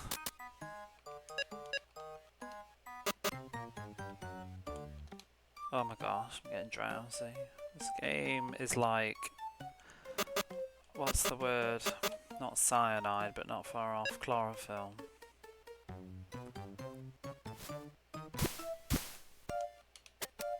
Boop. The music's just so blah. I almost wish it didn't have any, so then we could just play alternative music.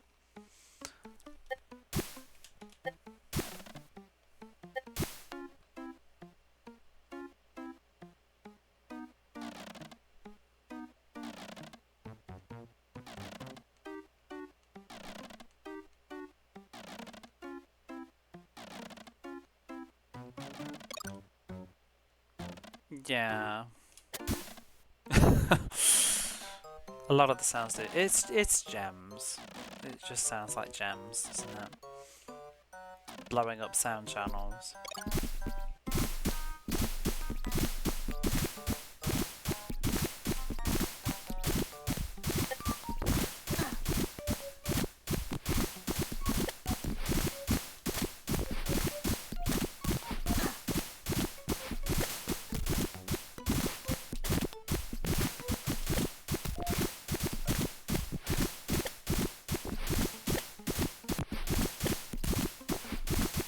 This is peak boss design.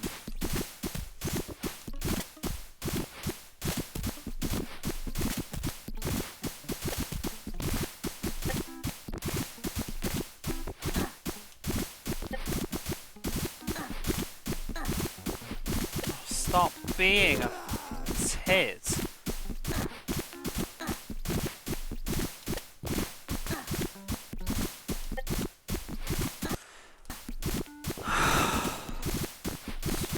fucking stupid.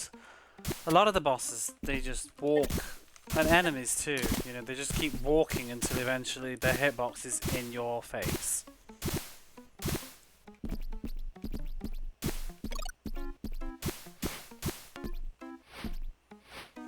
And the way that damage works in this, you get like knocked back and sort of semi-stunned, and then until the iframes wear off, and then you get hit again.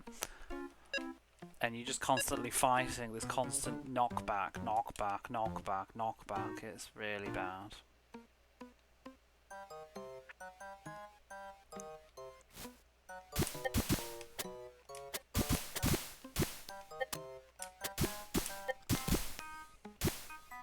We're almost up to where I got up to last night now.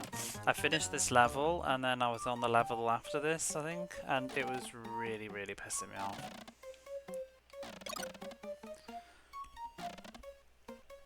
I didn't even bother reading the levels out loud tonight. I was reading the manual yesterday as I went about each level.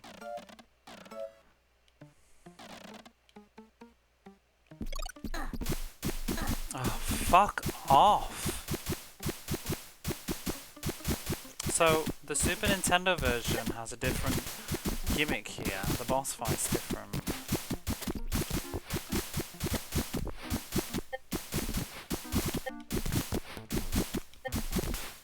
Close to the, I think there's 2 more worlds. But I don't know how long they will be. They have less space dedicated to them in the manual, it seems.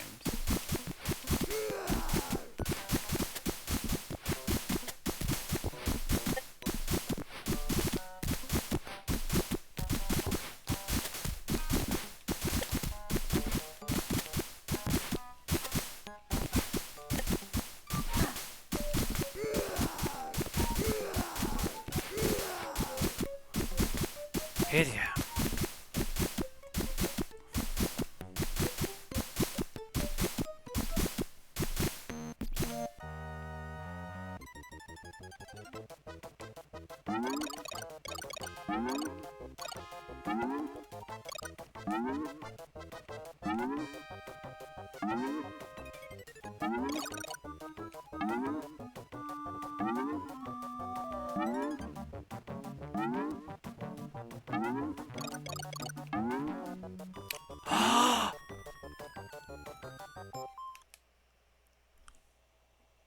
What? That was a continue. But did I get it? Or did I miss it? Is that informing me I got one? It looked like he went through it.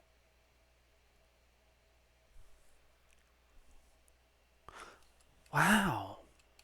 So there are more continues in this game. The manual doesn't tell you that. So, well, then hopefully that means I have 2 continues now, so that's great. This is good. I need a cup of coffee. Chakan's cacophony. This. People don't understand how bad Chakan's music is. They really don't. Like, you need to listen to, like, while I'm on my break, go listen to Chakan Waterworld 2 and put some headphones on. Let me know your results. But I will be back. I will play some nice music. I'll play you Pugsy. How about that?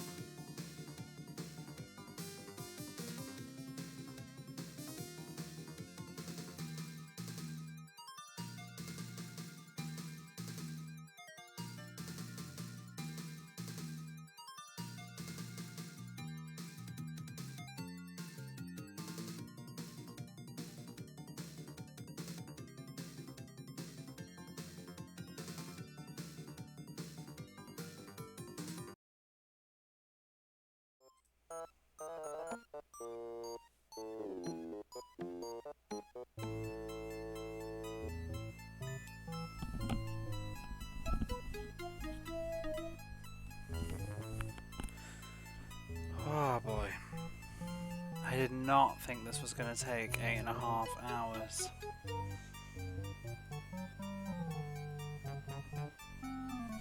Thank you. I decided at the last second I needed to get a glass of water as well. Throat is getting croaky. Oh, the only problem with Fridays and like not having a nap before a stream is like I've been awake for 19 hours now. You know, we talk about like, oh, 24-hour streams. It's like sometimes I'm doing 24 hours on Fridays because of work. Or like 22. I need to finish this game though. We cannot sleep. Did you ever watch? Yeah. We all did, Fishiash. We all watched Real Monsters, but just nobody can remember it. Did you?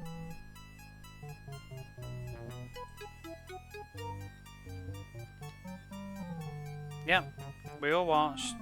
Can't remember much, but we did. Yeah, it's just. I think it's one of those things that it's like. It was good, like it was very watchable, but it's also not really got any. It doesn't really tick any boxes in adulthood that make you want to look it up. So nobody's. Yeah, apparently so. Apparently, but not apparently. Why the fuck have we got another ad break? I literally just set off a 1-minute ad before I came back because I thought that would give me more time. Whatever. Anyway,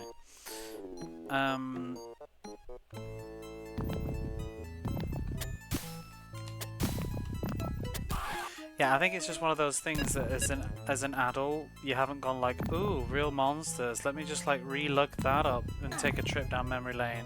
I just don't think that it's been done. Maybe they didn't go off. I just thought I ran some like before I changed the scene back to get rid of some. Oh, actually, it might just be a short one. So it might because I didn't do the full amount. Might be 30 seconds. Instead of 1 minute 30. See, this level is arse. I think this is where I died yesterday.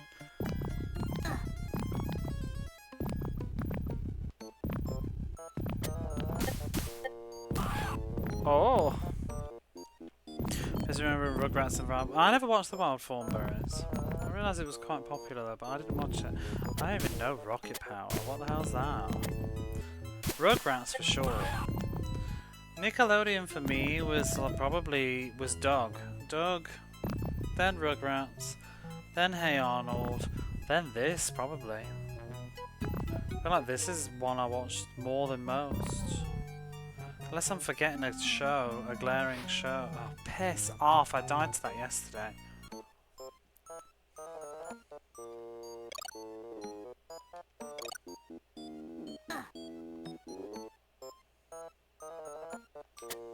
I don't think I know Rocket Power. Might be an age difference there. Rocket Power. No, this is too late for me. 1999. I was barely watching. Probably not watching Nickelodeon much by then. And presumably 1990 is the first series. Yeah. No, that I'm a bit old for that.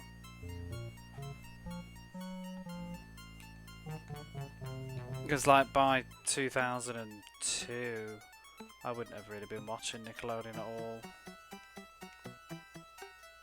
I would have been, oh god, like 2000 I'd be watching like Buffy already.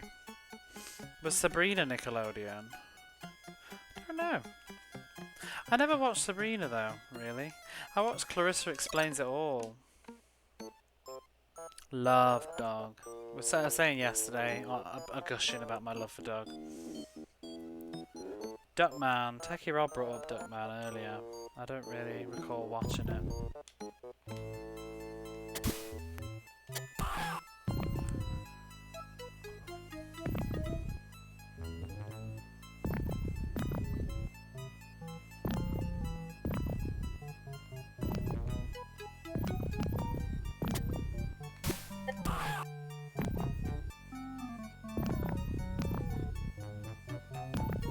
But I also watched a lot of Cartoon Network, so there is that. And then I watched British stuff. Ooh, there's a line. That man.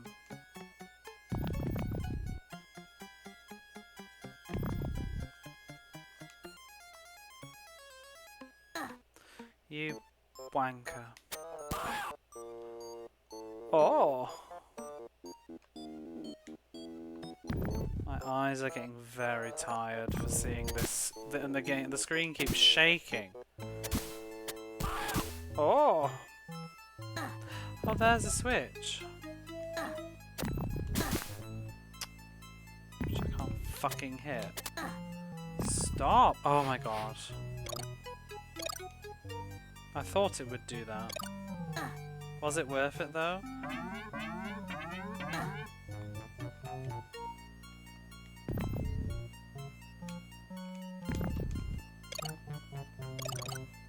There's a life. I don't need it.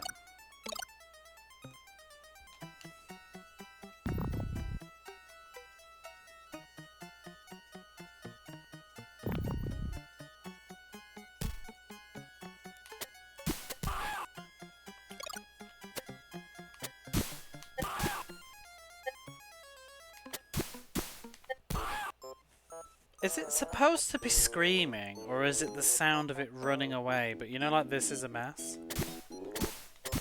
But to me it sounds like it's screaming in agony. Or is it supposed to be like the sound of it skidding in a hurry?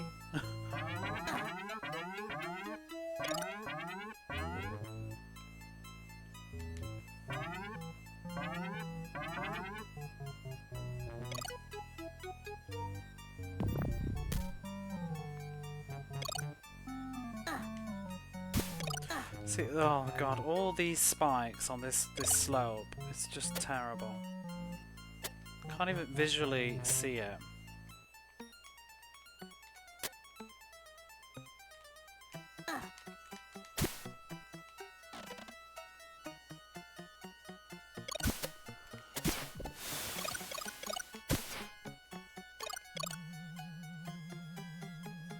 Why do you gotta play in the trash? Trash knows trash.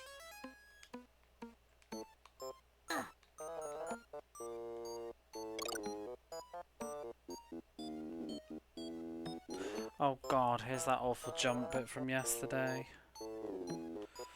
Oh. Whoa.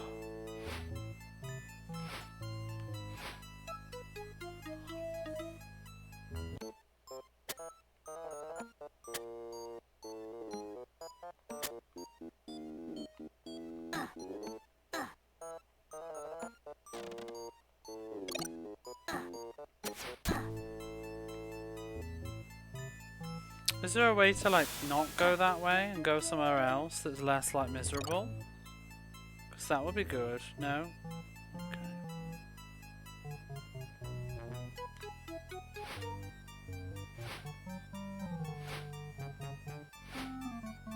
How's it going? It's going somewhere. I don't know if it's going anywhere good. How are you?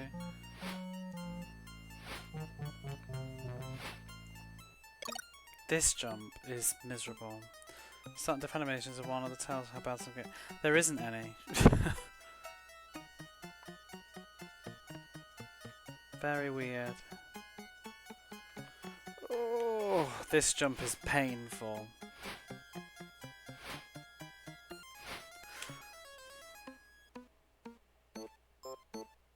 See, they don't even die. They just stand there like over it, wait for the fade to black.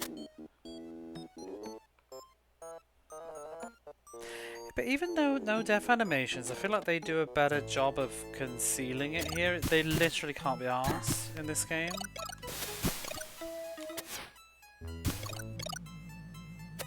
Ever played it ahead of growing up? Is it actually good? No. It's not. So definitely nothing to recommend here.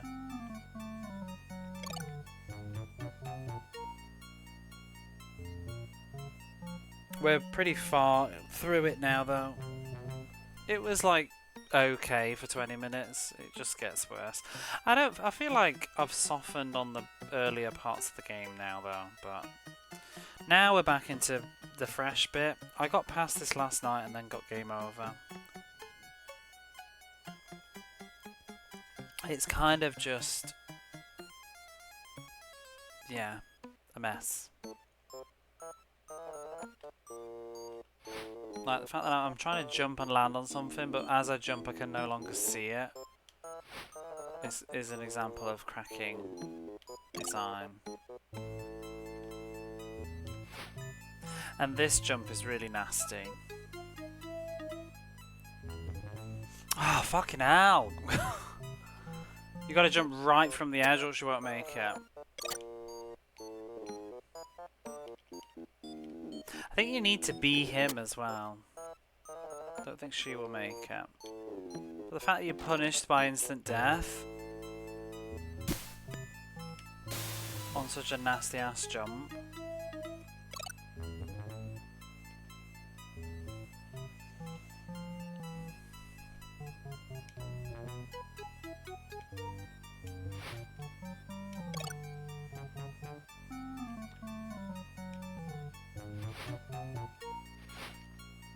Oh my god, why does that need to be so tight? There's no need for that. Is there not like a one-up here that I can reclaim? Because this is miserable.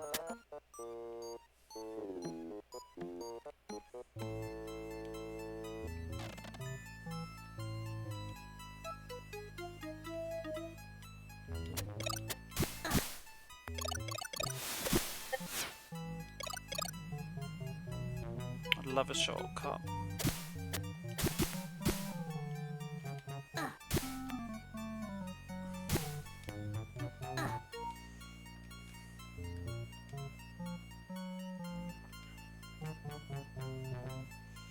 Trying to find the secrets.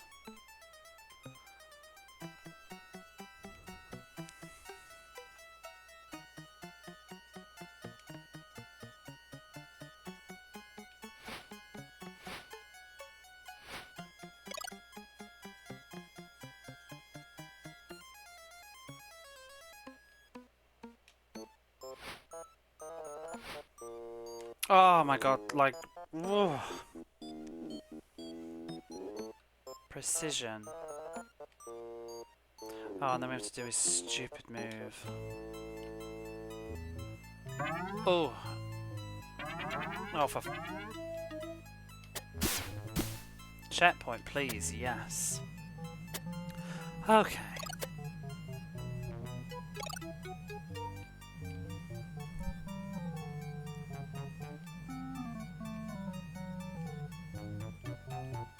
I can't remember quite where I got up to.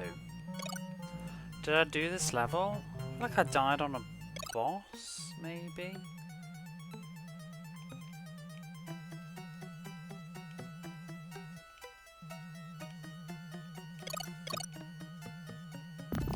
Oh, there's this bit actually last night. This is ridiculous. If I pull it off first time, you won't ever understand, but trying to jump up here, I think it's this one. It's like next to impossible to get up there because you bang your head on the spike or the thing that's going up and down is in the way. Ooh, I've just dropped the controller.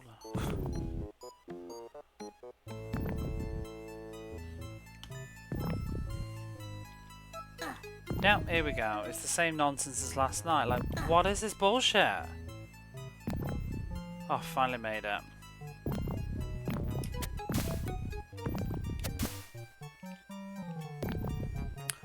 Crap. Oh, for God's sake.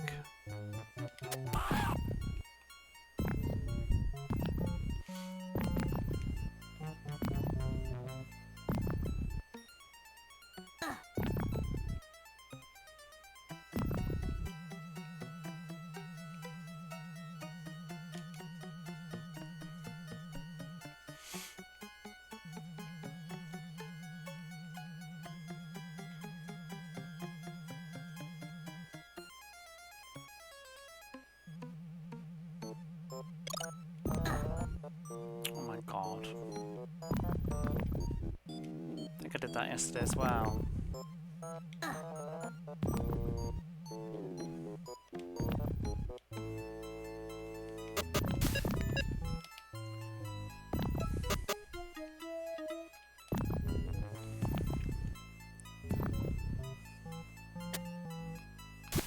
Whoa! Can't hear me very well. Why not? It shouldn't have changed. Can you hear me now?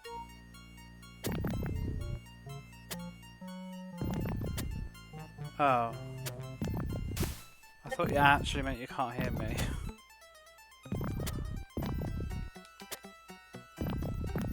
I did warn you.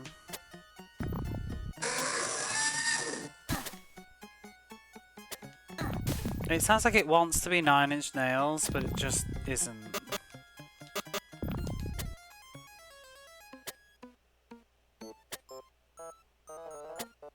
Fucking rat. Oh. Piss off!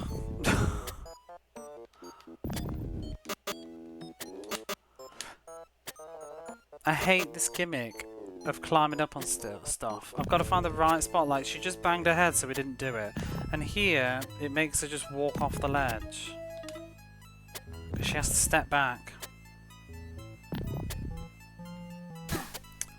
Are you fucking serious? I can't even control them at the moment. Why is that rat throwing... Like, why is that rat even there? Why did they put the rat there?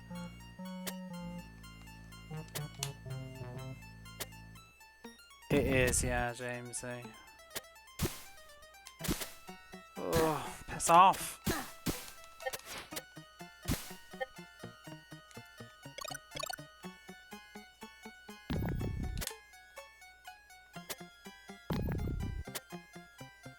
I mean, a long play of this on YouTube is like 1:30, and that's consistently doing what you're doing with like tools assisted whatever. You know Mega Drive's long when it's like 1.5 to 2 hours in a long play. But yeah, it's taking me longer. Because it's rough.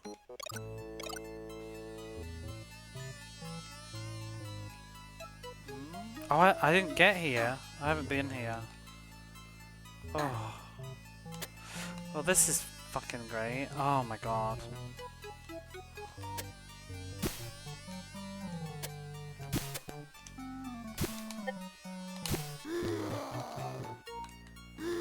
I'm not even with your bullshit. Just go away. That's how we deal with that. People petrify him. Dizzy was fun. You could learn the route. Dizzy's a much better game than this. Oh, thank God, there's no more of that shit sewer level. Let's read the manual now, because we're on a new level.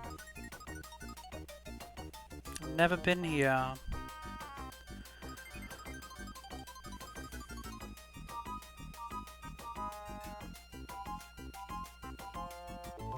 The mall. You can find all sorts of things at the mall. Hopefully, you can find your assigned prize. A Chinese takeout container. Your assigned victim here is the Karate Mum. Oh boy. The school kids are back, but this time they're shopping. They've traded in their sports equipment for radio-controlled tanks and dune buggies that'll chase after you. Use the fountains and trees to get up high.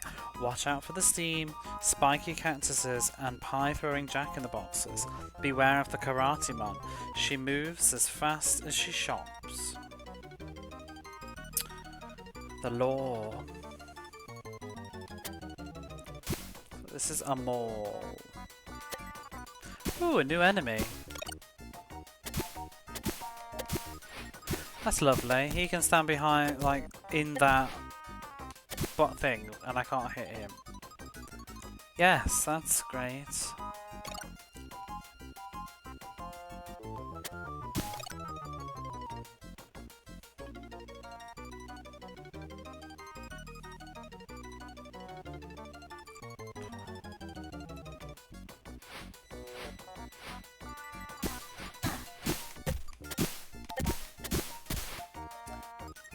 Oh, look at it.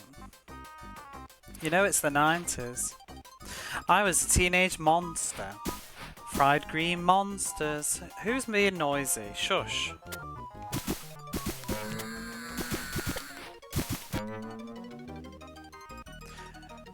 National... What's National Ickis, do you think, supposed to be? Because obviously, what is that? I was a teenage werewolf. Fried green tomatoes. National something. And Monster Alone 2 is probably Home Alone, right?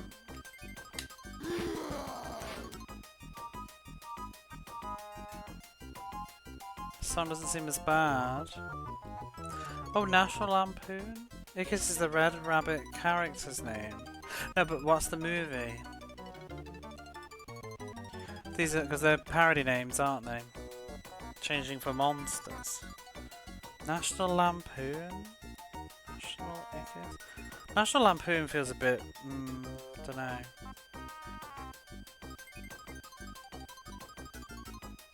National Trust doesn't exist yet. Singing in the Dump.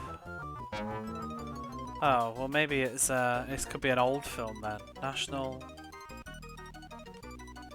Thelma and Ablina. Or maybe it's a person's name then. National... Maybe it is Lampoon. Dances with Monsters. 100,000... whatever, 1 million monsters BC. National?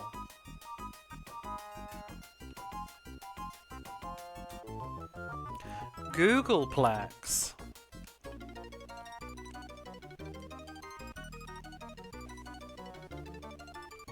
National. I can't think of anything except National Treasure and National Lampoon. Coming soon.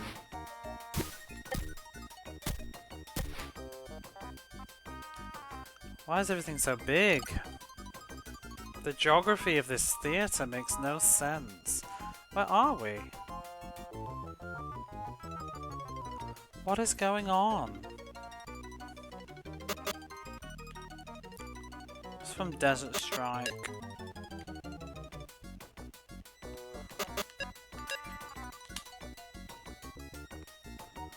Yeah, but National Lampoon isn't the movie though, is it? Like it's usually, isn't it National Lampoon's? Oh, like you're saying, National Lampoon's Christmas or National Lampoon's Vacation, whatever it is. My brother-in-law loved the Christmas movie of that. In fact, I should watch that. I haven't seen that all the way through. Oh, here's some more. 3 men and a little lady. When the Grumble stole Christmas. Can you just shush? All the President's Men. Mons Raiders of the Lost Ark. National.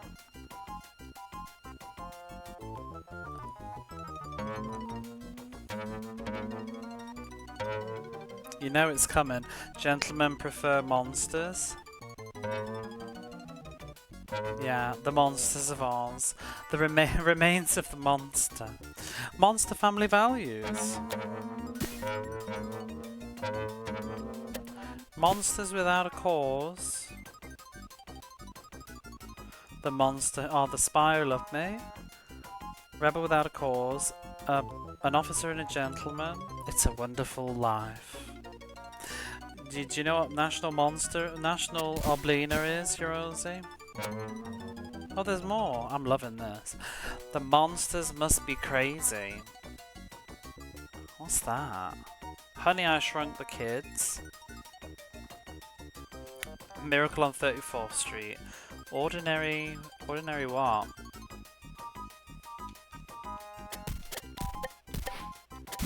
That's a reference. Yeah, they're all references, aren't they?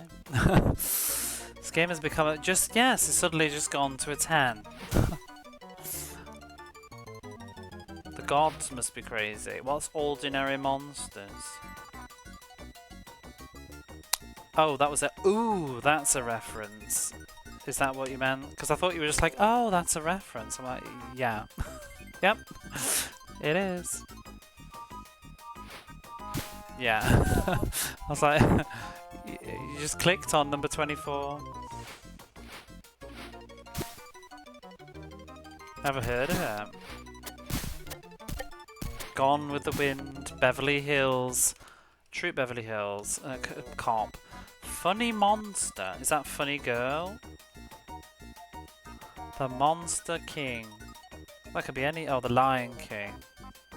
Ordinary People. Well, what's national? I'm gonna Google it. Movies beginning with national. National Bird. List of films. National.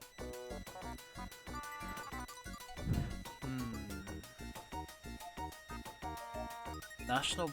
No, these are all too new. The National Health. It must be National Lampoon. I'm not seeing anything else. Yeah, it'll be National Lampoon. Heard about it from a philosophy lecture in uni, never come across it otherwise. How many screens do they have in this play? Too many. 28 films. Oh my god. Scent of a what? What scent of... what could that be? Mother Dearest. They're getting real deep with these, aren't they now? Because, I mean, obviously this is aimed at kids, sort of. Rain Man. Scent of a Woman. When Harry Met Sally. Dead Poets Society. What's Ickis Come Home? What is it? Conan the Barbarian? The Man with Two Brains? Best level so far. You notice because they put so much effort into this, they forgot to make the level like shit. Isn't that great?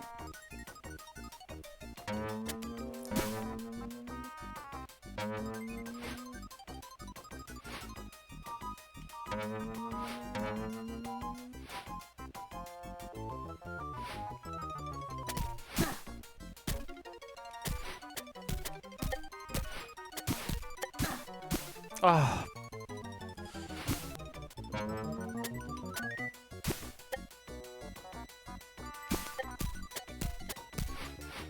What would your monster pun movie be? I'd have put but it's old. It's newer now, but I'd have put Party Monster there.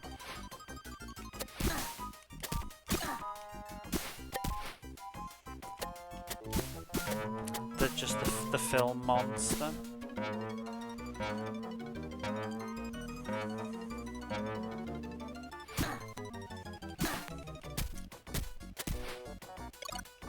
That was not worth the trip.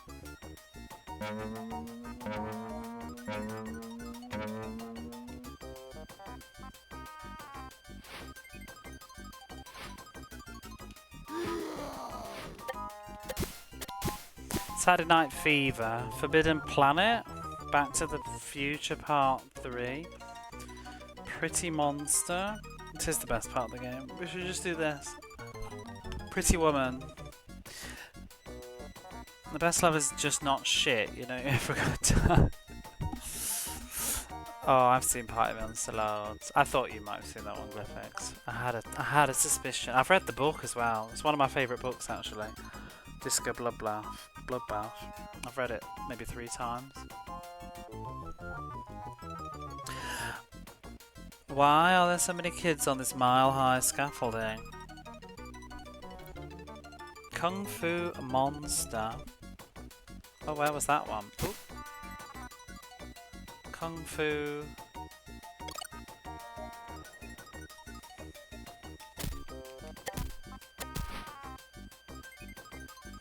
Obelina and her sisters. What would that be? On Golden? Don't know. Room with a View. Singing in the... Oh, we've had a repeat. No. No. The party's over. We had Singing in the Dump already. Oh, Making Up Your Own. What's Obelina and her sisters?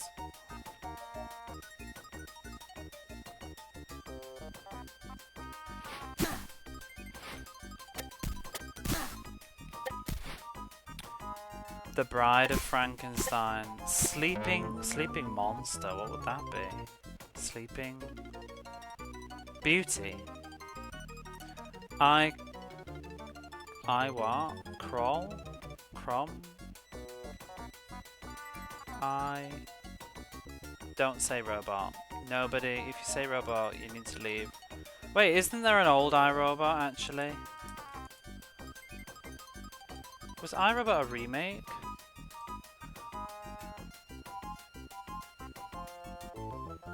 No, it's just an old book.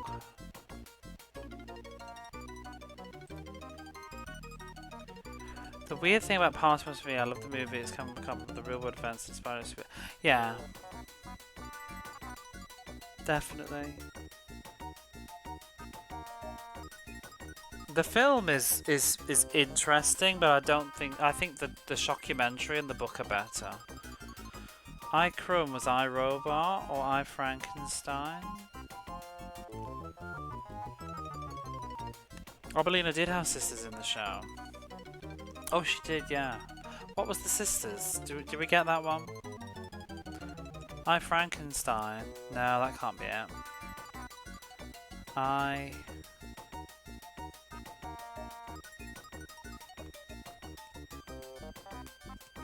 What was something and her sister? Hannah and her sisters? What the hell is that? 1986 film. Ooh, I probably like this. Diane West in it. Oh, it's Woody Allen. Maybe I will. Comedy drama.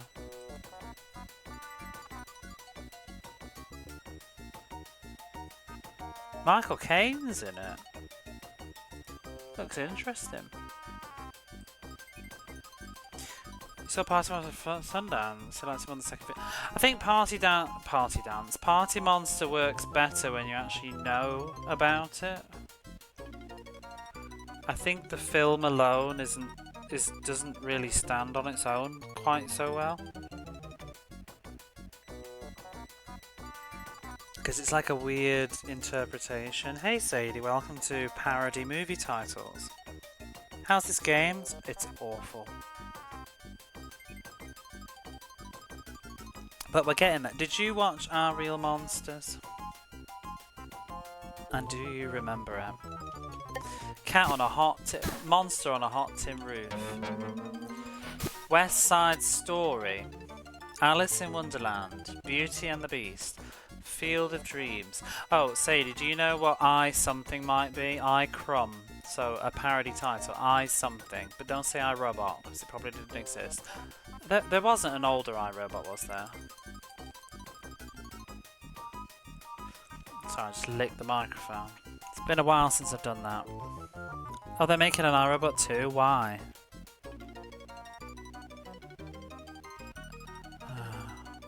Give in with this world. Money, success, fame, glamour, for we are living in the age of the thing. Romancing the Stone, A Few Good Men, The Blues Brothers. Cool Hand. Where is the I? So it's I, comma, Crumb. So you know I Robot or I something? I Spartacus. I've never seen Romance in the Stone. I'm gonna get, like, don't tell Cobra Commander, she will scream. I'm sure that's yet another movie that I've not seen. Barface is probably going in a minute.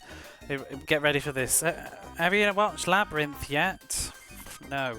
Cool Hand Luke. What is that? I know the name. Blues Brothers. I've never seen Blues Brothers. I was thinking about watching it, just to say I have.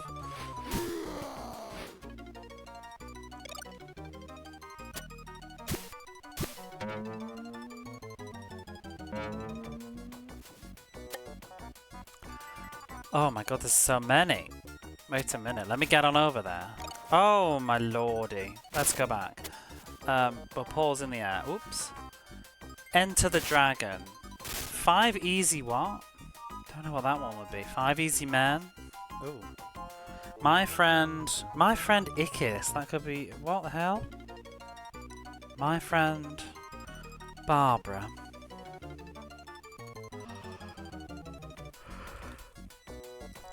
Interview with a Vampire. But that's wrong. It's not interview with her. That's a common mistake. It's interview with the. So there you go. But is the movie called No, it's not. Yeah. You got your reference wrong. Interview with the vampire. Bad news. What? I don't know these. My left something. Bad news something. Five Easy Pieces was a Jack Nicholson movie. My left foot? What's bad news?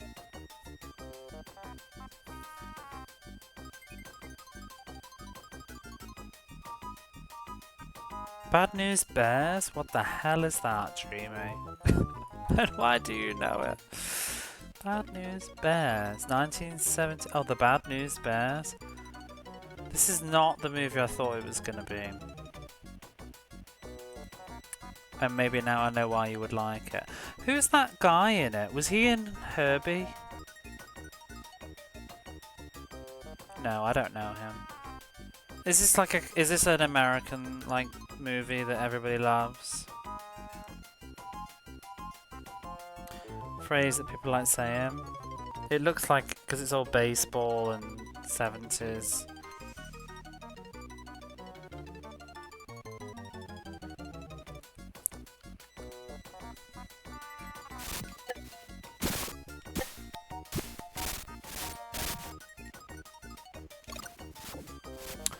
My cousin, what? Planet of the Apes. The Four Musketeers. What's the Maltese? The Maltese Carrier. I'm sure I know what that is. My cousin Vinny. Did you get the My Friend title? No, where was that? Oh no, I didn't. My Friend what?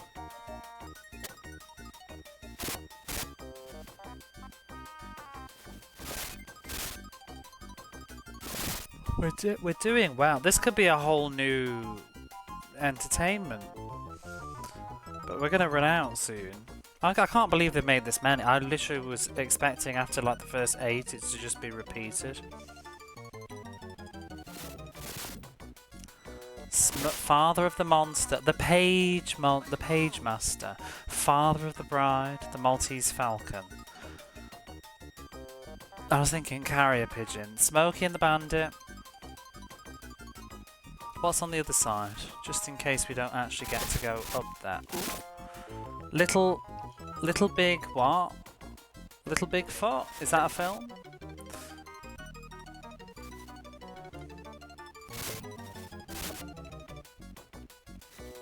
Little Big Adventure? That's a game. I want to go up. It looks like there's more up there, don't you think? We need a boundary break. Can we... hang on. Oh, I'm gonna fall down though. It looks like there should be more though. 66? Have we missed any? 64? Where's 65? I need to know. Oh! I have an idea.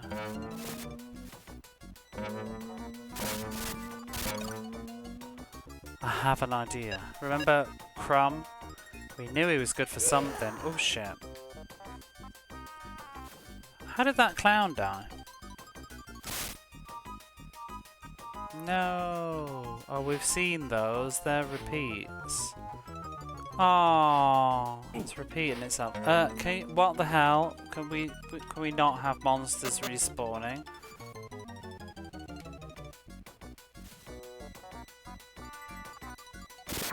Oh, RoboCop. The Karate Kid. That's your lot. Then I think we've got repeats, which just sucks.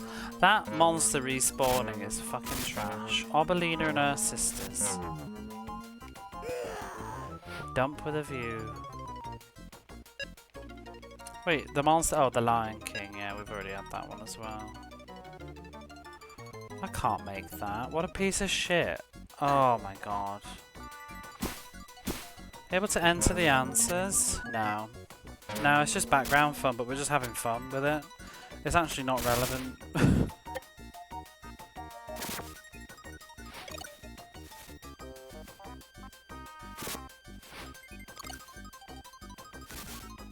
It's been more fun than the game.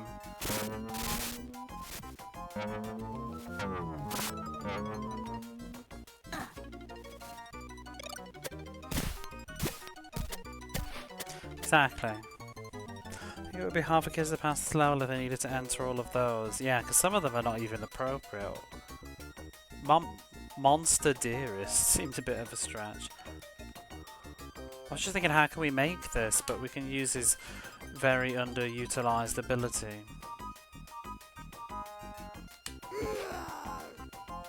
We've read those. All the presents, they're all the same.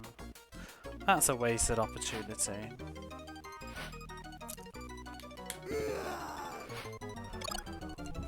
And those.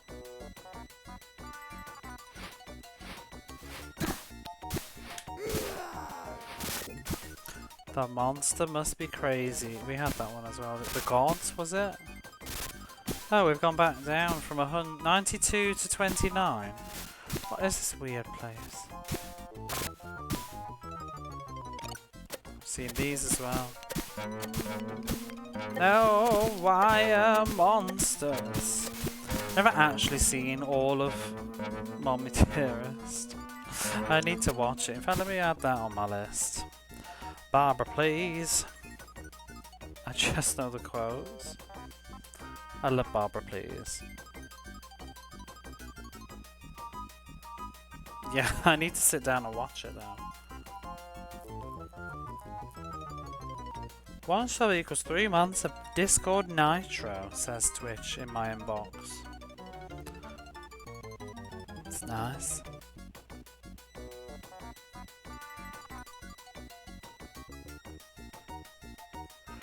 Oh my good lord, I got the yawns. Game is fucking ass! I was at... Oh.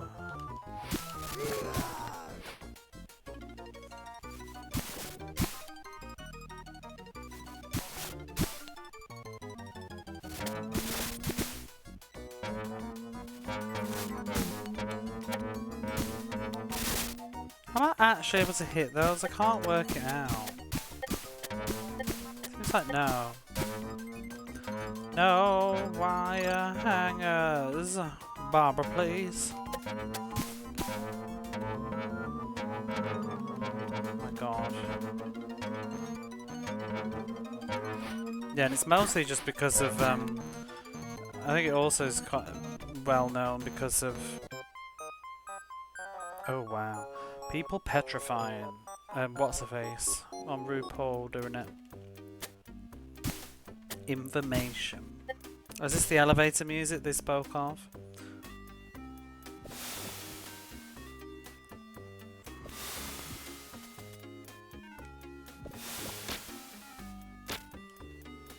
This game really needs to end though. Like, you know you want your value for your money, but like, gosh.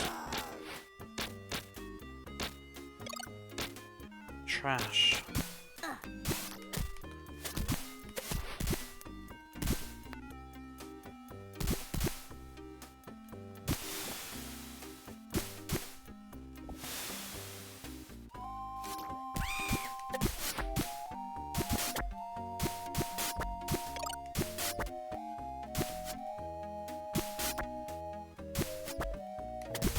Is this the best track in the game?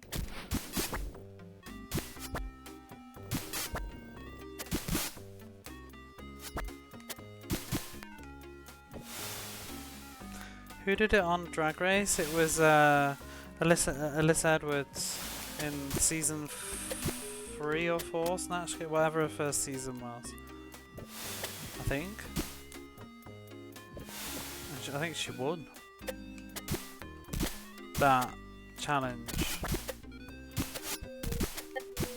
It was crazy, but it was so funny.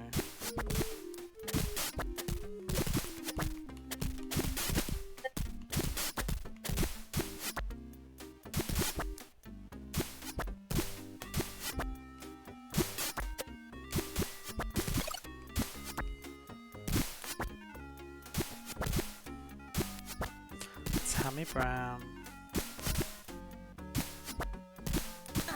Do you know a Japanese singer called Ayumi Hamasaki? Because one of her music videos, I swear Tammy Brown is in it.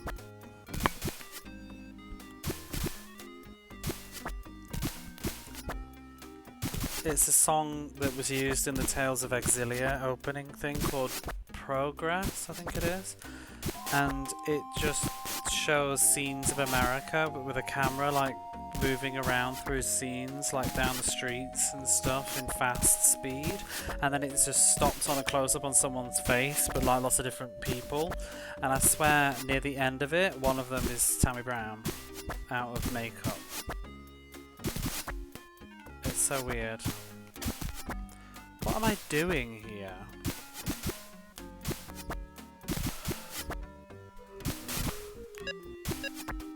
Oh. Oh my god. She took damage because she's too fucking tall.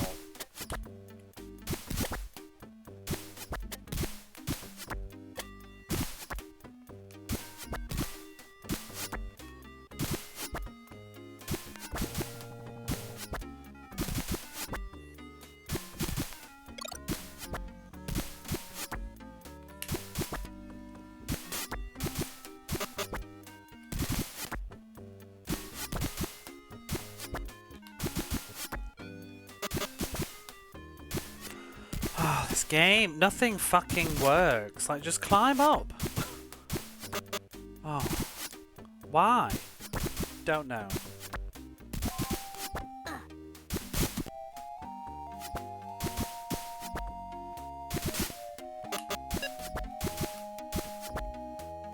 Don't understand where we can and can't stand.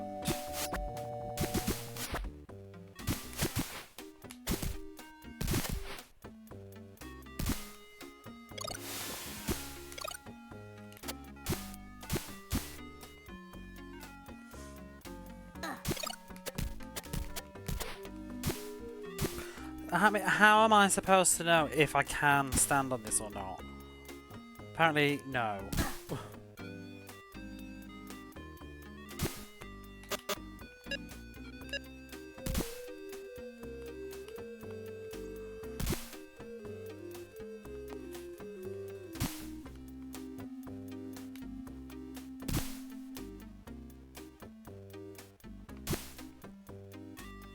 I'm confused.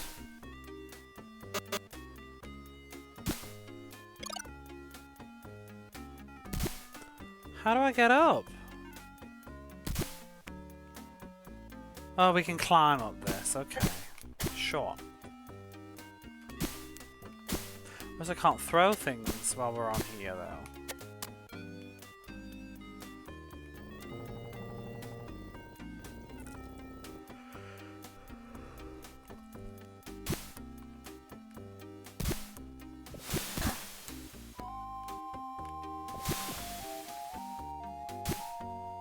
Did that switch just turn that on?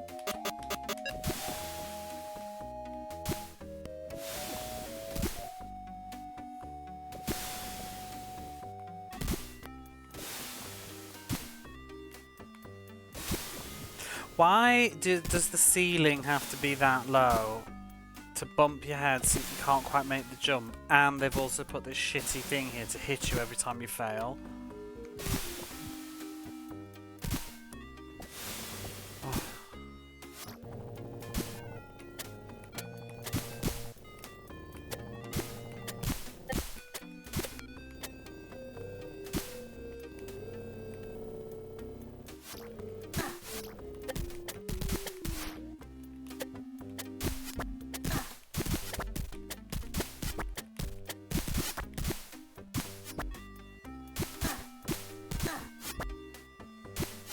For fuck's sake!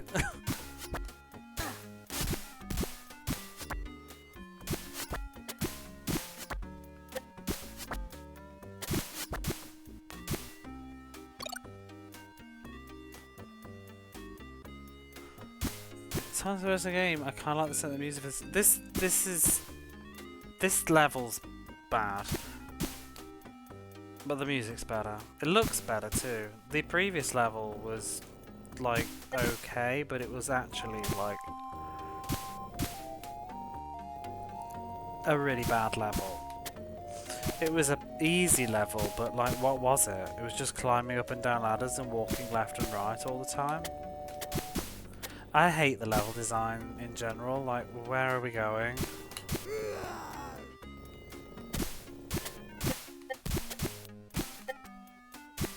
Never been super into platformers that love to just go like up and left and down and up and right and left and up and down and right and left and up and down and oh, we end up in the exit somewhere. It's very easy to lose your orientation. Like in a platformer.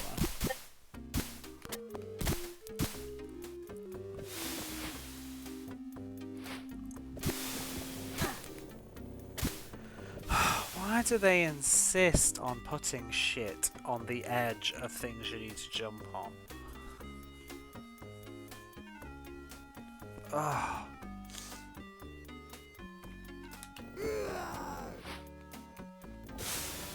Is he gone now?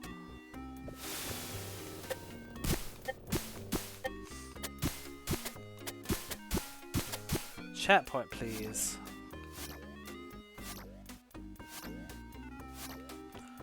Here's another case in point. Can't even shoot.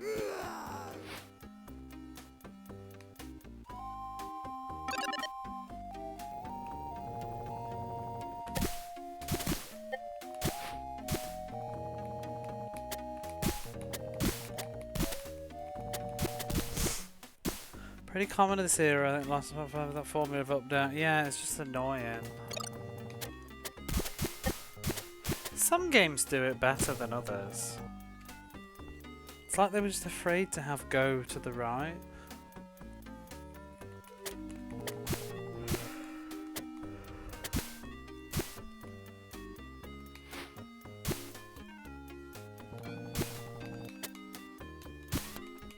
Oh, I can't shoot while moving.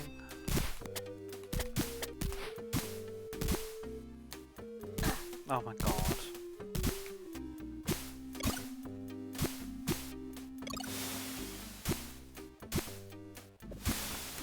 I don't even know where I'm going. I guess we're going up and back again? Oh, boy have I never been glad to see you, Mr. Checkpoint.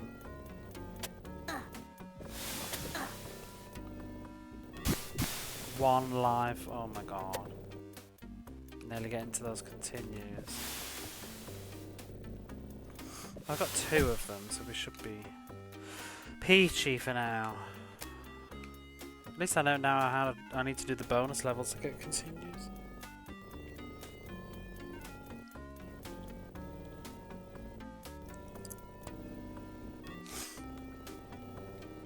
Oh god, I'm so tired now though. There's still another world. It's the final one though. Hopefully it will just end. I'm probably going to do the shitty sewer level.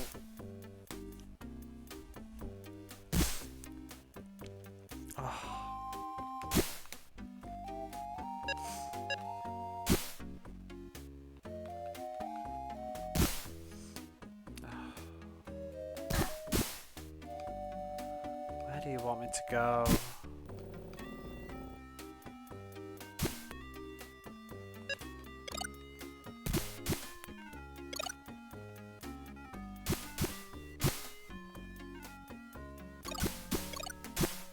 Okay, there's the item. Fuck, it's such a tired, cheap shit.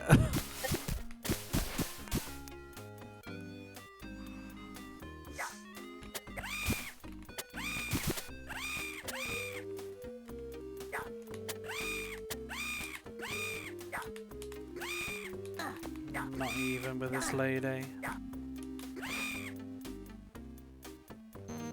Okay, easiest boss of the game.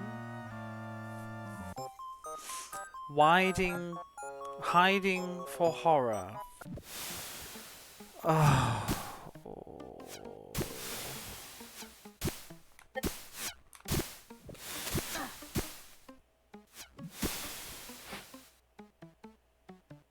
Oh good, more instant death platforming. Oh boy, back to the sewers, yeah. No.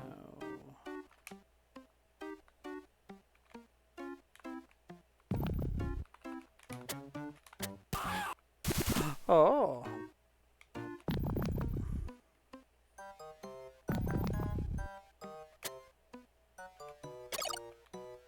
Need some extra lives. So many of these levels at the same there's like 1 or 2 sewer levels between each bloody hub world. And the first 3 levels of the game are this. Oh, the bugs are back. Remember I was saying the bugs, you can eat them and get health? And they just forgot all about them for like 80% of the video game. They're back. I can't even see. I swear if I fucking die... Right. Behave.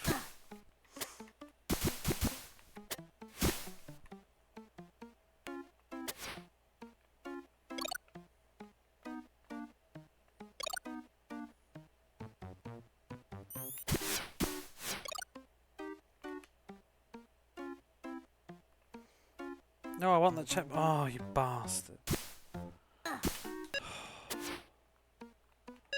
All those checkpoints I've just missed.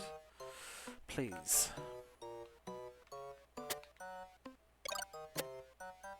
What was that one under there, though? Whatever, that'll do.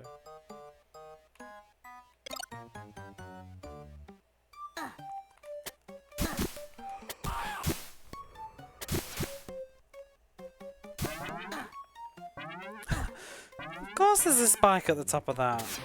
It's Aaahh the Acrobat.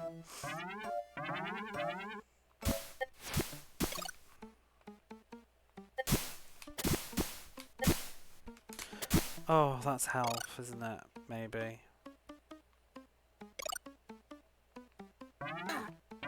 You arse.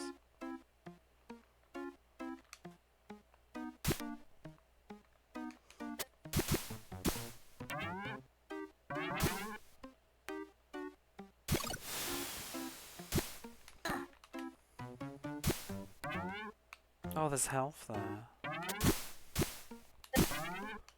Killing this rat is going to be impossible.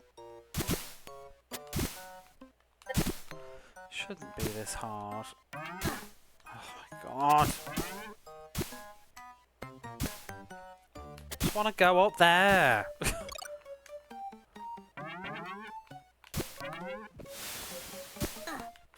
Oh, why is there a fucking spike there?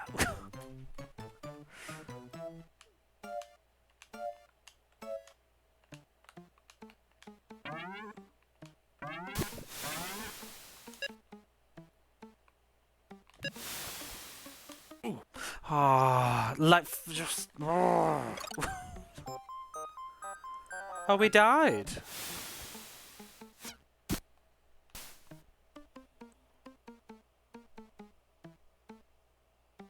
So good job I was holding right and not left, because I'd have fucking exited the game. And I'd have exited the stream as well. Where are we? We have to do the whole level again. Oh my god.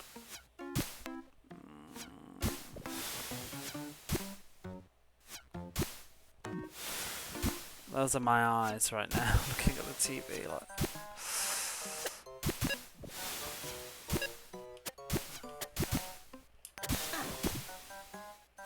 Why is this rat being a oh, it's the fucking slime. I'm not even passing it. Oh no.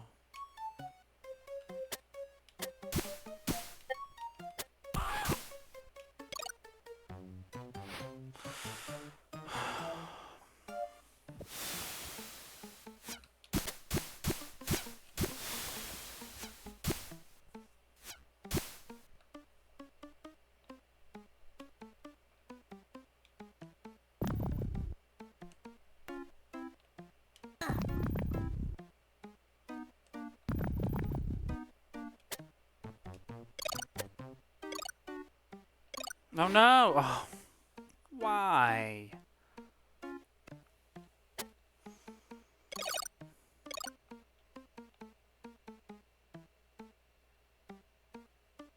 I don't remember doing this. Huh? Did I really make this jump before? Oh, that felt close. Whoa.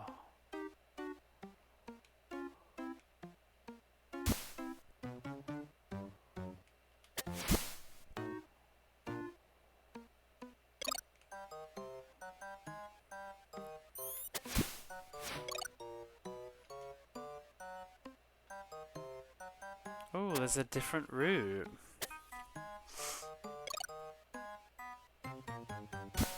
Maybe it's nicer. Oh.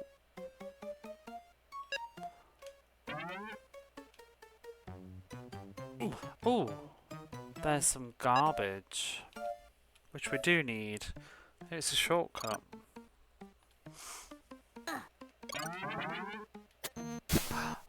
Oh, lovely. Hiding for horror. Why is there more?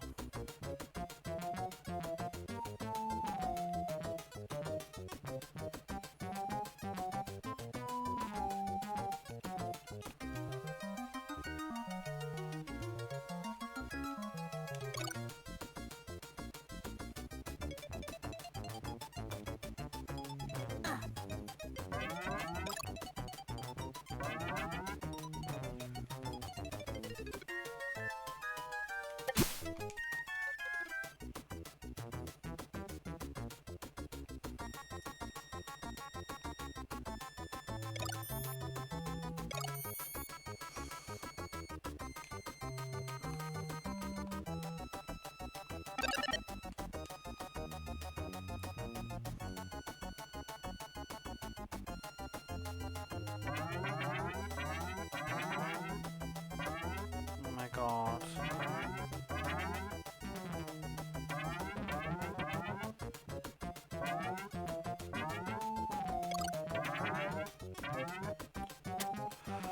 So let's stop being the tall girl with the big hitbox.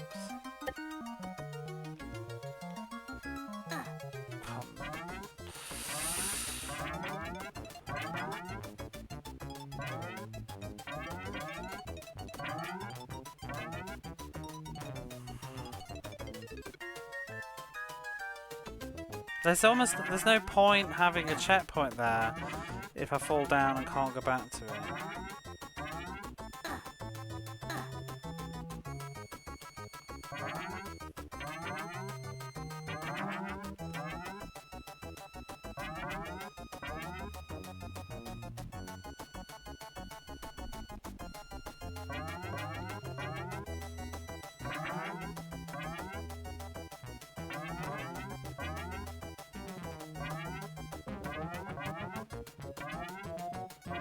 Why do I fall through the tiny gap there? Can we like cheat this shit?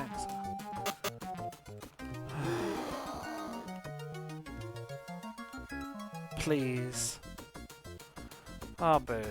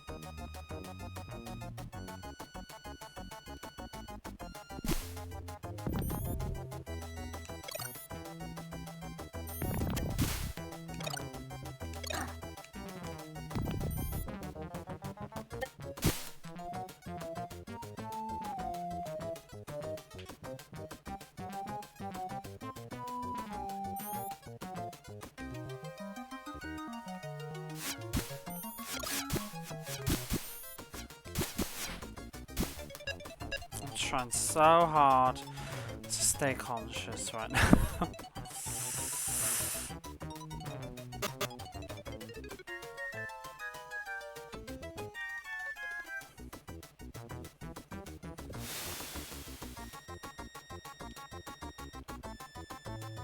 my god, I've just noticed on my phone. The real monster terror is falling asleep. I remember watching this cartoon. Hey Veronica. Do you remember what happens in it though? Everybody remembers watching it, but nobody remembers what it was about.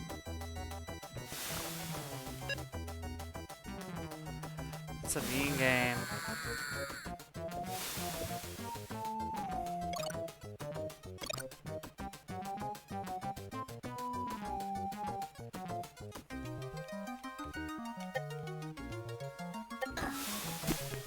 I just want the game to end. I've had my fill. It just keeps going and going and going.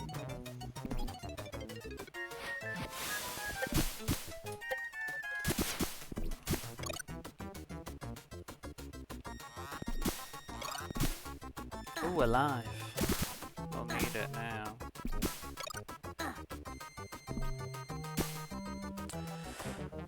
Just had an adventure. I remember them running around in the sewer. They come up like the toilet and stuff.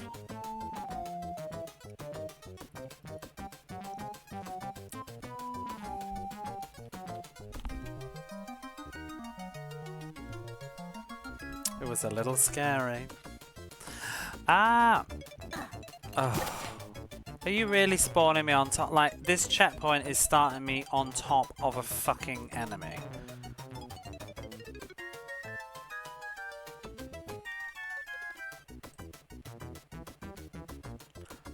Spawning on an enemy.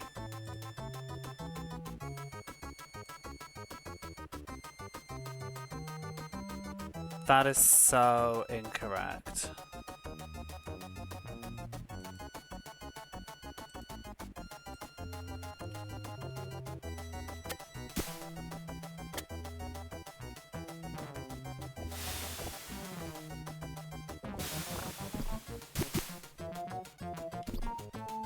So we can stay over here. Didn't he have like hairy nasty pits? Yeah, look at him. Can you see them?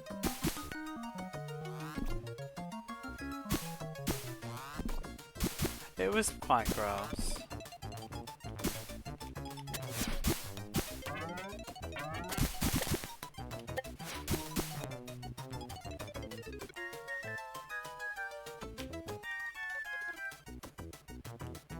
Oh.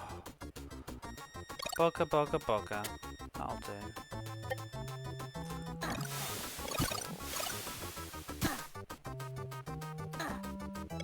Get me out of here.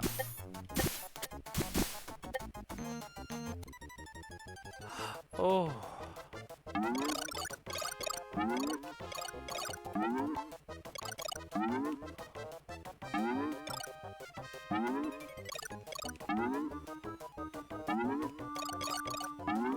Yes! Oh, that gives me the little bit of breathing room.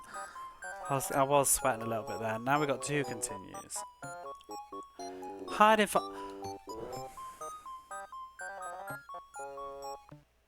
Oh, God, no more sewers. This should be the final world. Ipkiss. Somebody's Ipkiss, yeah, because we saw the things. The movie parody titles. Grumble's grades. Ipkiss is the red dude, I think. So this is the final level. The Monster Hunter's house. Now you're ready for Grumble's final test. The house of Simon, the Monster Hunter. Your assigned prizes will be 3 photos of the monster trio. Ikis, Oblina and Crumb, and your victim is Simon. You've already seen the scary fellow. He's been taking your picture. Oh, isn't that a thing? I remember. Oh, that's a flashback. Doesn't that happen in the show? It's like they have to do it, but if they get their like pictures taken, you know, proving that the monsters are real or something, it's like bad news. But you can't have that. If humans believe in monsters, they won't be as frightened by you. I remember that being an episode, I think, and they get in loads of trouble First, you have to get by all of his super secret traps and defenses, which are designed to capture monsters like you. The UFO is one of the monster hunter's earliest creations. They hover about, searching for monsters. If it spots one, it moves in to harass them and release a monster net. If you're caught in the net, you'll have to use a scare to get free. Don't worry, it won't use up any of your monster manuals. Oh, that's good to know. The monster tracker looks like vacuum cleaners, and they once were. Now they are computer-controlled devices for tracking and capturing monsters. Some of the trackers are set on patrol and will ignore you, but others seek out and attack monsters. If you're fast, you can avoid the monster trackers. In the first level of the monster house, you need to find a picture of Ickis before you can exit. In the second level, you need to find and defeat Simon. Hint: the monster hunter can only be scared when he changes his glasses. Try turning the lights on and off and see what happens. Loch Ness. Oh, he's hunting the Loch Ness monster. Remember that film with Ted Danson? I saw it in the cinema. I thought it was so fucking boring. I'm sure I'd love it as an adult, but you know when you're like 6, it's like, oh my god. I think my mum enjoyed it, but I just wanted to leave.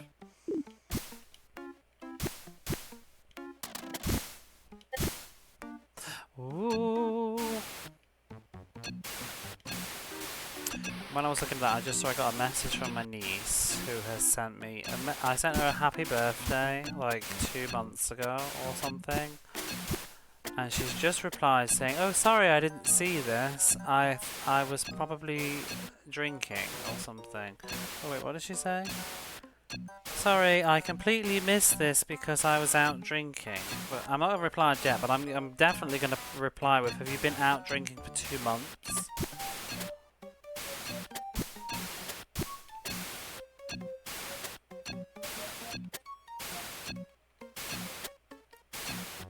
What is that? I'm leaving it alone.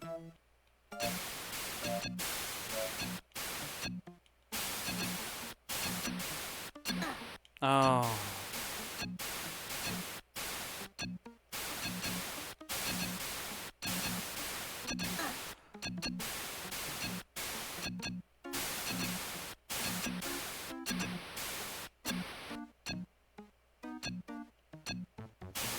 No.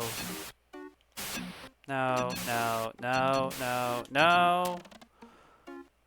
Compin puzzles. My brain can't now. Loch Ness again. How many bedrooms does he have? Is that the swamp thing? Compin puzzles. PL. So that was it. Only dreamer will know what that is. I was in Big Tool's chat. I do this a lot on mobile when I'm on Twitch chat, but I kept doing it in Big Tool's chat, so I explain myself. But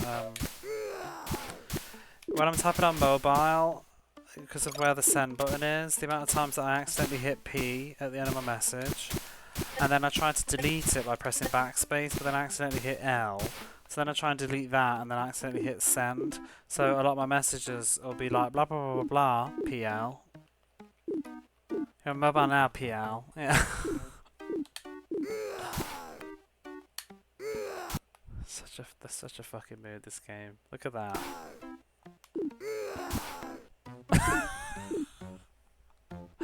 This is how it feels to play Our Real Monsters. Oh, he's gone. You ruined my joke. See, the game can't even cooperate with you for comedy. Fuck off. I don't care. I don't need you. Piss off.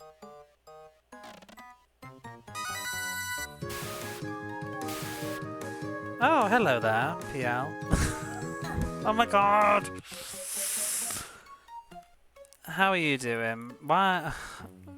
I wanted to raid you, Big Tour, but Real Monsters just won't end. I'm so tired. I'm so fucking tired. You have to stay awake as well until I finish this, by the way. Did you finish Spyro? BTNS. I'm reading that wrong. I was reading that like BTS. Hey, Matt Video Games. I've been awake for 20 hours now. Dreamy's making demands. Time to sleep soon. Dreamy needs to stay awake too. She needs to see the gripping conclusion. You can watch the VOD.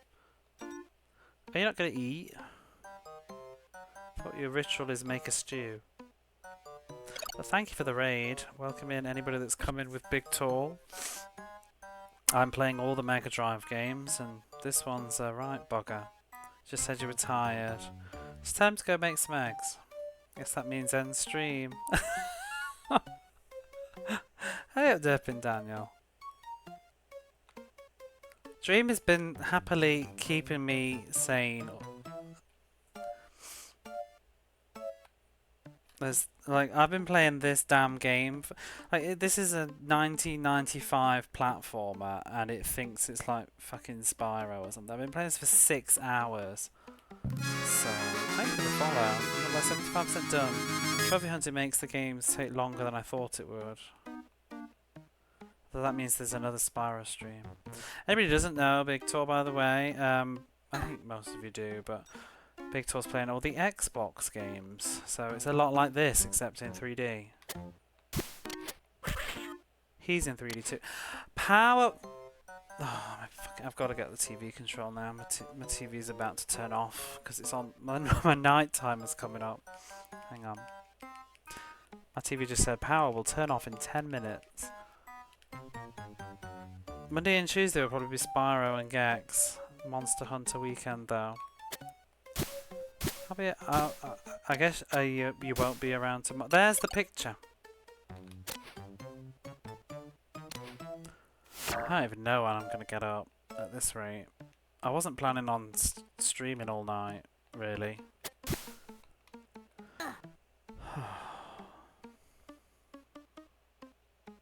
Oh! There's 2 pictures. And a switch. Okay. I think there's 2 levels left, so hopefully the next...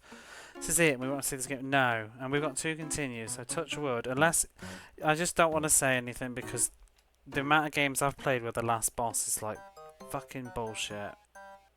Remember Aaahh the Acrobat? Remember having like 50 lives and not finishing Aaahh the Acrobat?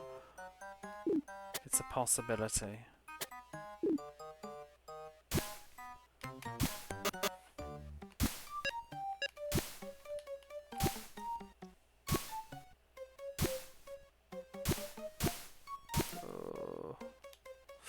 Lazy bunny. Is that from this? Lazy bunny. Is that the red thing?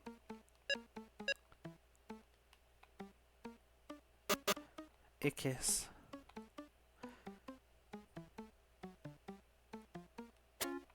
Because we're all trying to piece together what the hell this show was about. I've just had a flashback after reading about the Monster Hunter. What am I missing here?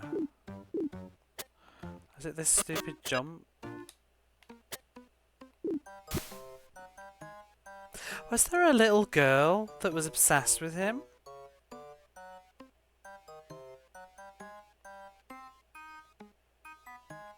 Get off! I don't understand what's going on.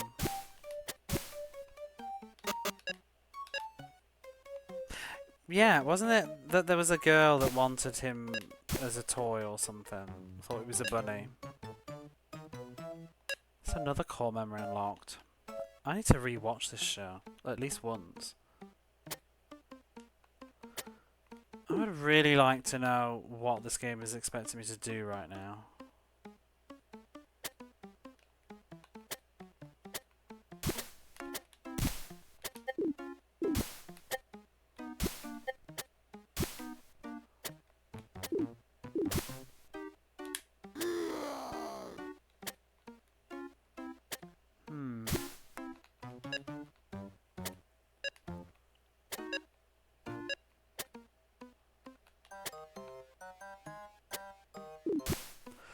Why is that there just to be a dick? 'Cause I can't control the jump. Listen to some angry moon like now. I'm going the wrong way.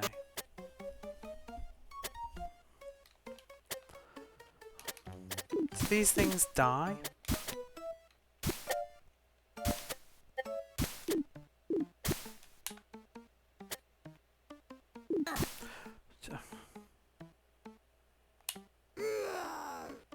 Aaahh. Is this baloney?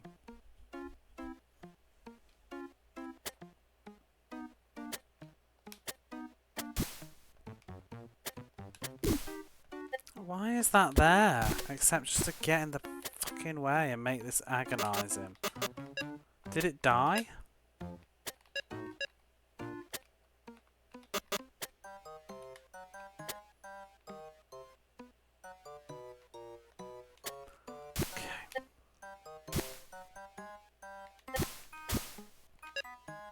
The problem with this game too is just the visuals. It's so hard to read what the hell is going on. Like, tum-ti-tum, oh, that's a wall, okay.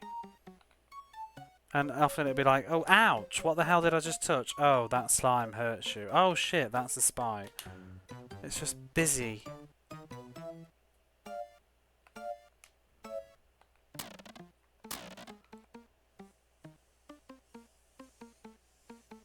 What?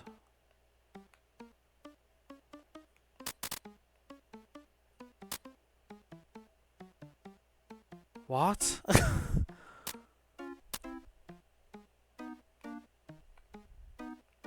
What? Oh my god!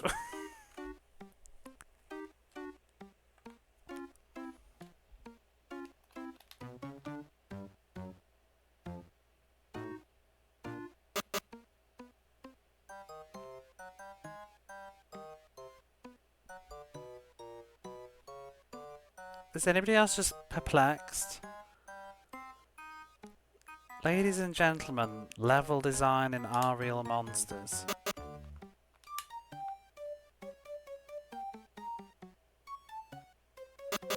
Oh, get up the damn thing.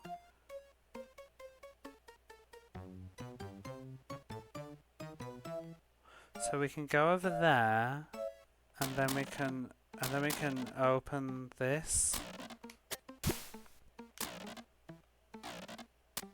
But whatever.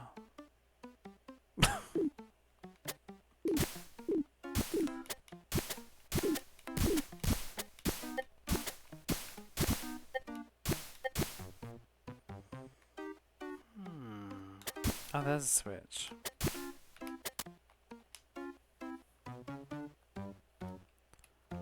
Oh, piss off! I'm so sick of that.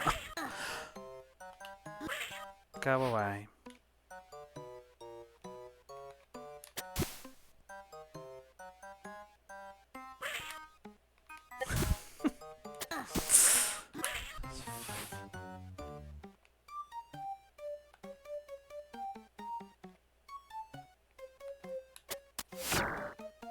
You know I'm going down this ramp and I'm gonna die. At a cat. Are you ready? Oh. We lived!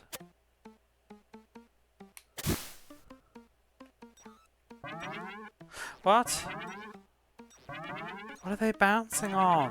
I can't understand what I'm looking at. Where's the switch?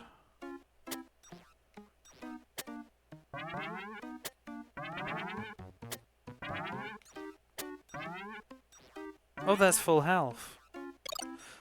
Phew.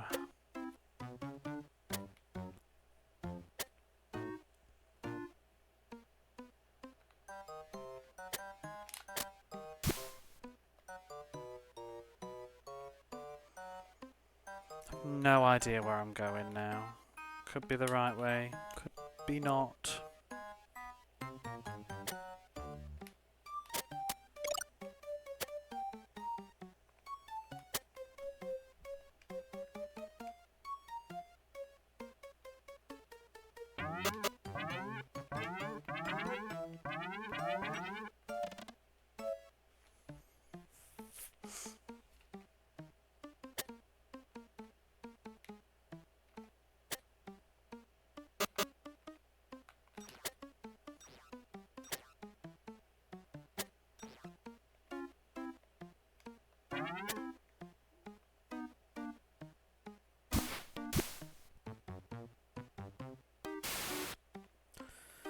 When does this level end?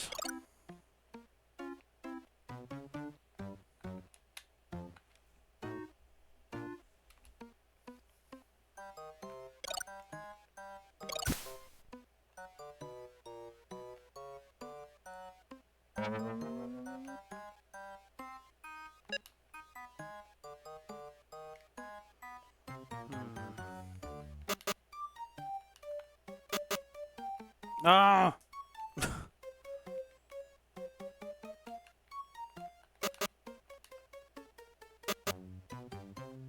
He won't do it.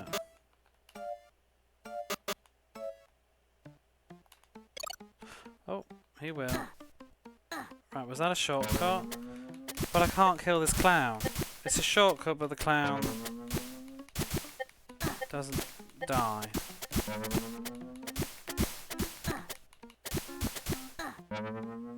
That's a fucking useless shortcut. Because there's a clown stood there.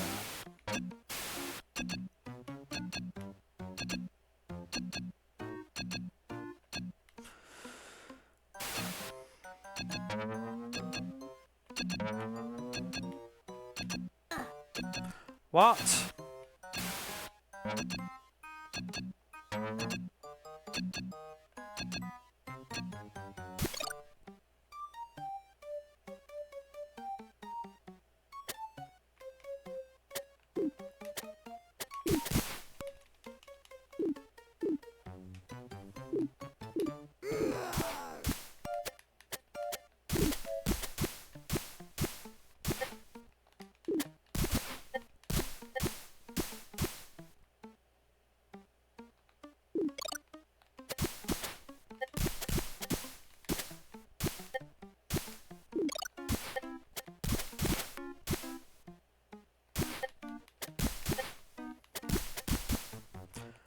You know, I don't think they ever heard the expression less is more. This level could have ended many, many screens ago.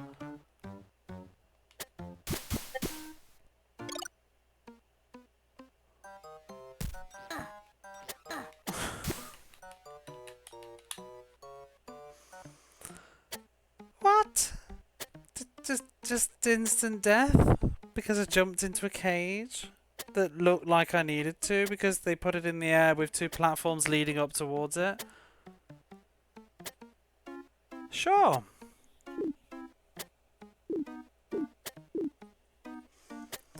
Could have had time to actual death. They could have, yeah.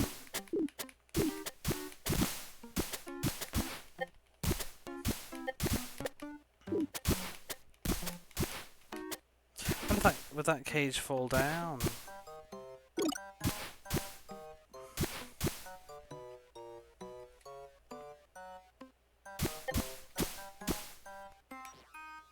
Yeah. Oh, there's another picture. Are we done? Eggs? Oh. Is it a boss rush? I'm sick of these dogs. There's absolute scum.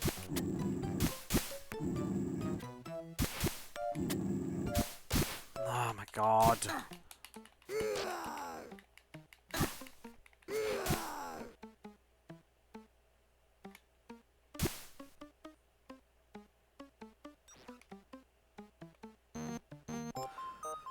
Oh, finally.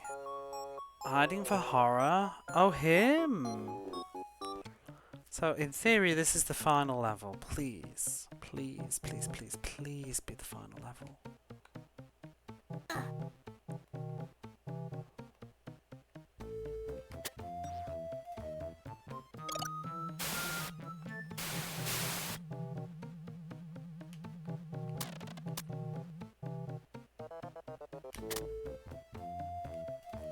Okay, this is it.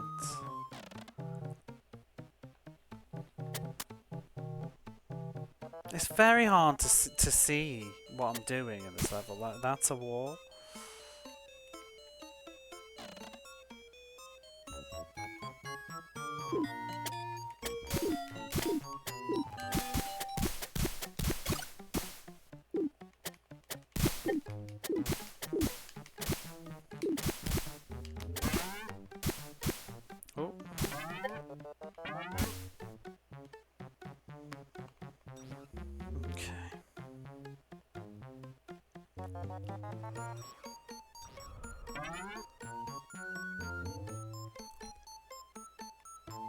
Oh my god!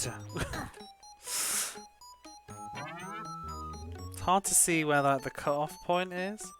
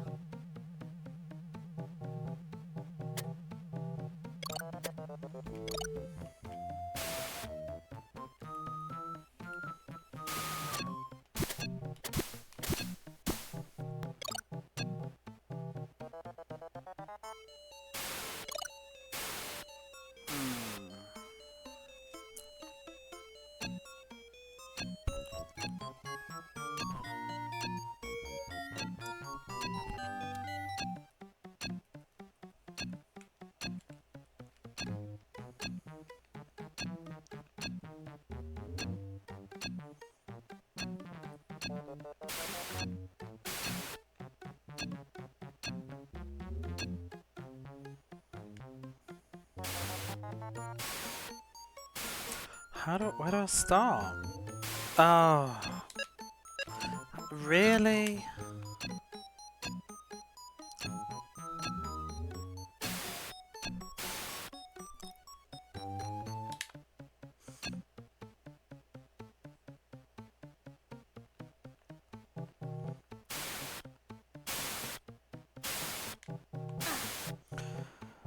This is not annoying at all.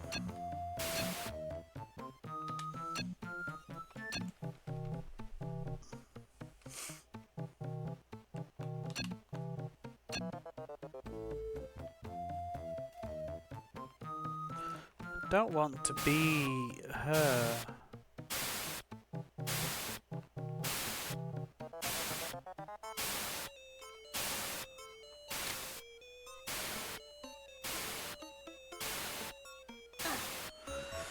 Oh, damn it!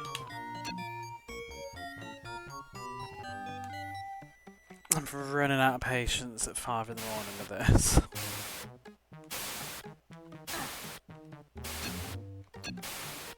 It doesn't help that like this has collision, these platforms, and they're all like designed for you to bang your head on them. Why can't I reach this? Like, what is the point of that?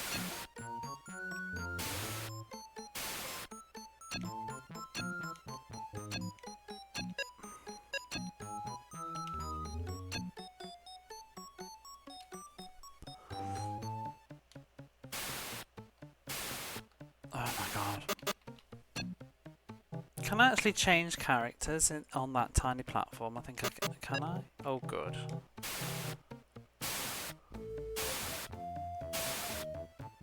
Oh god.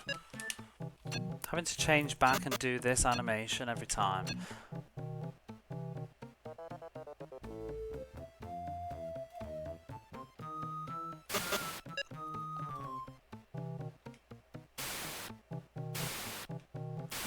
Just do that? No. Can she reach? Go on, love.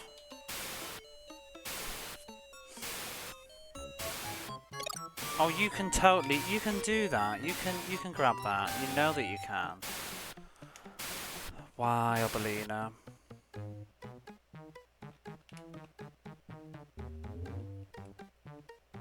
She's such a liar.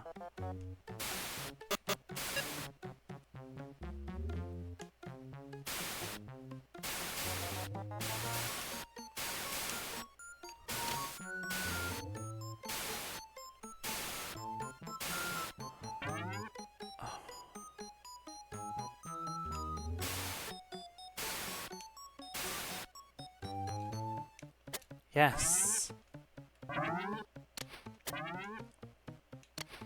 There's a picture of Obelina. And, oh, all of us. There's loads of pictures. How do I know if I'm missing any? This is a bother. So if I get to the end of the level and I don't have them all.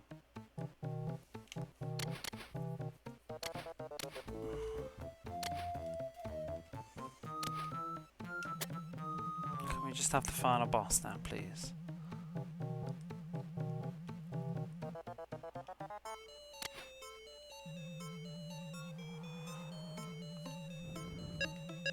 They love this climbing on her jump gimmick more than all the others. I feel like Crumb has been totally useless.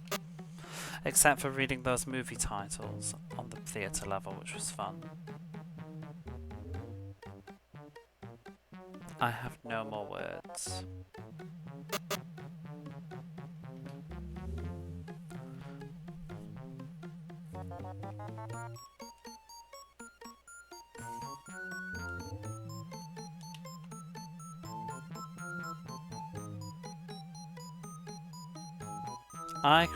We didn't work it out. What is it?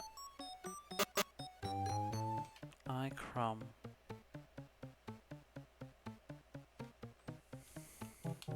How am I supposed to stand on this? Because it's moving and they keep okay like that. Whatever.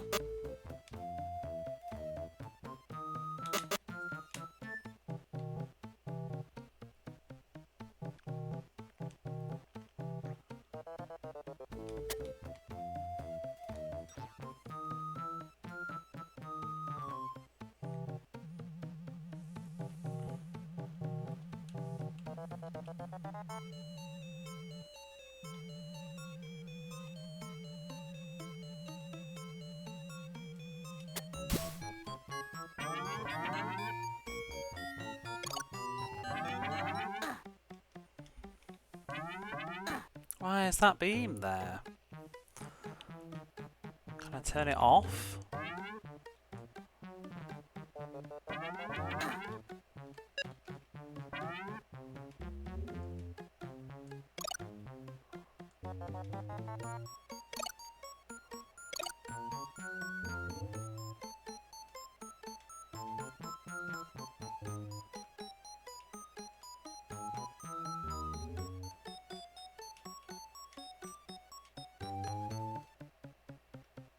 Ugh.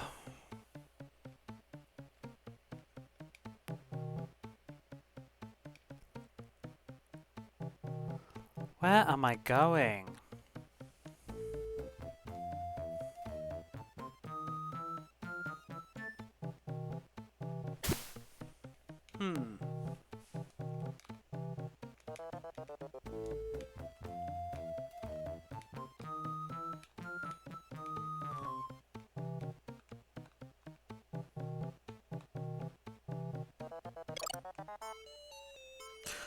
What? Where? What?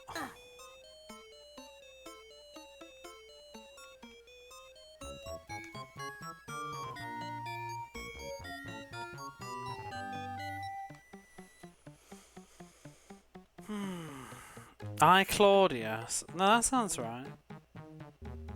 That sounds right. That's what I was thinking actually. I just said it wrong because I said I Spartacus, and I was like, I swear that there's a movie like that. That'll be it. Oh, there we go. The hell? We'll press that, whatever that is. Oh! I think that sounds good. Well, we didn't get national though, but it's probably National Lampoon.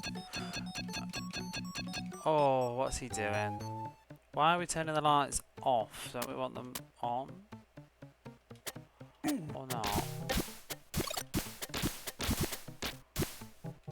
Wait, what did it say in the manual? Maybe Skibidi changes his glasses. Try turning the lights on and off and see what happens. Okay.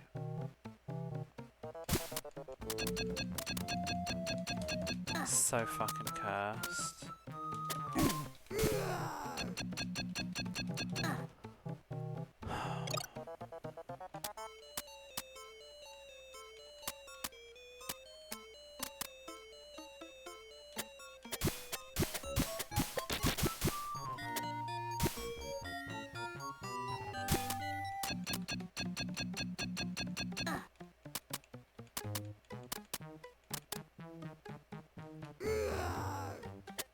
Not even doing any damage.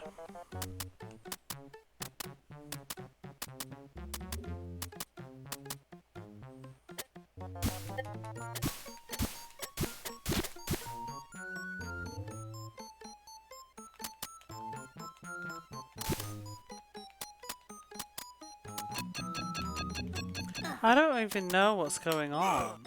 Oh, there we go.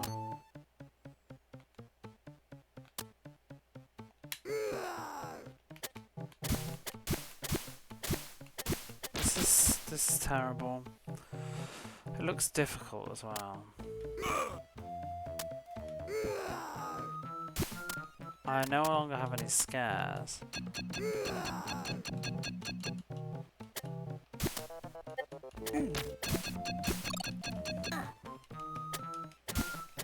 I don't have any health either.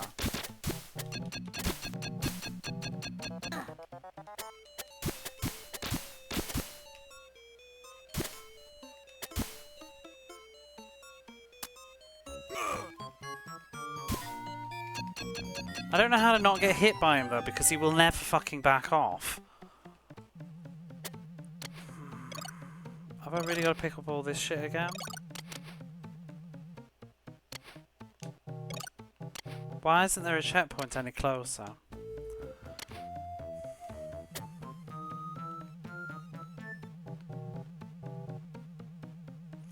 Oh, have I got to do all this bollocks every time?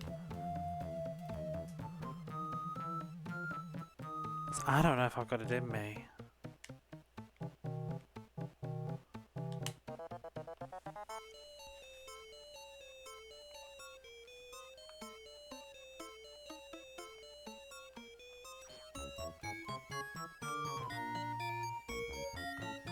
There needs to be a checkpoint. There needs to be another one.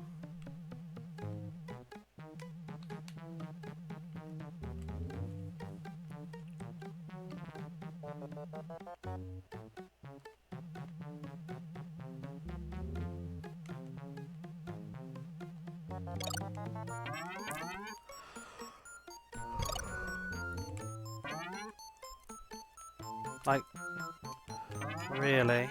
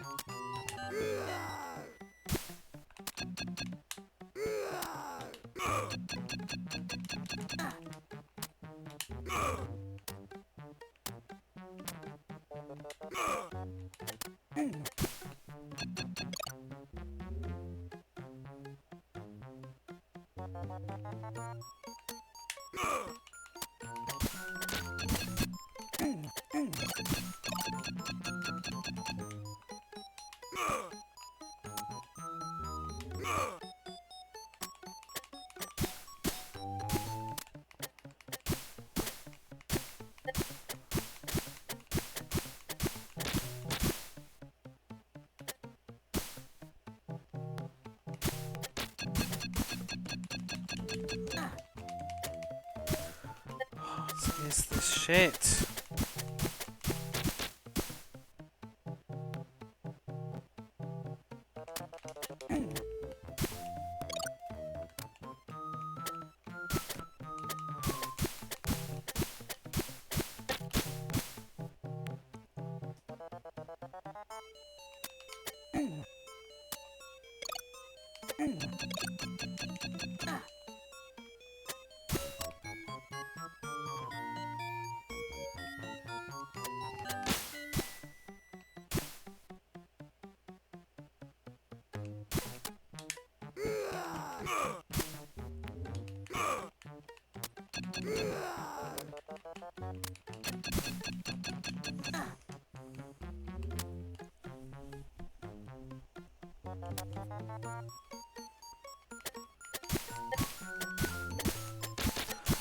Come on.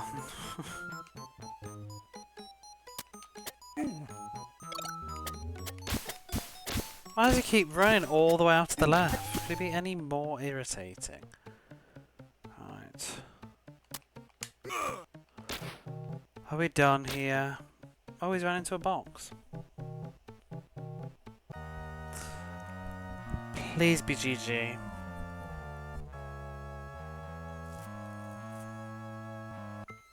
Oh, congratulations, my petite scrab scratchers. You have done well.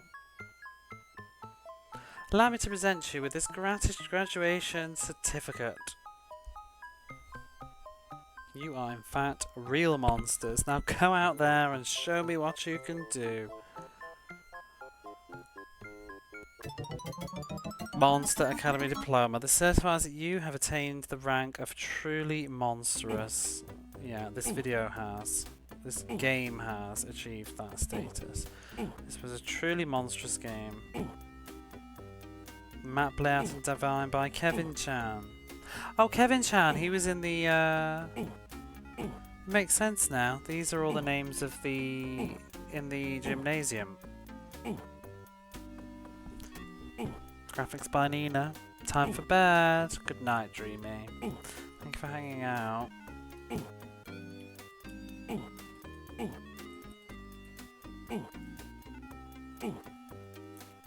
Adapted for Genesis by Adapted is a stretch. There was additional music in this game. What the hell are you playing, Dreamy Magenta Sheep? Is that one of your rhythm games? Special thanks.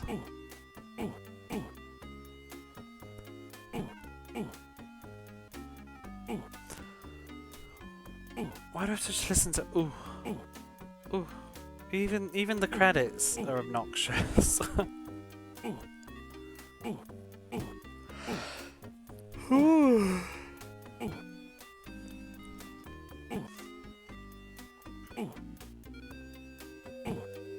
Dave Gowman. Ooh. Ooh. Oh. Testers? Don't lie. Queens of cool and creative consultants. Make it stop. This is just... Even the credits are terrible. The end. Yeah. No, they couldn't. They had to just... Oh, we're done. We're done. Stop the clock. Ugh. This is taking it all out of me. I feel like I need a week to recover. Oh, go away. That was that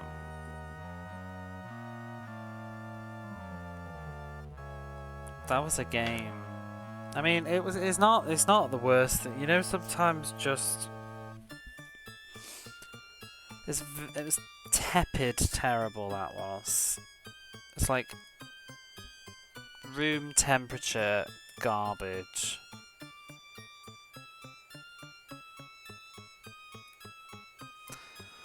Like, I played it, I went through it. It wasn't as bad as, you know, stuff like Awesome Possum, but it was just still not worth your time. They couldn't let up with this game, no. Let's do the spreadsheet and call it.